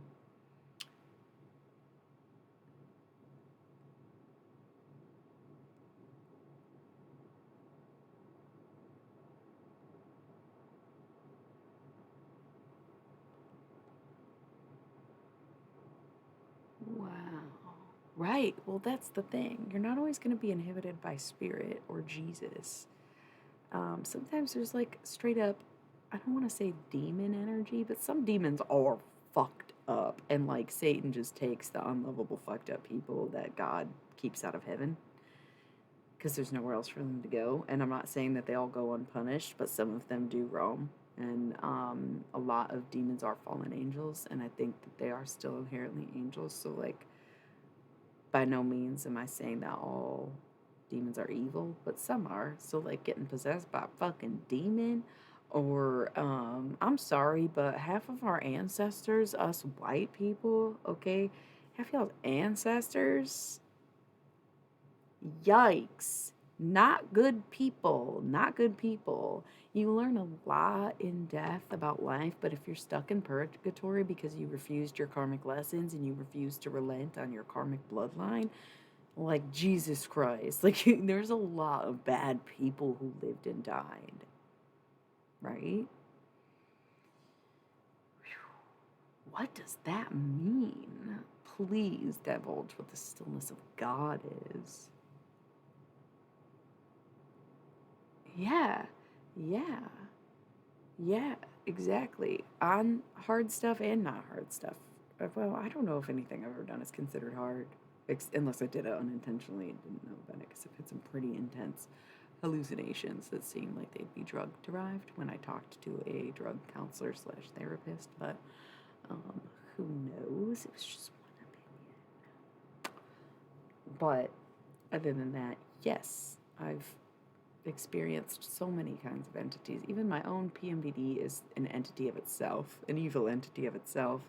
People are diseased. That's the other thing. It's like sometimes your disease is a little bit deeper than that. You're hosting something that's making you sick, and then you feed it with negative energies, or feed it with alcohol, or feed it with, siphoning people for their love or something. Like sometimes it's a sickness. I don't know, it's funny that there's a slight lag and you always pop in randomly, and I love that you're still here. It's like such weird hours of the morning, everyone. And I really appreciate that we're all in. I was dedicated to doing 3 decks and we are still getting into the reading, though I would consider a lot of this to be the reading. So, um, yeah, I can stop time too. I love that what did you call it? The God frequency? No. Stillness of God. No, I love that. I love that. I think of it more in terms of time travel for real, and you like manipulate time. So it's interesting that I've never heard that phrase. I don't know if you like are describing it that way or if that's like a real thing that people like work to attain. I'm interested in it now. I'm gonna probably look into it after the stream. Um, there's like so many things to be done, to be said. For some reason, I'm thinking about gaslighting right now. And it's odd because I feel like last night we had a bit of an in depth conversation about the casualness of narcissism and how those relationships tend to play out. But right now, I don't know, it kind of just randomly popped in my mind, just the phrase gaslighting with no context to it. So I feel like if someone's trying to gaslight you, but if you might be gaslighting someone, that seems like a weird energy to bring to the table. Um, I would guess it'd be the person who most recently tuned in, but I don't know. Yeah. Yeah. Oh, recently tuned in too. That's funny because like you've been here, but you just said something. That's so weird. It's like, yeah, it was weird how it just like literally popped into my head. Where it's like, I think that would be confirmation that yes, it is. Like, if I had no context to that, I didn't even know you were moving or anything. And like that phrase, like I said, no context to it, just the phrase gaslighting popped up. Yeah, we were talking about the stillness of God too. And then I just like, I took a pause and I felt something. And when I touched my head, I thought of that phrase and I was like, that's so weird. And I said it out loud. So that must be for you. And that would be confirmation, I think. Um, but also, I think sometimes it's more or less that these things happen to us to get us moving. Like you're supposed to be somewhere else. Something I was thinking about over the summer when we were getting really into the twin flame readings, we were doing them almost every day. People were into it. There's like different phases throughout those types of relationships that um, is on and off in a sense where it's not necessarily coming together with that person and being on and then separating from them and being off. That would indicate a karmic relationship if you keep coming together and being apart. Twin flames are more like being on is when you're like, oh, we're so close, I can feel you, and being off, being like, yeah, but we didn't come together and I can't waste my life being hung up on this. It's the responsibility and the maturity of a twin flame connection versus the karmic that can give in to temptation. Okay, so I did pull out the bond because I noticed we were going on 4 hours and 20 minutes, folks. So I just wanted to say um, to all my fellow stoners that may or may not be watching right now, cheers. Happy 420. Thank you for getting through 4 hours and 20 minutes with me and an extra hour and 20 if you were here in the beginning.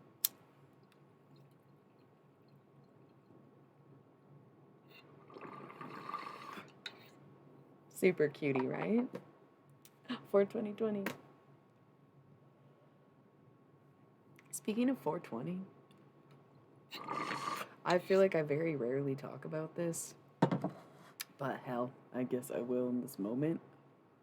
Does that mean we are all smoking? I love that for us.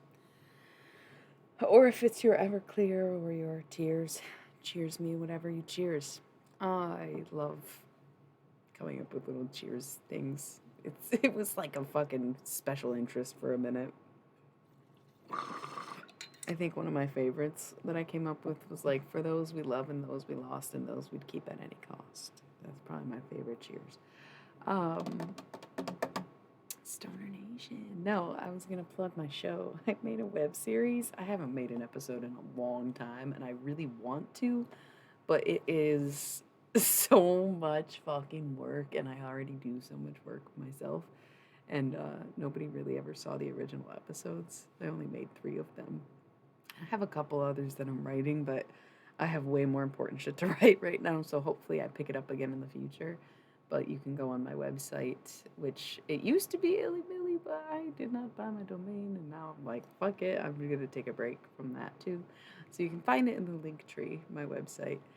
And I think it's probably on the Muse page, but I don't know. You might have to just click around and find it. I have a web series on there called Stoned Current Events from the Past, where I discuss some stuff that's going on based on stuff that happened before, um, or like events that were once current but aren't anymore. And I'm a stoner, so I'm just a little behind the times. And then I get super high while I'm talking about it. So it's like scripted, but it's still pretty funny because I'm just like, fuck it, and doing it all by myself. And was like wearing a tie and stuff. So it's really good. It's really good. And I did a 420 episode, 1920, where I talk about the history of Bicycle Day and the history of 420 and some of my best guesses as to what either of them mean. Well, I always knew what Bicycle Day was. We didn't always know the history of 420. No spoilers. I won't tell you what it is, but my money's on Jesus. Okay. So yeah, you can check out the show. Second episode was the Earth Day? No, the Earth Day episode. Did 3 episodes in a week and then just never did it again. Because I guess that's like, I don't know, it's like ADHD or whatever. Or also just working by yourself and doing way too much for one human being. Sorry. I do crack myself up. I don't care. I hope you're laughing with me. And then the birthday episode, which got really dark, really intense. I got drunk and I was like, this is fucked up, because I was talking about that song. April 26, 1992, there was a riot on the streets, tell me where are you? Because that is my birthday. And that was not the day of the Rodney King riots. And so I like dissected the whole thing. And honestly, not great. It didn't go well. It didn't go well. It was important. It was important to do. It was important to know. It was good to see. But, oh man, that didn't age well at all, that song.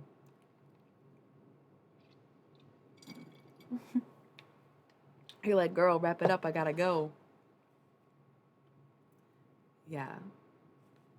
Yeah, fuck yeah. I got new things to work on every week. I'm usually like six things in rotation at all times, but that was like just a short project that I'd love to pick up again, but do not have the time and energy to do all that fucking editing and shit. It's so much. I'm writing the script and doing the set and doing the camera and the fucking action and having to fucking watch it and edit. It's fucking annoying.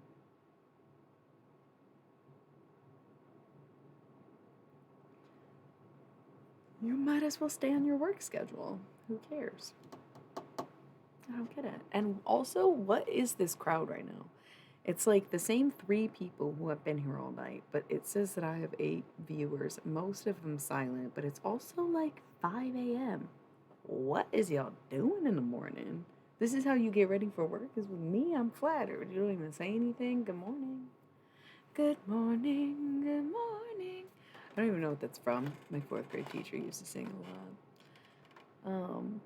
I like the LG alarm. Good morning. Ding, ding, ding. Ba, ba, ba, ba, ba, ba, ba, ba, ba. Good morning. Ba, ba, ba, ba, ba. Good morning. Ba, ba, ba, ba, ba, beautiful day. It's a beautiful day. Ding, ding, ding. And then LG stopped making fucking phones. Are you kidding me? We're never having that alarm tone again? I hate people with iPhone. I have an iPhone, but I hate iPhones. Oh, cool. You're on a campaign? Is it IRL? Can I join? Can I play long distance? I'm just kidding. I shouldn't do that. Wouldn't it be cool if we were playing D&D, but I would not be a good dungeon master because I have to be reminded of the rules every single time I play? Not really, just like, it's like, okay, I have to use this one, right? It's like, yes, okay, cool. And then I have to decide. And I'm not that good, but I really get into the theatrics of it all. Yeah, I used to play via Discord. I played a campaign in real life at one point, but then since then I've only played... Oh, fuck no. See ya. Didn't realize it was that serious. My bad. Absolutely not. I'm okay. Not... No offense. That was not supposed to be rude. Yeah, that sounds like a similar experience to something I would have done. I got kicked out of my D&D group for being late, even though I wasn't. I was like, I might be running a few minutes behind, and then I didn't even. So it was like, cool. You actually probably just didn't like me, and that's okay too. Cheers. I wish the haters did a better job at hating me, because then I'd be probably dating Bella Hadid or something, right? Cheers.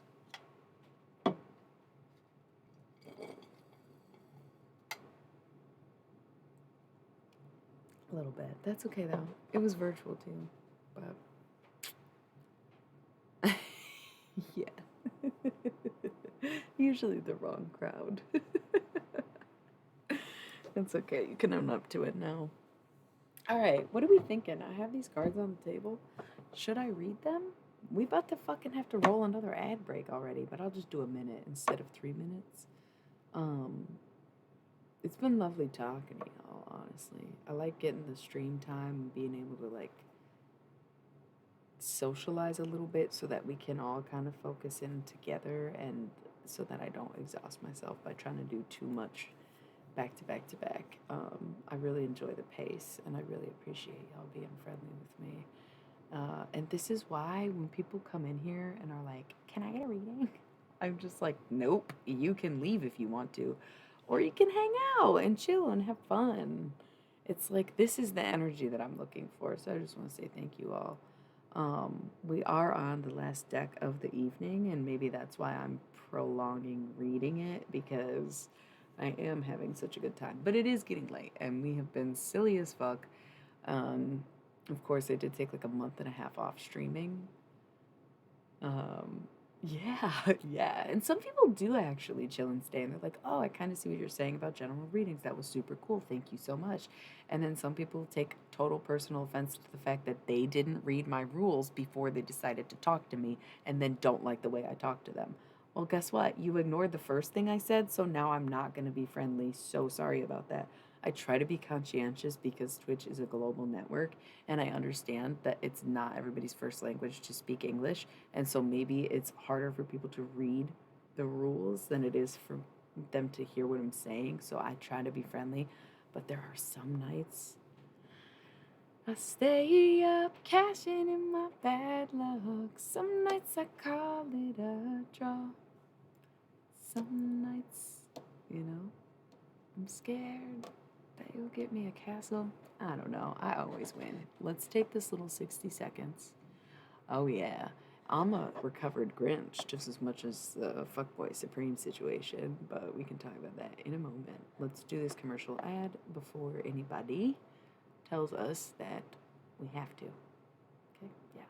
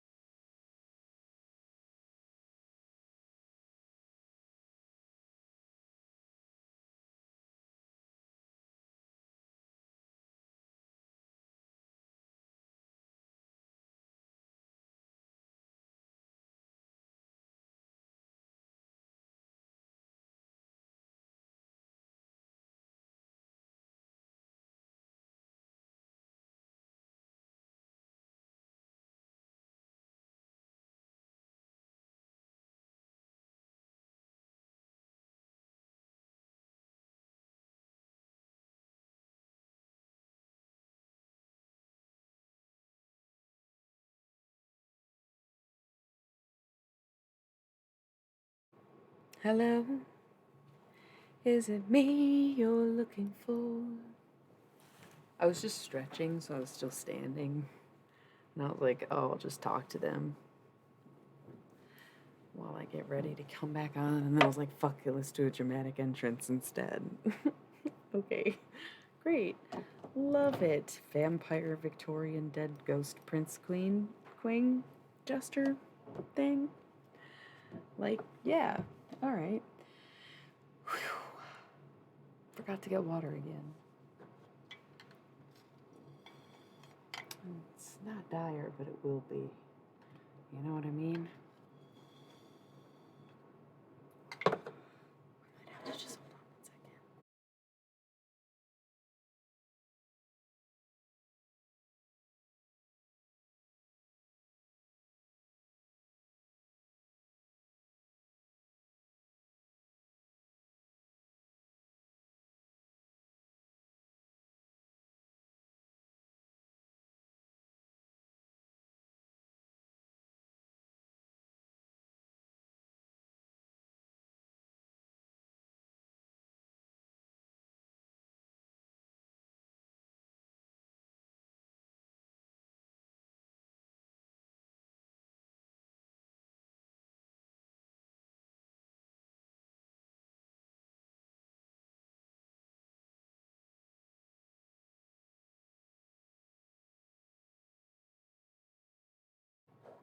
All right, once again, here, talking to y'all. Get my shit together.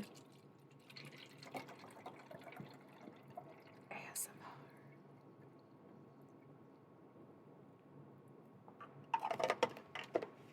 We love my fake ASMR channel. That is definitely not real ASMR. Nor is that really something I'm into. I like sounds, but I don't like the way that ASMR culture has created sounds to be so annoying. Mukbang makes food to never be sexy again, and it's very sad. But like, I mean, one man's not sexy is another man's boner, right? So who am I but the girl's dim sugar? And like, not one to judge. Okay? Okay. Good, good, good. How can I? We have two piles, and on the top of the left pile is Destiny, and on the top of the right pile is the third position Fire, which is very similar to the Fool. It's basically a journeyman. He's packed up and ready to go. The thing is, the way he's positioned, he's moving away from his destiny. So let's say this is a twin flame reading, and if it's not, just accompany this to yourself.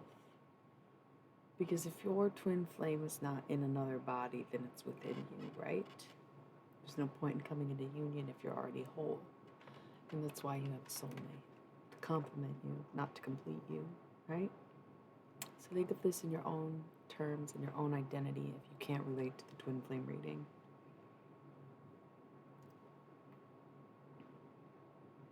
The masculine is moving away from his destiny. He's on a journey to fulfill himself, and he looks back and he sees what he's leaving behind. But what he doesn't see is that beneath that destiny is abundance, right? And the only reason that I'm revealing the card underneath this one is because they were showing themselves, right? So I knew there's nothing to be revealed on this journey or behind this journey. It's selfish. It's for the self when the self already knows which direction it's supposed to go in. So if you choose to go in another direction, despite knowing the direction that you're meant to be going, there will only be adversity on the path you forge for yourself. Because you chose to think of yourself and want to decide for yourself, when destiny takes into account everyone and everything working in tandem, because that's what the universe is. And the more discord in the world, the more likely it is that we are out of tune with our own harmonies in life and what we're singing. Okay? So as the masculine moves away from his destiny, he realizes that he's going to go broke pretty quick, because his destiny is what brings him abundance. He will never find fulfillment. He will never find the right job. He'll never find the right person. He'll never find it again, because what he's looking for is now behind him, and he's looking back as he moves away from it. Well, newsflash. Stop looking back if you're going to keep walking away. Kind of like Point Frank period, okay? That is easy peasy, lemon don't squeeze me, okay? That's... Anyway, death and rebirth.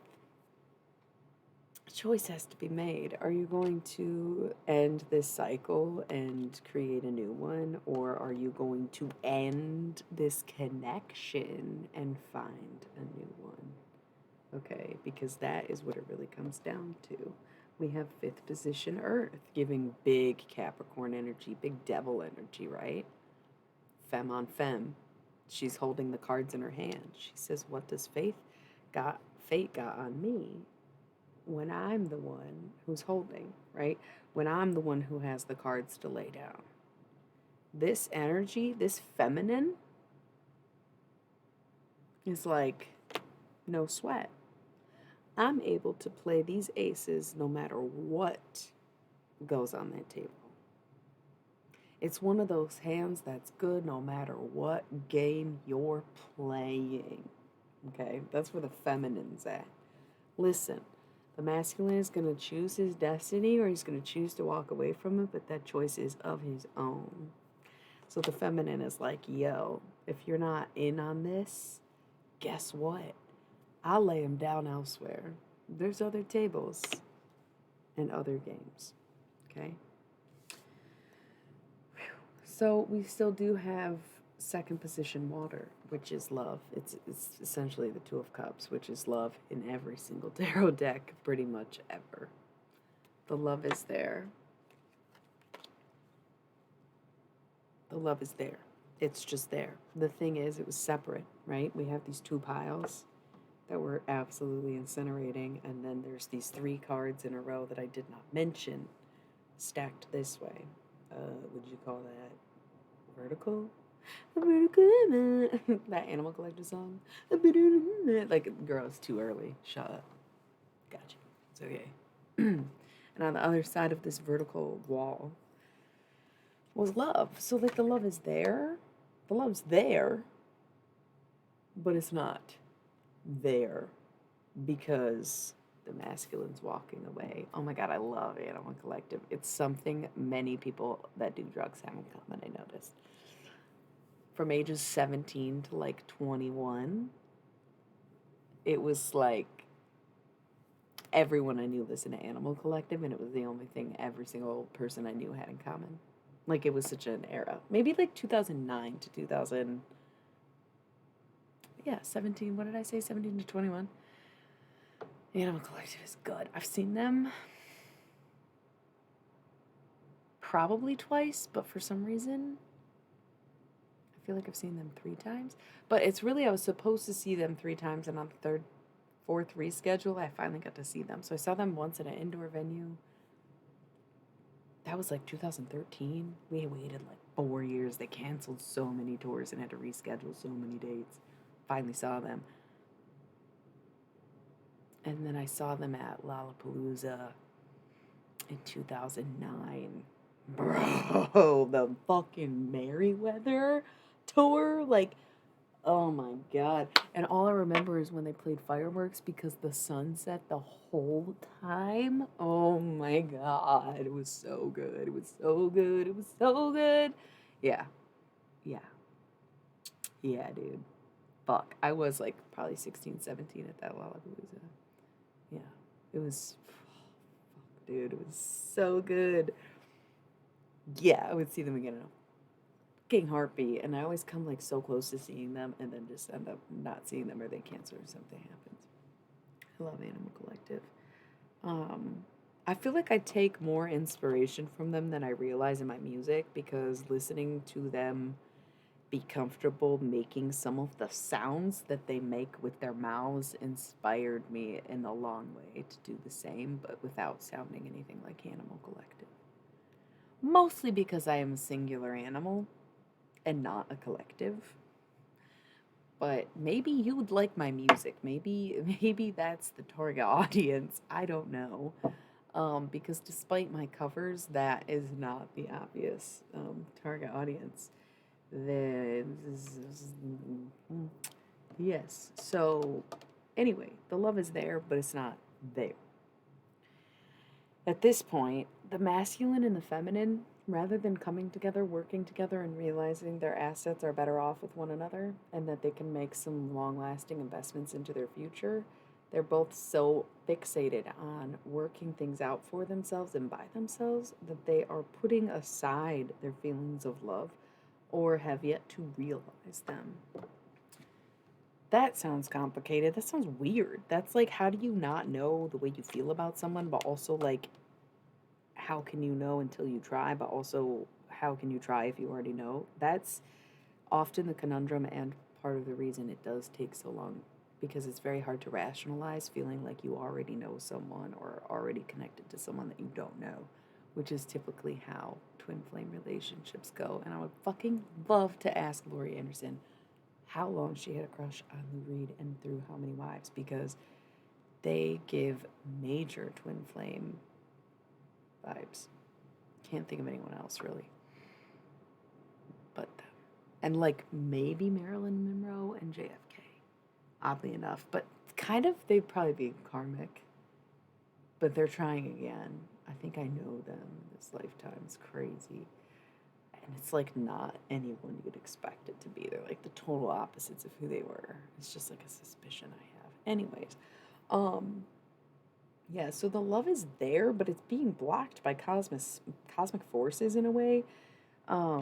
Because we have first position air. So all the aces in this deck are the alien cards. They look like these dragon creatures. I think they each represent different species.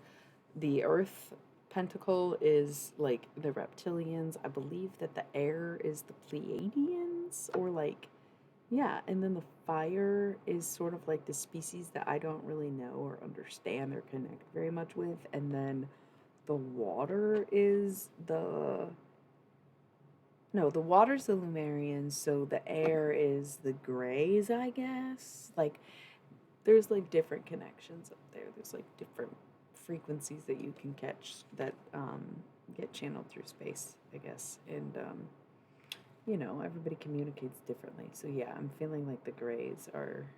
I don't know for sure. I'm trying to learn. They have 444. It's definitely the Greys. So they have their own name for themselves, but they think it's convenient that everybody calls them the Greys anyways. So there's, for some reason, there is some stake here in that the blockage is coming from the divine, in the sense that they want to make sure that what is desired, because here we have desire,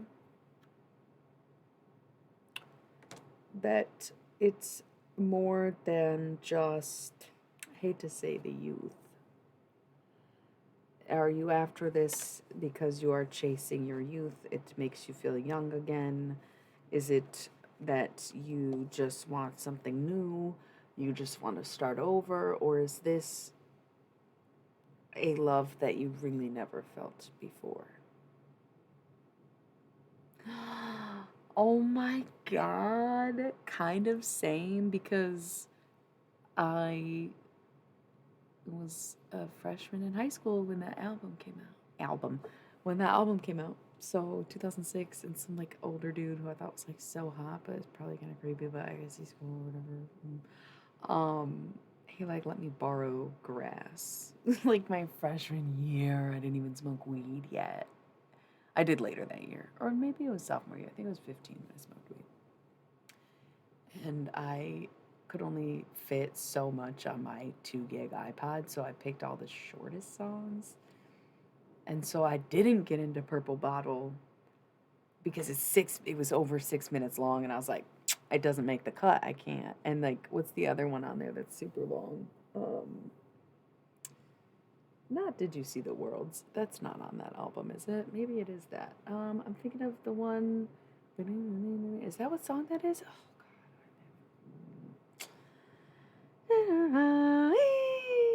Oh, I said Grass because Grass was the song that I liked so much in high school. But yes, Feels. Sorry.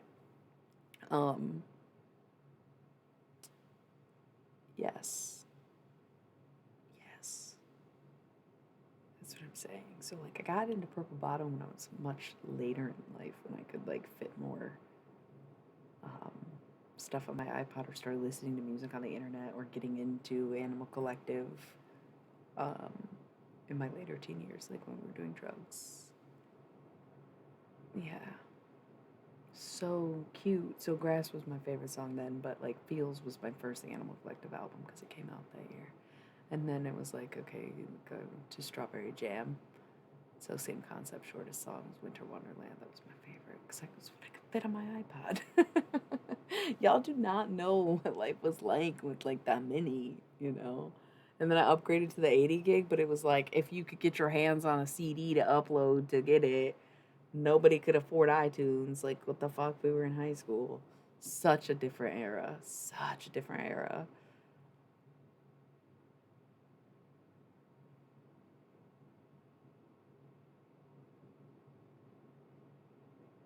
That's so fun. That's so cute. I love that like the youth still likes Animal Collective. No offense.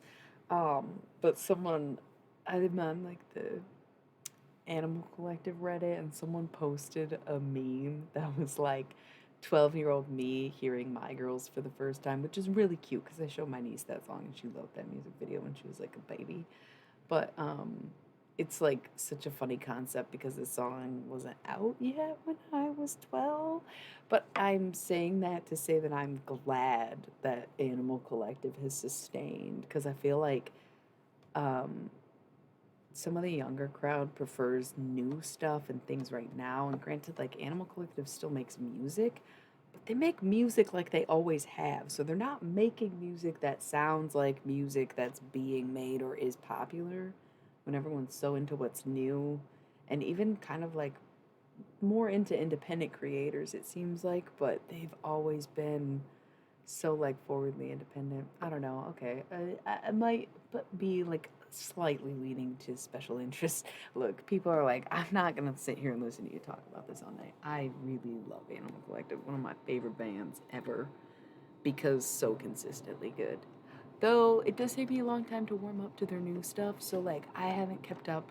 I think the last thing I listened to was like the Man of Oil EP, and then if kind of bonkers, whatever that was on. I've listened to that album with like Andale and Vertical and stuff. But I don't even know what album that's called. That one's good though. I like that. And then anything newer than that, I haven't done yet. Because, like, it's not even that I'm hardcore, it's that when I listen to music, I like practicing singing. So I sing songs I know, and it takes a long time to know Animal Collective songs, let me tell you. I'm just now perfected. I hate that for you. It's so fucking funny.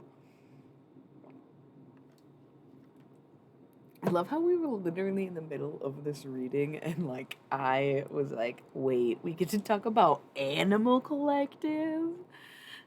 Just because I said vertical. Vertical living. Like I said, I don't know the words. That's why I don't listen to the album repetitively. But because I've been listening to a lot of those songs since high school, I know them really well because we didn't have any other options. Someone had the Merriweather CD. Pop that bitch in. We used to listen to that shit every day. I can almost sing all of Merriweather to some extent because some of the words you fudge up because you're like, whatever, you might read it once or twice, and sometimes I look it up. But like, dude, fireworks, trying to sing fireworks is so crazy. It's so crazy. Thank you for the follow. I hope you also like Animal Collective and aren't expecting a personal reading or to make anything about yourself this evening. Good morning. Good morning. I am better than a shot of tequila in your coffee. Okay? Um, And I like doing this like slowed down swanky version of Purple Bottle when I sing it. Oh, it's so sexy. I love that song. It's so beautiful. I got a big, big, big heartbeat. Yeah, I think you are the sweetest thing. Okay. Should we get back to the cards though? Okay. He's like, okay, that's cool. What does the snowflake mean? Wow. I love that. It's hard. That's what I'm saying. Like, it's underrated. You think, oh, it's just noise. But then when you try to do it or keep up with them, the breath work that comes with the things that they do and say is wild. Hi, Alphane. You bit slipped through the cracks. You've been following me since September, but I don't quite remember you. No offense. I do a decent job remembering a lot of people that follow me, but you must have been quiet. I did change the rules um, of my chat, so an email confirmation is good enough. So maybe you weren't able to talk to us the last time you followed. I'm good. We're doing like a bit of a twin flame reading or something. Um, we're just being reminded. I don't have red hair.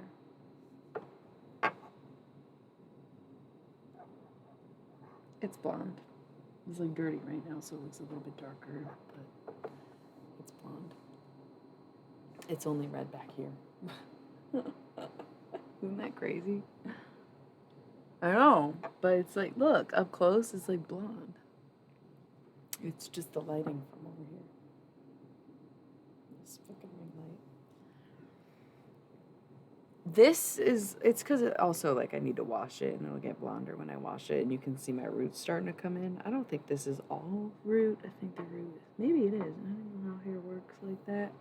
But this is blonde as fuck. When it's all done up and cleaned up.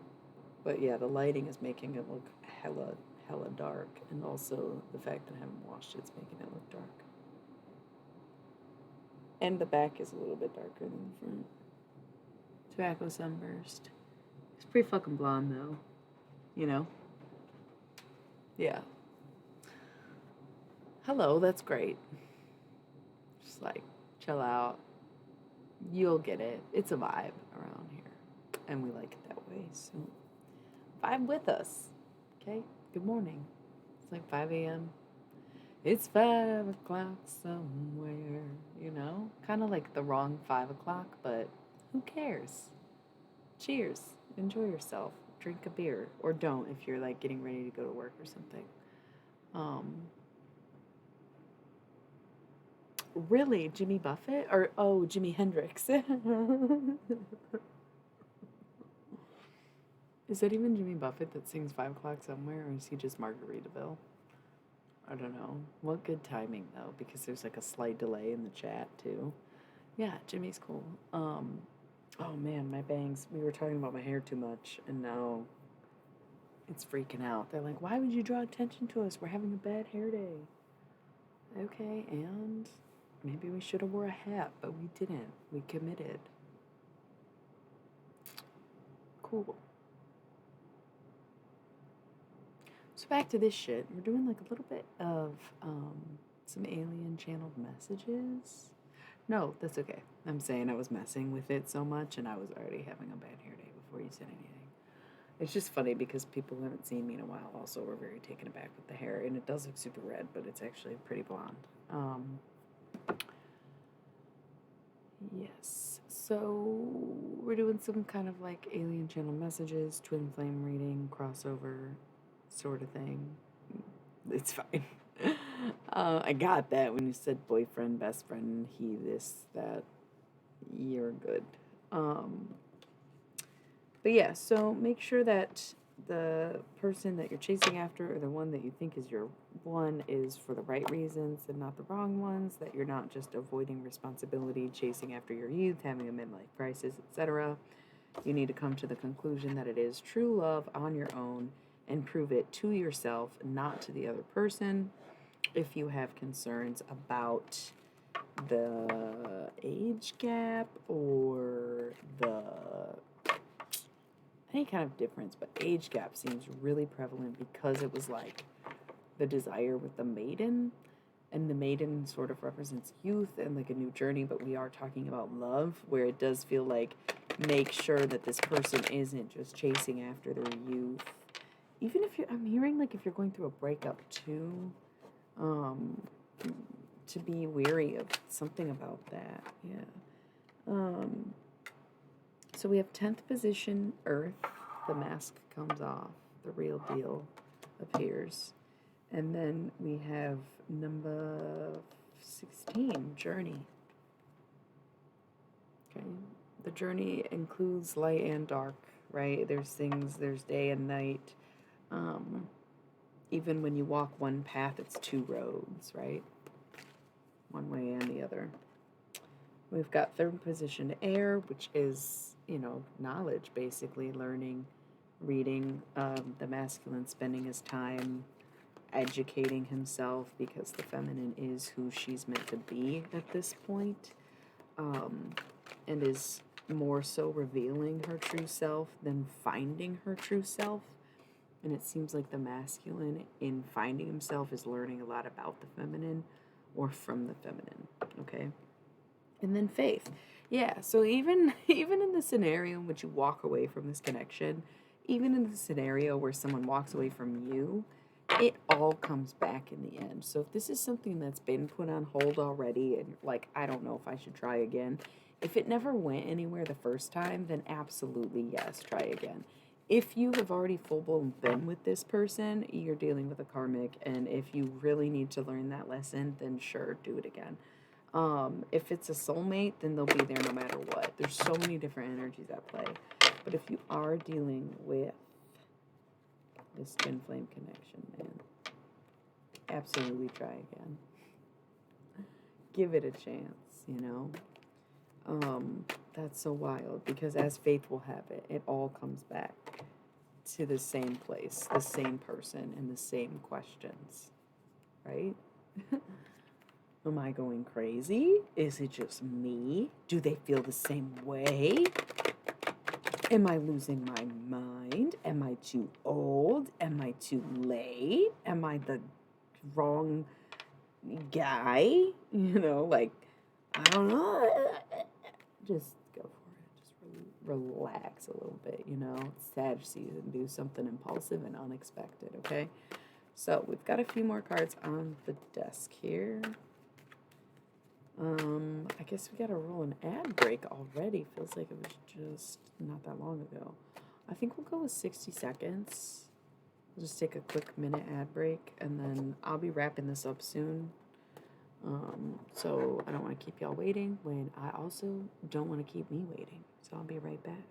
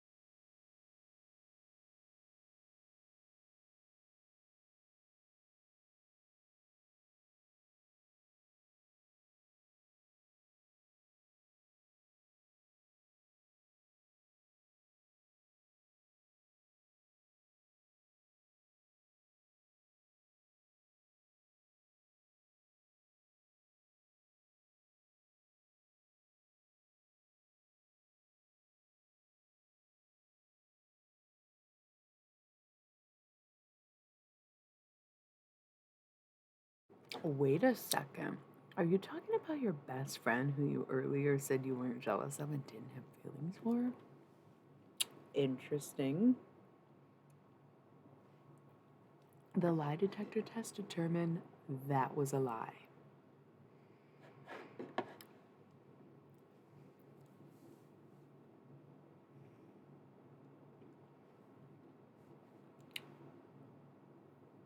Don't know yet. Don't know yet. Sounds karmic though. If you already hooked up, that means it went somewhere. If it's purely sexual, it's likely karmic.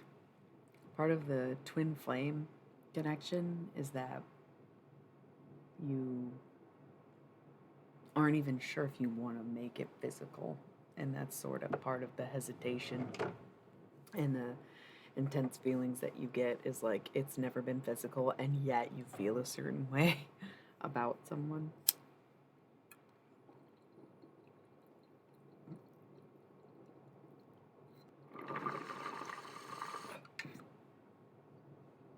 Yeah, that sounds really karmic. That also sounds like Marlon Brando. So, are you like James Dean reincarnated? And he's your Marlon Brando? Is he older than you too? James Dean was like obsessed with and in love with Marlon Brando, who was openly bisexual but had a very hard time committing to anyone, let alone men, or perhaps actually liked the company of men so much that he didn't commit to them because he did cheat on like all of his wives. Hi. I know it's been a while.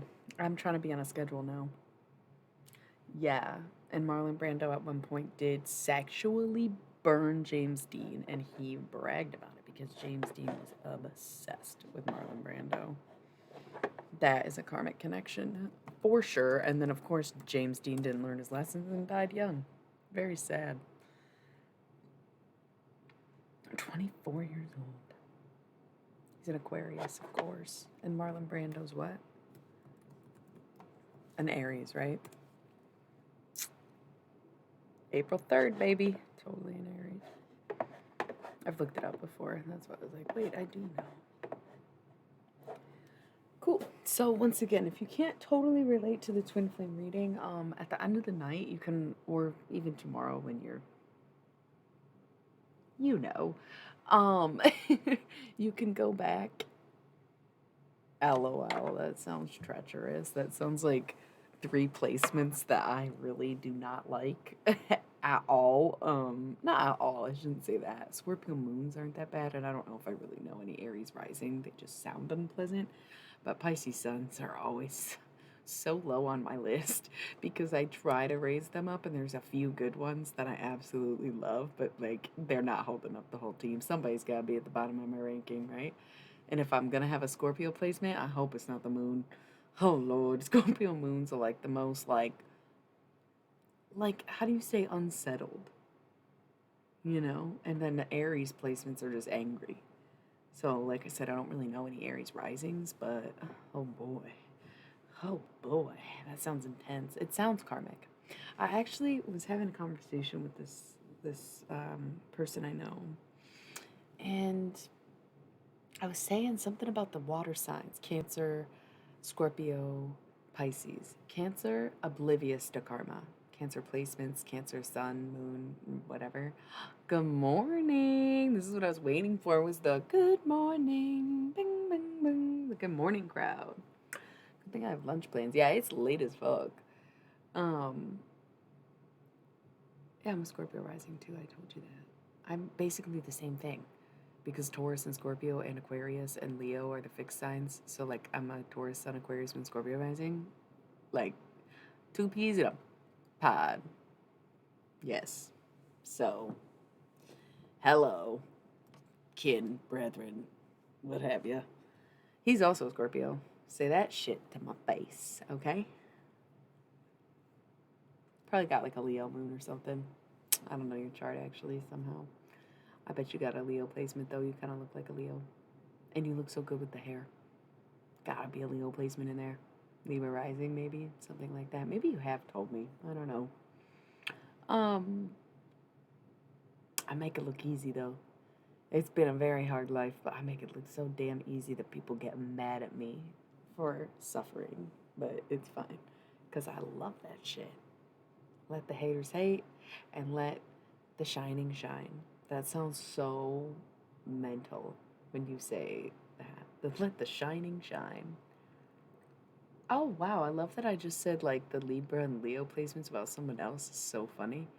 Um, that sounds fun. Sounds manageable. Sounds pretty good. Libra and Capricorn complement, and then Leo to like help everyone else digest it. Sounds good. Sounds reasonable. Um,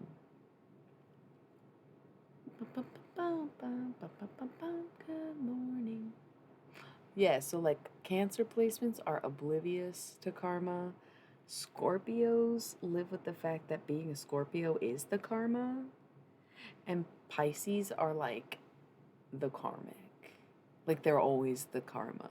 Like they are the karma. They are karma. It's like everything they do with others, to themselves, to others, it's all karma with them. So like the Cancer's like, what do you mean karma?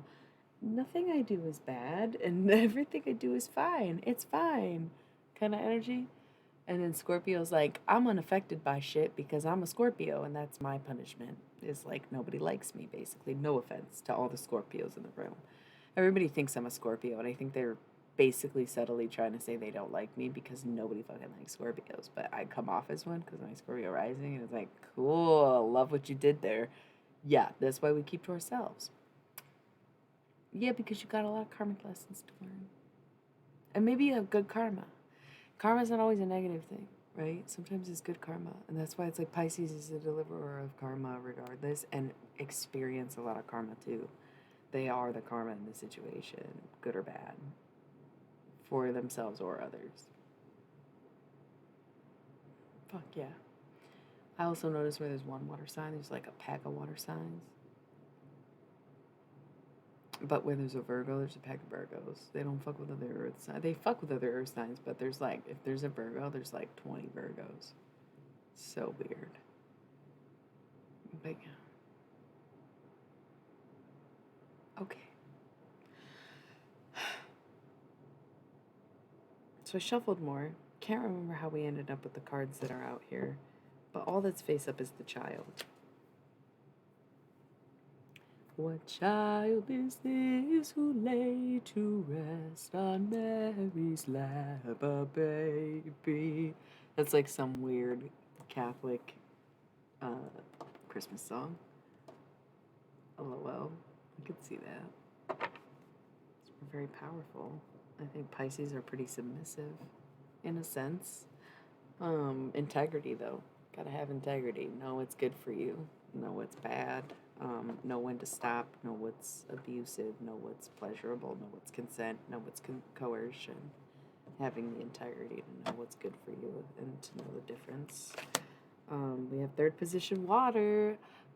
Strap in. I feel like the child card was to indicate that we're at the beginning of something. It's about to be a bumpy ride. It's gonna be a bumpy ride. Gonna be a bumpy ride. Then we got 14th position air, king of air, double masculine energy. Masculine's coming back hard. Feminine is ready to go. She's like, look, I already know what's coming. It's about to be a tornado. About to come in here, being like, I don't know about this and that. I'm gonna interrupt, interfere, do all this. Probably have a fucking ruthless communication, right? Come in hot, cutting, cauterizing even. But the feminine, 6th position water. It's okay, let me help you. You can't see her yet? There it is. Okay. Let me help you. No problem. Boom. 1st position Earth, reptilians. Good Lord. They love her. So, another thing. Okay, so something I've learned a lot. Okay. I have always been suspicious of extraterrestrial or otherwise alien activities since I was a child. Went through a period of wanting to believe in aliens as I was a bit older. Then by high school and learning science fully for the first time, not being in a religious school anymore, I was like, it would be very ignorant to assume that there is no other life forms. And then in my early 20s, I had some experiences that other people concluded may have been aliens. So in my late 20s to now, I've been kind of like gone from I want to believe to an abductee, if you will. So, whatever. But most of what I know about extraterrestrial life, culture, and other stuff, is through this deck, through these channel readings, through these messages. I've watched, like, Braca Goldsmith is one who I think she channels the Pleiadians a lot. But she's like an astronomer, I want to say, or astrologer, maybe. I can't remember. Maybe both. That's not how this works, and I feel like you've been here and asked that before, so it's like kind of annoying. I'm gonna ignore it so that I'm not mean because I made somebody cry today by accident, of course. That's that Regina George serving Scorpio rising because you already know that Miss Rachel McAdams is indeed a Scorpio. Amen. God bless.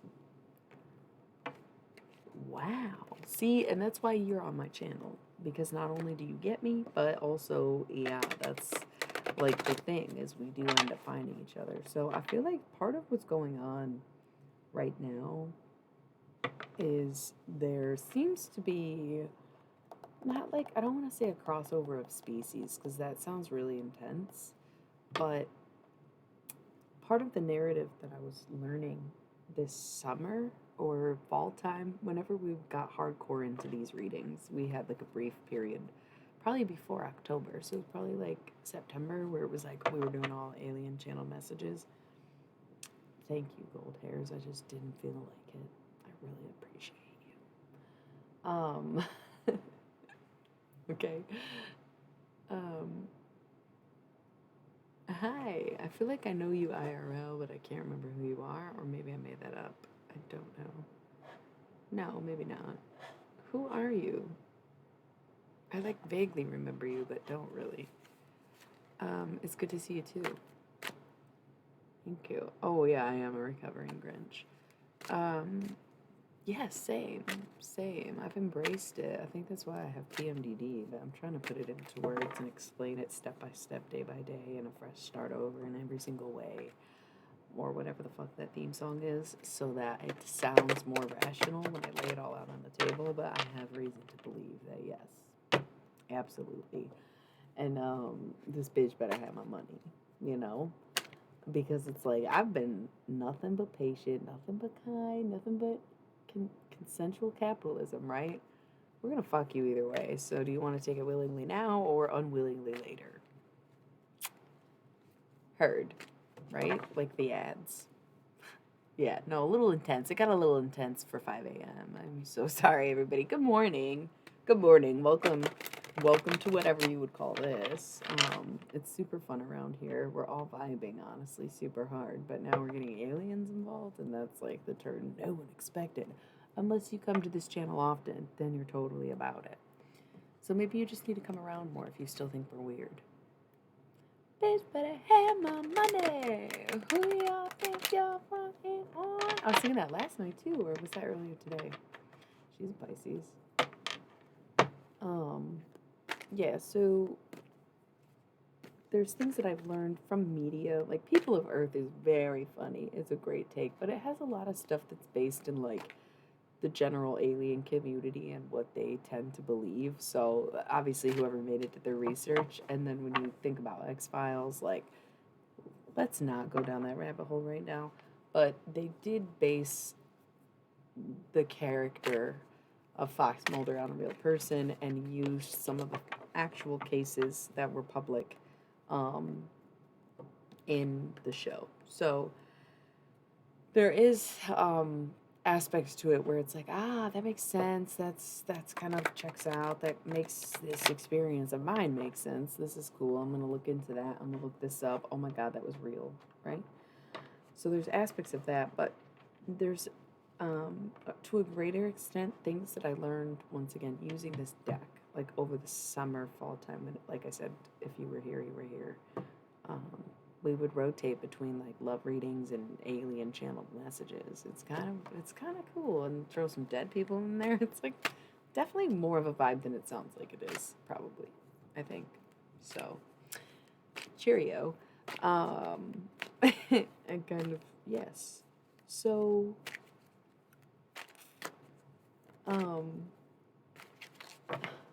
golly, good morning to you too. I get it. I do.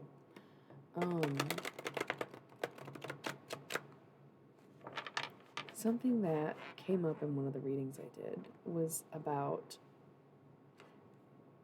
sort of like the experimentations that were set up by extraterrestrials on planet Earth. Yes, during the Roswell incident of the 40s and 50s, but also like so much before then. Neanderthal times. Like, sort of basically saying, or the story that I was getting was that there was some, you would say, crossbreeding, experimenting, if you will, during that time. And that's essentially how we got Homo sapien. And then in the 40s, 50s, Roswell era, right? It was almost like new genetic material or even entirely other species. There is also the time of Jesus Christ, very similar kind of. Jesus went public. That was the first successful implant kind of vibe. I know it gets a little sacrilegious, but honestly, I'm a confirmed Catholic and I think I'm allowed to believe whenever I want. Thank you very much. That's how my religion works. So, suck it. I talk to Jesus all the time. I'm a necromancer. I talk to anybody, any dead person. Jesus is not an exception. You are the ones who said he was fucking human. He is the one saying he is a fucking hybrid alien crossbreed who did spread his seed. And no one wanted anyone to know he spread his seed because of the DNA. Like, yeah, he had children, alien offspring children, crossbred with humans. Like, duh. That's why it was kept secret. Because if people knew that, they'd be like, what the fuck are we worshiping? Big dude in the sky. And then you get offended when you don't say God. Like, all right, relax. Because honestly, the only force holding any of us here is gravity. Amen. Okay, so didn't need to go that route. I know. Why? At 5 a.m., do we really need to get this rowdy? Do we need to be this in the face? Do we need to be this intense? And I would say yeah, because it's great. It's great. It gets you thinking. It makes you question things. It kind of makes sense though when you hear it and you think about it for like literally 2 seconds. You're like, damn, bro. Yeah, they said she was a virgin and everything. That's literally how I would describe intubation. I'm sorry. That's when you clear the throat. Incubation, right? That's literally same concept. Okay, so that's too far-fetched, but your miracle pimping godson was fine, hanging out with a bunch of men, being single, not having kids, not having children, and just hanging out with 12 dudes. Okay, so he was gay? Like, what's your point? It's so funny because it's so true. It's like so bizarre. But I love my Catholic roots and I love Jesus. But he's the one who tells me this stuff. They all do. So that was part of the narrative. I'm going to try to get all my past readings up on Patreon right now. I just have like the first half of my Twitching streaming from like the first half of this year. But I intend on getting all of them up. So you'll be able to watch some of the previous readings soon enough. But when it comes to the mystery deck, those are the kinds of narratives that come out when it comes to connecting with these extraterrestrial beings. And a lot of emphasis on human love and the human condition and the human frequency and staying true and attuned to it. But it does seem like there are multiple species that inhabit Earth, and we see that in tying back to our conversation about cats and lizards and having third eyes and having slits for pupils and talking about how some people are really afraid of bugs, and I don't blame you.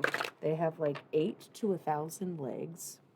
Some have multiple sets of wings, hundreds of eyes, hundreds of eggs. I mean, it sounds like a fucking nightmare, and it also sounds like so different than what we as people are, and really anything else on the planet. Like, yes, we have these 3 kingdoms, but where do those kingdoms come from? Because clearly we all seem to be offspring of some lineage, right? And the more human we are, is the more crossbred we were with things like monkeys, trying to come up with best, most sentient, right?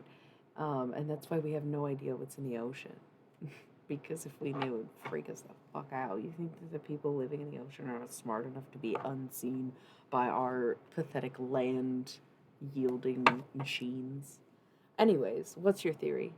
Throw it at us. I was already talking about mythical creatures earlier, probably being real. I don't know why a dragon is far-fetched, but a dinosaur isn't. I don't know about like the technology aspect, but I totally am like the older I get, the longer I think about these things. And yes, I think that there is a very short jump from aliens to insects because, like, once again, what we classically think of as aliens to look like pretty much describes an insect. It's just very much not like any other species on the planet. Like, most mammals have 2 eyes. Most reptiles have two eyes. Most humans have two eyes. I mean, it's like genetic mutations will cause one if you lose one. I really can't think of any creatures on planet Earth that have more than two eyes besides insects and things in the ocean. So it just seems like it's not really much of a jump. This is no great leap of faith. This is a simple stepping stone to recognize that there is a huge difference between sea and land versus water and ground level, underground. Yeah, I mean, that's fucking wild. It's wild. Even winged creatures like birds, still two eyes and still two wings, 2 feet, and insects defy all of those things as well. A lot of them have multiple sets of wings. Exoskeletons? What the bitch? You're joking. You're joking. You know, silverfish are one of the most. Oh my god, yeah. I'm pretty sure that if you get all the way to the bottom of the ocean, you just end up in space again. Like, I'm quite confident. That's what I've been shown. That's what I've seen. It would be very basic dimension mapping in a sense where if you bent it, it would be the inverse outverse reality, or even if it was more flat, it would be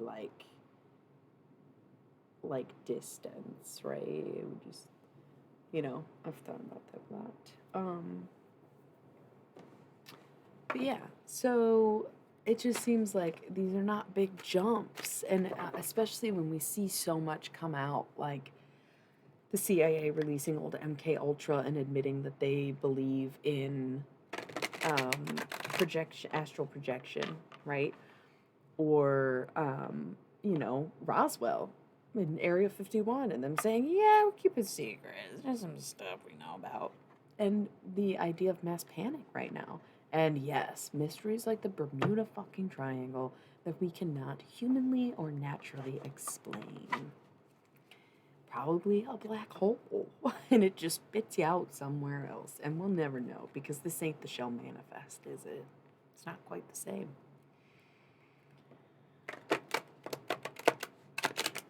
Right. I totally believe that. I didn't even know that, and I'm saying, like, yes, I 100% believe it. The bottom of the ocean. That's why there's so much pressure down there. It's the same as being in space. Your body would collapse under the weight of no gravity. That's why they have to wear spacesuits and spaceships and stuff. Remote viewing, exactly. So there's been a lot to lead on, and so we honestly, as people, or as the population, or as the collective, or as society, however you want to identify the greater peer group around you, is accepting these small truths for what they are. We really have to do an ad break already? That's fucking crazy. These small truths for what they are, to be able to accept greater truths that are on the way. And you think, I'm just one chick on the internet, or, some of you definitely believe what I'm saying and already have gone down this road for yourselves, and others will tune in for a second and think that we are conspiracy theorists. But honestly, you have to be able to look at the picture they're giving you, even if they gave it to you in pieces. So on that note, I'm gonna run a 3-minute ad. Let myself breathe for a second. I wasn't planning on streaming this late, but it's honestly, I'm having a great time. I can't believe you're all up. I'm just trying to there's a few cards left on the table, and I know once I'm wrapped up, I will be done. And I think like 30 minutes ago, I was like, hopefully not much longer than an hour. So still trying to stay in that window. I love you guys though. So let's take a 3-minute ad break. Go pee, take a smoke, whatever you're gonna do, get a snack. I will be right back. What do you mean wait? I'll literally be right back. Thanks.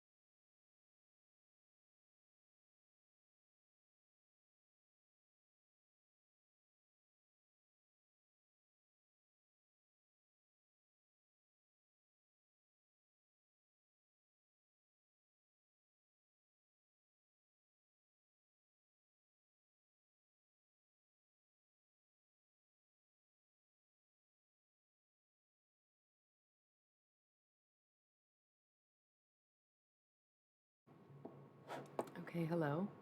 A little more 6 a.m. than 5 a.m., but that's okay. Let's wrap this shindig up. Okay, we cannot start alien channel messages super late, but I was running behind today. This is entirely my fault. I would have started this deck like 3 hours ago if I would have started the readings at the time I intended to start them, but I dicked around and wanted to upload my music and finish my drawing. So I started the readings like 2 hours later than I would have or wanted to. So I'm up later. It's not that much longer of a stream, but yeah. So let's see. We've got 8th position fire. So we have the femme presenting masculinity and basically saying go forth with courage. On one side we have a face down sidecar, and on the other side we have 2 face down sidecars. Okay, and then we have a row with 1 face up, 2 face down. Well, 2 face down and then 1 face up. So the face up card is 13th position air, Queen of Air. So the top of this deck and the only card facing up left on the table is 2 femmes presenting as masculine energies. And what that means is they are depicted as feminine creatures or people or whatever, extraterrestrials, so like, I don't know, feminine presenting, but it's air and fire, which are the masculine elements. So it's femme presenting masculine and matching the masculine's energy, essentially, but in a way that's healthy for her and inspires her to be brave, courageous, creative, and to be thinking outside the box, on her feet, adaptability, like kind of the positive qualities. Like, there's such a difference between mirroring and matching, and the feminine's trying to match that energy, exploring the self, focusing on the self, doing what's right for the self, and in that they both find the same conclusion around the same kind of time. Okay, on one hand, lacking the masculine once again, 9th position Earth. He's got the whole world in his hands. He's got the whole world in his hands. But he's undecided if he wants to hold it. Everyone. So the masculine's like, I don't know, I could smash it, I could break it, I could drop it, I could leave it. And on the other hand, it's like perception and 14th position water, king of water. Be careful what you wish for, masculinity. Be careful what you wish for. You're like, I'm not really sure if I want this. The feminine said, well, it's your perception to think that it's an option, but I'm totally fine letting you think that. Like, you do not want to match that kind of energy.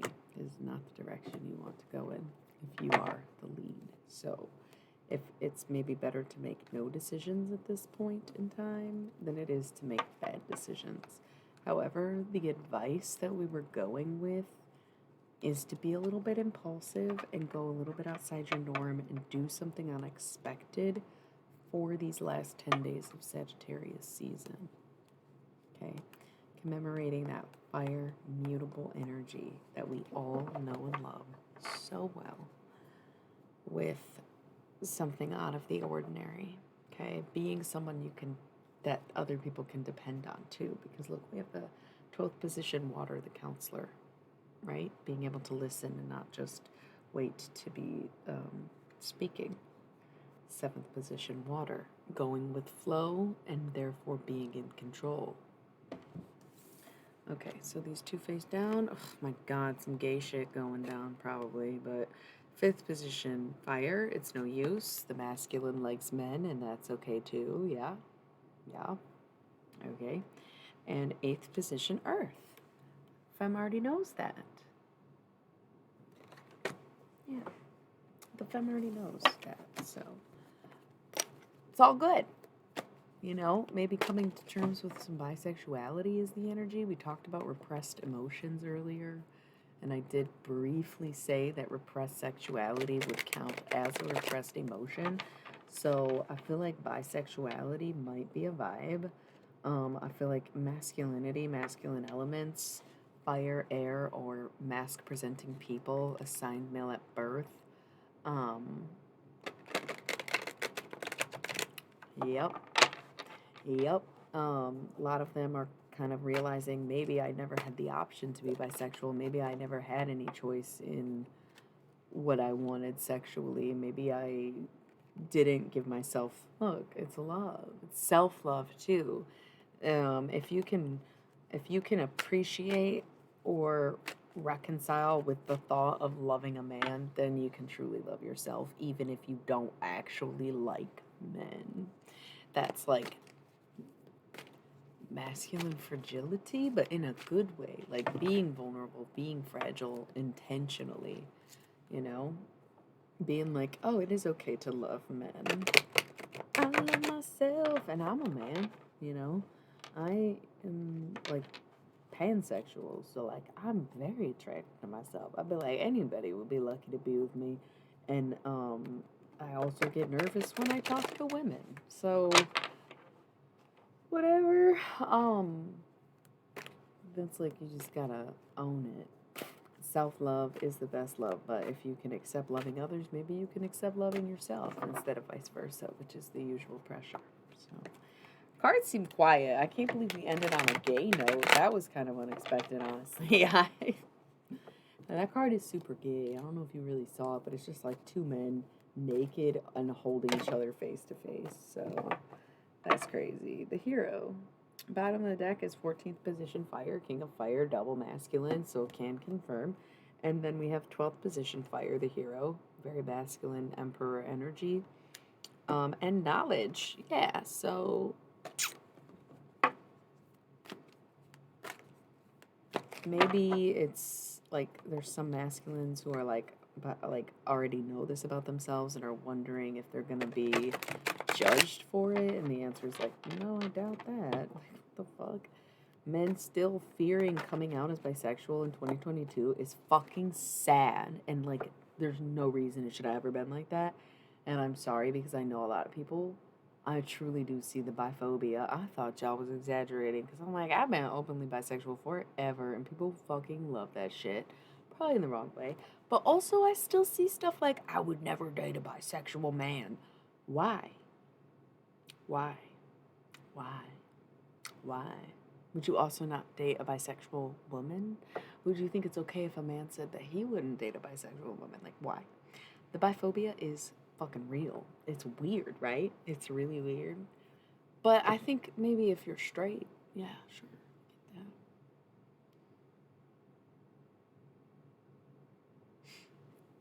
Yeah, water's the feminine element, so I would say he's probably the masculine and you're like the feminine in that scenario, right? Because you're double water.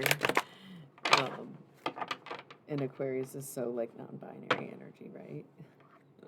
For being a masculine element.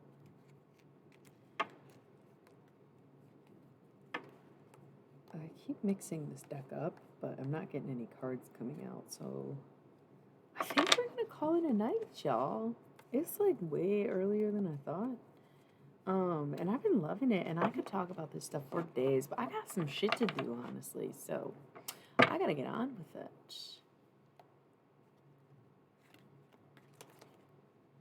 Well, you know what? Maybe that's his lesson to you, and that's karma for not accepting him sooner, right?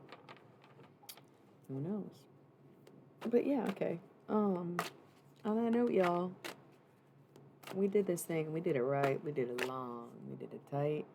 Definitely come back this week on Thursday.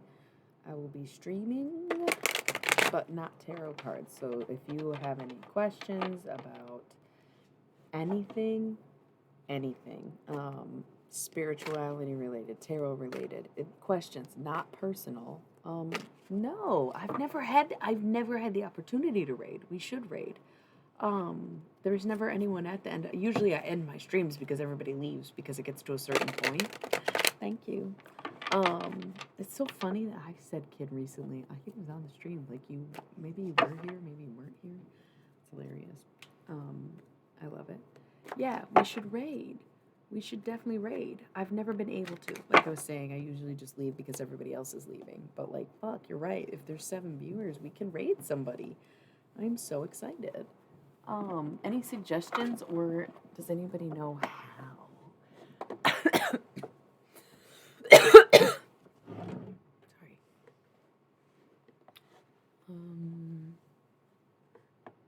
I love you all, by the way. Thank you for sticking it out with me to the wee hours of the morning.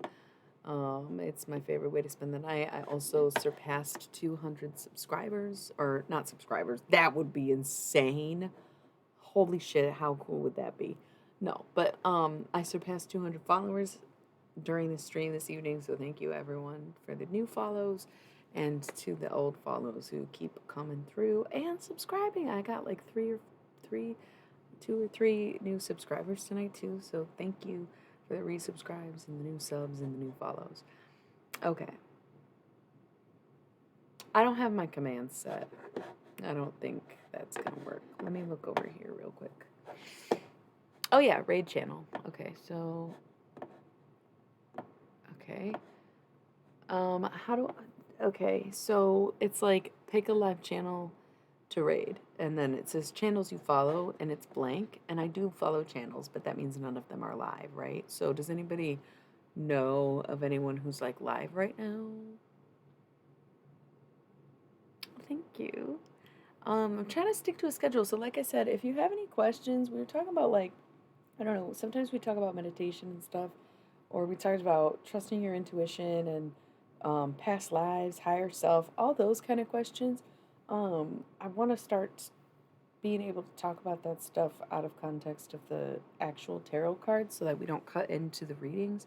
So I'm going to be doing that on Thursday. And then I'm thinking about doing a writing session maybe Friday on stream, but I don't know yet. I'm trying to stick to a schedule. And yeah, those days will work. And this was good. But then it does seem like there's so much going on, so much to say. Cool, we'll do it. It sounds legit. Okay, let's raid. Oh, and Canadian. So, all right. Well, if this means that I have to go, I love you all. We're raiding this Canadian music channel. It does sound cool. So let's raid them. Thank you all for tuning in. I hope to see you again Thursday, maybe Friday. If not, come back Sunday for more tarot. And next Monday, we'll have the same lineup of decks.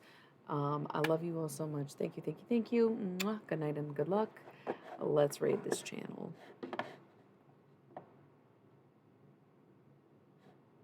Oh, it's got a little countdown. This is so cool. I don't know what's happening or what happens next. Raid now. Cool. So now what happened? Raid now.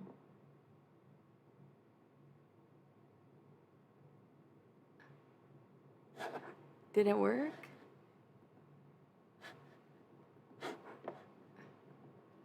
Oh, I don't know how this works.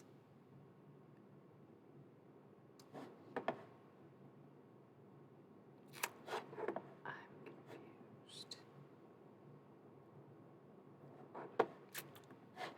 I'm feeling like something didn't go like it was maybe it did. I'm so confused.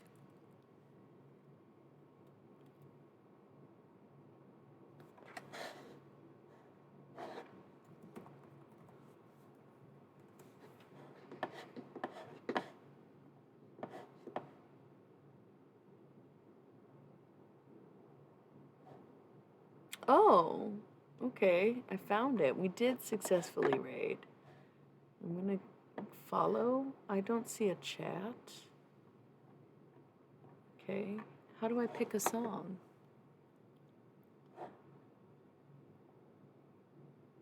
Here we go.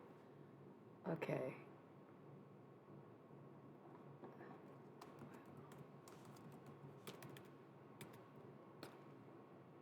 Emo only mode. Okay. This is crazy.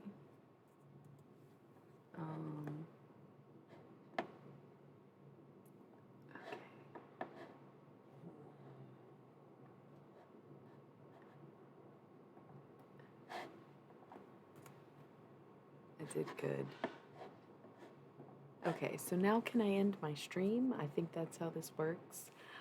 Sorry y'all had to watch me try to raid somebody, so we're moved over to there, and I'm gonna be getting some sleep. I love you all. Thank you so much for tuning in. Enjoy the other streams for the morning, and have a great evening, or day, or whatever. Mwah. Thank you so much. Good night, good luck, all of it. Thanks. Hope to see you soon.